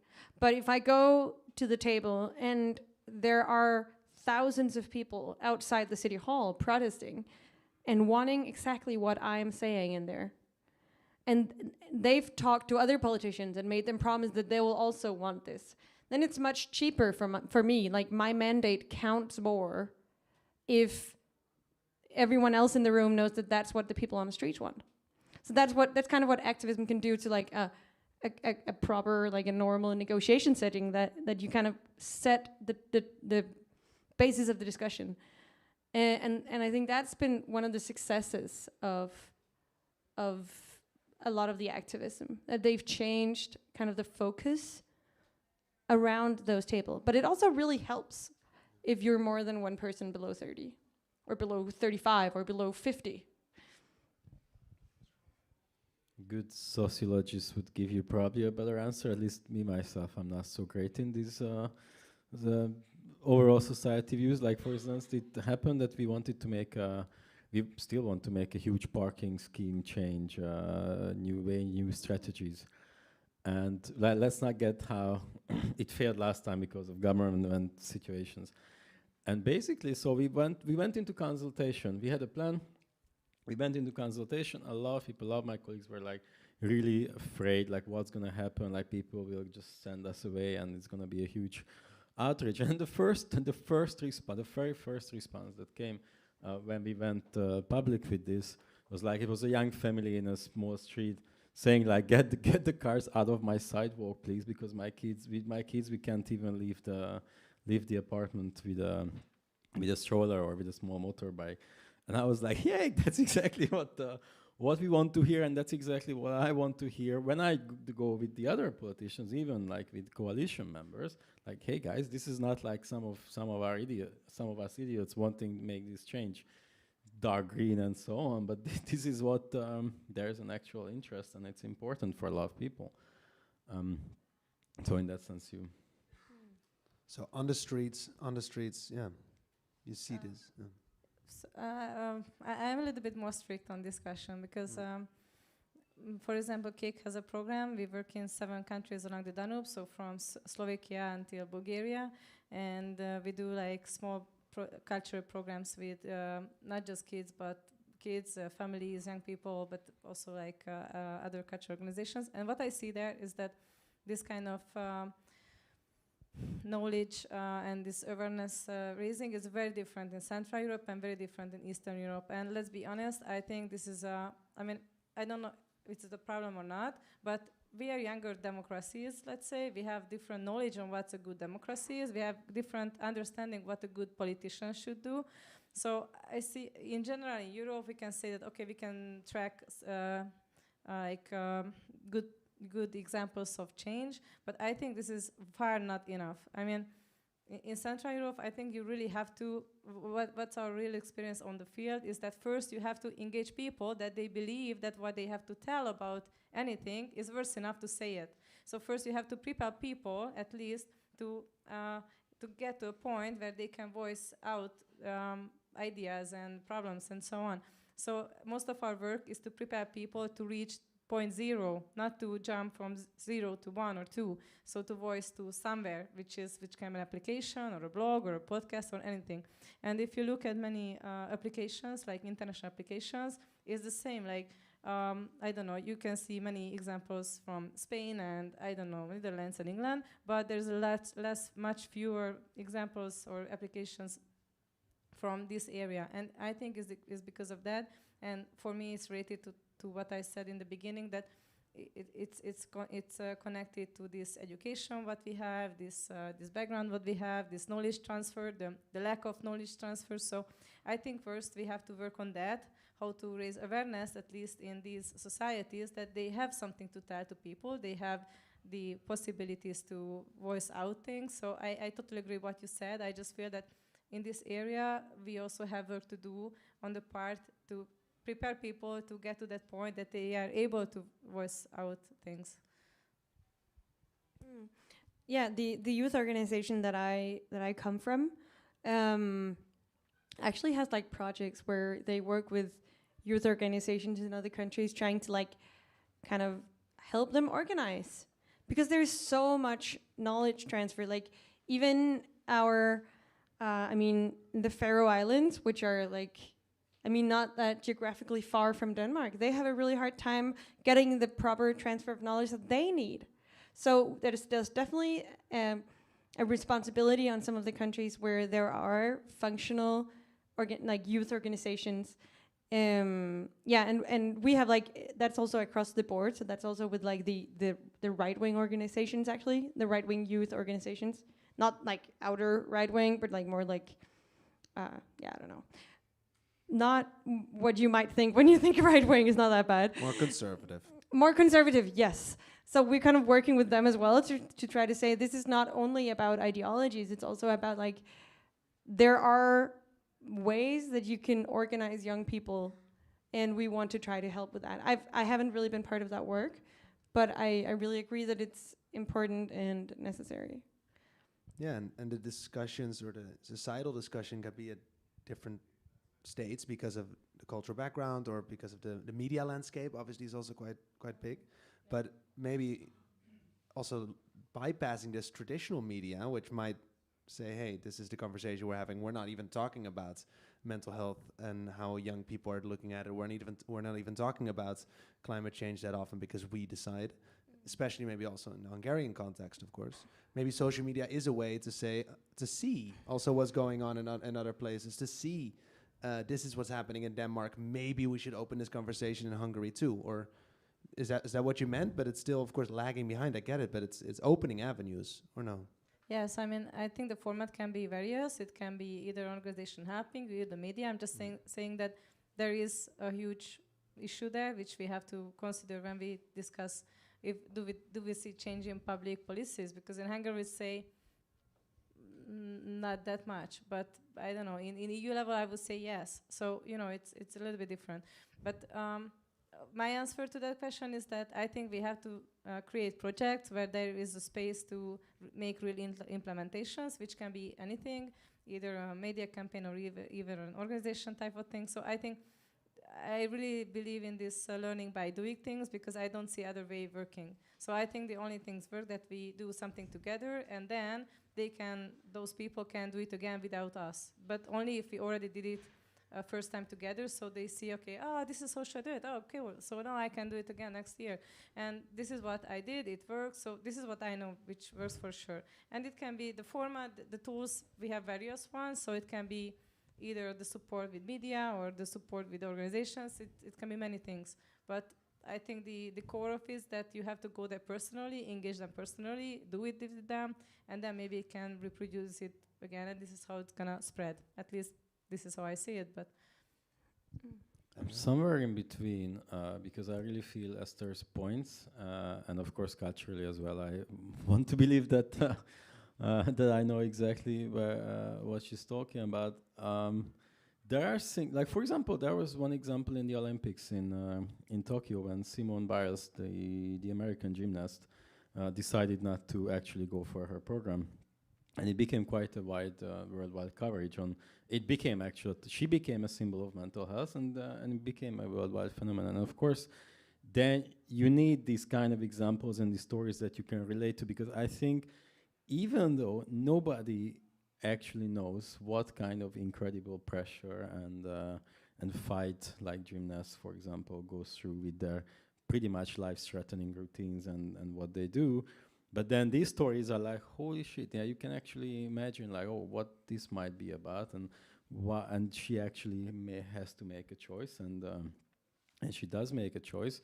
And the same way, I think that school bullying, for example, is something that we don't really discuss too much mainstream, but thanks to media, like the last, let's say 15 years or so, 10 years, it actually became a topic, and it's actually help is much closer, and it's much bigger chance that you manage to change, your kids manage to change than let's say 20 years old. Because when I went to school, bullying was like nobody even knew what it was. Everybody knew it felt bad, and situations were bad, and it was just that's how it is. And this is how, like, I don't know if I wanted to ask Esther actually if she's best, like how would she rate herself as from pessimism to in an optimism rate? I'm rather optimistic because I see a lot of positive changes that can, that every now and then, as a small spark, add something into the conversation. On the other hand, I do really agree that there is a huge responsibility from both media, decision makers, thought makers, influencers, let's say. I don't really like this kind of narrative with this whole influencing. That it's a responsibility to keep these topics always on the agenda and on the table, and keep talking about it. Though I was feeling very, very sorry for Simone Biles when she had to decide that she was just not doing what she was preparing for years. Yeah, I want to keep on talking and jumping in all the time, but I also want to open, at least to give the chance to people here to ask a question to the panel. If you have, it can be a very personal question, can be more about policy making. If not, I'll continue, but feel free. Like they're very open people. We're all very open. Yeah, all anecdotes. Otherwise, I want to hear, so how, like you're saying this maybe wasn't even on the agenda like before, like with bullying, all the things that we just talked about. But does it then also translate into policy making? And I also want to know, on a European level, in a city level, do you talk personally, do you talk about different things than the older generations? Like if you start a conversation with another city councillor or someone else in that round table, like is there a big gap? Like do you talk about different things, or do you feel that there's at least common grounds to talk about, and not only young people think about young people? Like is there common ground, or is it like what you're bringing to the table, to the round table, to the city government table, is it very different than what older generations are talking about? Can I go? I will be brief. I think on, for example, EU level or international level, the people who get there are already kind of on the same ground. So because people who are not on the same ground are not having the path to reach those platforms. So this is one of the biggest problem we have, and that's why we have to make more inclusive processes within this decision-making system. But anyway, so if I think about, for example, in a city level or if the groups are working together, I feel that I think mostly the people want the same things. They just shape it with different, I don't know, words. And I think that's why we need very good moderation, because I think most of the problems are like communication problems. So they are rephrasing it in a different way, and in the end you realize that actually they want the same thing, they just kind of explaining it with a total different angle. So I don't see that big gaps between the generations, but the way of saying it is very different, and actually mostly we don't take the time to understand the other's point of view. That's why we have many, I don't know, disagreements. So I see many problems. That's why I call it they are communicational problems, not real problems. So I don't see that the generations are that far. And of course there is a group of questions which I cannot imagine because I'm not experienced at that age. And these are the things where we have to be patient. And for this, my answer is, maybe it's related to your previous questions, that I think we have to set examples, but examples where we involve those people who are involved to those problems. So, and I'm optimistic because of that, because this is the only way I can imagine ways doing it, because this is the only examples I saw which was working. So obviously if I'm making an educational program, I have to involve somebody who is from the generation, not finding out something which I think would be good for them, you know. So so I'm optimistic for that, but yeah, so that's my answer. Yeah, I think some of the way it's about talking about the same things and talking, but there is also a point to that there are some things where we just can't get both. Like right now, housing prices in Copenhagen have risen so much that people who bought an apartment in the 90s have become millionaires by doing nothing else than owning an apartment. Like last year alone, apartments in Copenhagen rose so much that you could earn more than a year's wage just from owning an apartment of 140 square meters. I mean, that's a big apartment, but a year's wage is also a lot. And that's one of the places where we're talking about a generational gap, because the people who own these apartments are the people who either bought something in the 90s or in the 2000s, or they're the people who got their money from their parents. And the rest of us have no chance of getting anywhere near the housing market. So that's a place where, like, I feel very clearly that young people aren't a big enough group. Because when we're talking to the national politicians and we're saying you need to change the taxation laws, you need to do something so that people can't just become millionaires from doing nothing while the rest of us have to pay thousands of euros for a rent. And we're just not a big enough group, because the homeowners are about like 50% of the population, and young people are about, like, I don't know, 15-20% of the population. So we're not important enough. And I think that's why I keep returning to, like, of course there are issues of awareness about, like, mental health issues, about like bullying, where awareness and influencing and social media are important. But we're not gonna win that fight about the generational gap of economics, where our futures are being stolen from us by doing things on social media. That's what we're gonna win, by, like, going out on the streets, by ensuring representation of young people. Yeah, you called that generational theft even when you sent me an email. It's like generations stealing from other generations by hoarding that wealth, hoarding the houses. Also, of course, polluting the planet, and we have to deal with it. The citizens of tomorrow have to deal with it. So it's a generation that sort of give this burden to us, but also don't give us the same resources or the same capacity or even the same money as before. It's a big thing. In that sense, I think there's something really pragmatic in terms of our particular age and generation. Because on the one hand, I don't really think, for example, in terms of education, a 40, 50, 60-year-old, like, we are getting a bit into ageism. That might not be so good. Boomers. But, like, exactly, so that they have kids, they know exactly what kind of, like, how to push through education topics. But in terms of housing, mobility, the greening, it's a really problematic thing that one of our key efforts and what we do is fixing our predecessors' mistakes. And so, for example, when we talk about European cities, and of course Copenhagen is in the forefront, or Amsterdam, let's say, where housing right now is ridiculous, but Budapest, the situation is ridiculous as well. Like you won't really have the chance from a salary to ever figure housing, in contrast to, for example, to our parents. But then if you think about how like it all comes together with mobility and how we are choking with smoke and how we want more green, well, these questions should have been there as well 40 years ago, and then we don't have to like be now here and trying to address these issues. These were also decisions. That was a decision to build a road there. It was a decision to sell that lot. It was a decision not to build social housing, like a public house on that lot and all that. And right now we are in this we're trying to ask these new questions and sort of make new decisions. Like, yeah, we actually want to renovate all these flats that they just allowed to run down for 20 years.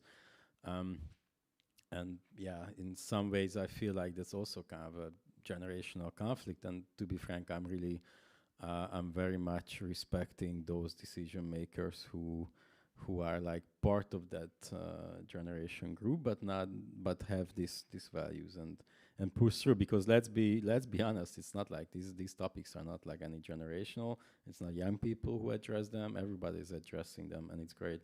And that's how it should be, particularly because everybody will have a child, a grandchild, and so on, and I will be a parent and a grandparent, and these are all interrelated. So in some ways, of course, that's why I don't necessarily believe so much in these generation topics. And it's a shame, though, that Greta Thunberg has to go to all these male panels in UN discussions and tell them, go fuck yourself, because what you are doing is screwing up my future and my fellows' future. Because, well, there are some people who don't understand it or don't want to address that or want to understand, but it's another topic, and of course we have to deal with that. So I just wanted to reflect on your example that maybe in Copenhagen it's very particular, but if we extend it a little bit, it's not about only a young generation, but everybody who is in a vulnerable situations financially. So the housing problems are really for everybody who is not earning, a certain amount of money. And of course, young people are a big group of it, but this is a general problem, I think, in many European countries. So I just had two, reflections on what you said. That one is it's very interesting for me. I'm not from economic fields at all. That it wasn't that long ago actually when we had this big financial, recess. Like it was 10 years ago. So it's not that long. And what I understood from there that we still don't really know how the economics are working in this big scale. So this is why also these economics what we have in Europe or even in the member states or even in related to education, health, it's still something we are experiencing. Meanwhile, it's happening. So it's very hard to, tackle the problem when the problem began. Did it begin 10 years ago, 20, 100, so on. So this is also like, where is the beginning point? It's not clear for me.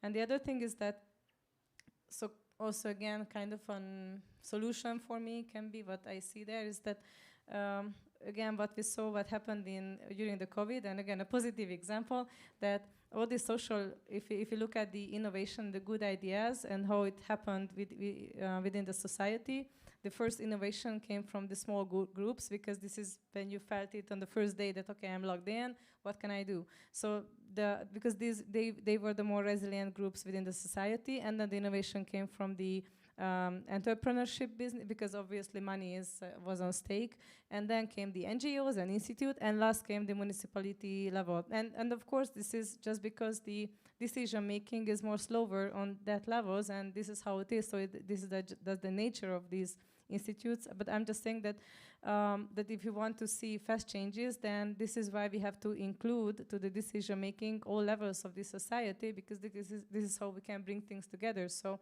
of course, if a system is not open enough to understand those suggestions coming from, for example, in an example of COVID, coming from the small players and the small communities, or doesn't able to listen to the suggestions on the entrepreneurs, then it's not working well, because it cannot channel the good ideas to the system. So this is why there is a lot of discussion on how to how to use the existing resources in a new way. And the new way means only different grouping maybe. So it doesn't really have to invent new things because already the knowledge and the ideas are there and the potential is there. We just have to channel them differently to the system. And this is one kind of solution what I see here, but of course, so we kind of, the COVID was a rehearsal for it, and we see many cities in Europe where actually they reacted very good to the habitant programs, because in, I think, the UK, what they did is that they gave the empty hotel places to those people who didn't have houses, and actually the housing problem solved in like 10 days in the UK. So, you know, why not? So it's again, it's about using different, the resources using in a different way. Thank you for sharing that. Yeah, unless there's a pressing question from the audience. Yes, Mr. Microphone. Yeah, actually you addressed before the challenges that you have urban planning, but what are like some of the improvements that you're expecting about urban planning?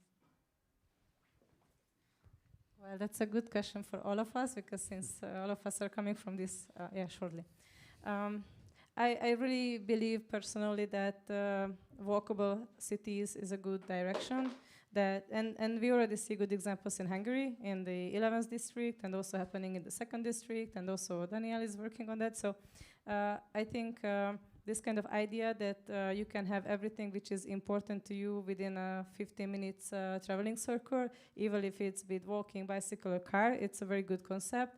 And it's again coming from 100 years ago. But so I think this is a good direction, because it's kind of a balance between those people who are pro cars and those people who are pro bicycles and whatever. So this is something we can go forward, and it helps a lot with the climate change, with the more green spaces. So everything we brought up today. But I give you the... What improvements can public planning bring? I think an example of one of the things that I think is hard to kind of discuss ourselves to agree on, at least in Copenhagen, I feel like that's one of the like clearest political distinctions, is how we spend our space. Because I mean, everyone knows that budgets are limited, but at least in Copenhagen, space is limited. And we have this like fight about space. So should this space be a parking spot, or should it not be a parking spot? And that is one of the ways, like, I think we can improve Copenhagen a lot by going towards like shared facilities instead. Like instead of having 10 cars parked in a road, having one shared car. It's like going towards those. But I don't think they're gonna happen without us also kind of just saying, this is happening. Like, if we don't make it more expensive to own a car in Copenhagen, we're not gonna get there. Because as long as it's more cheap to own a car and then drive that to the other end of the country twice a month, then being part of a shared car thing, then we're not gonna get there. So I think if we wanna go somewhere, we also need to understand that there are struggles between opposing interests. And we do have a job of like creating dialogue and having dialogue, but we also have a job of kind of fighting the fight, because otherwise we'll lose it, and we'll lose it to the status quo. And right now, in a climate crisis, status quo is very dangerous. Yeah, I would just say, I mean, following I think we all agree, and we say about the same. Yeah, I would just join in the sense, would be nice to have a time, and that's actually what we have to work for, where cars and different uses of space, and be that the street, be that the city region with the industries around and all the factories and so on, where it's just not a basis that that these situations have to take part. They should be a minority, which we just sort of allow because there are reasons why it's necessary and should be. Let's say that if we talk about inner districts, and of course, well, the 8 in this room, since we are in the 8, is an important topic, but let's go with other central districts, which you mentioned already. I really hope that there is a time. I lived in the Netherlands for 5 years. I would love if people would grab his Oma fits, the grandma bikes, the nice kind of structural, technological beauty bicycles, and just jump around in different streets, ringing with their friends, waving. There's a shop here, there's a shop there, there's a service. So the 15-minute city is also possible, but overall, we hear each other, we hear the birds, and I don't think that's not a stupid dream. It's that must be the constant, and actually, as Esther was already mentioning, with the whole COVID and post-COVID situations, the value of our city as our living room and as our place is becoming the narrative. And I think in that sense, we are on the right track. It's not lame anymore to talk about bicycles, even in Eastern Europe, even though it could be, and a few years ago, it would be ridiculous. Right now, it's much more lame to talk about, like how to not take away one lane from this street or that. Thank you for sharing that. I'm sure that all three panelists are more than happy to answer more questions later on in a cafe. But for now, I want to ask one final question. So all in all, and I know it's a difficult question, are you optimistic or pessimistic for the citizens of tomorrow? Optimistic. Daniel? I'm quite very optimistic. Me too. I'm optimistic. That's good. Okay. I want to thank you for being here, Astrid, Daniel, Esther. Thank you so much for sharing in this conversation. We at Sphera, which is also completing these Sphera days here, we have young people from all over Europe sharing stories and talking about topics that affect young people all over. If you're interested, check it out on @Sphera now on most socials. It's also a website for people who like websites. But yeah, we're on socials. There's cool videos coming out almost every day. Check that out if you become interested and if you want to know what's going on. And also check out the amazing media partners that are connected to it. Amazing video producers like Street Press and other partners. Thank you so much for being here. And thank you for joining in this. I know it's a big topic, big themes to talk about, but I think we covered a lot of ground. Hopefully we made it exciting and relatable and personal. And I want to thank you for being here. Wishing you a very good evening. There is a party, which starts at 8, so that's in like 10 minutes. Down in the basement with Lahcuman Radio, which do a takeover. There's DJs, there's 2 bands. I think it's going to be pretty cool. So let's celebrate that on this Saturday evening here in Budapest with this optimistic outlook for the future. Thank you for being here. Also, thank you for people listening online. These were the Sphera days, a Sphera day here in Budapest at Auróra. Thank you to the Sphera team, European Lab, and Auróra for hosting us and organizing all this. Thank you so much, and wish you a very good evening.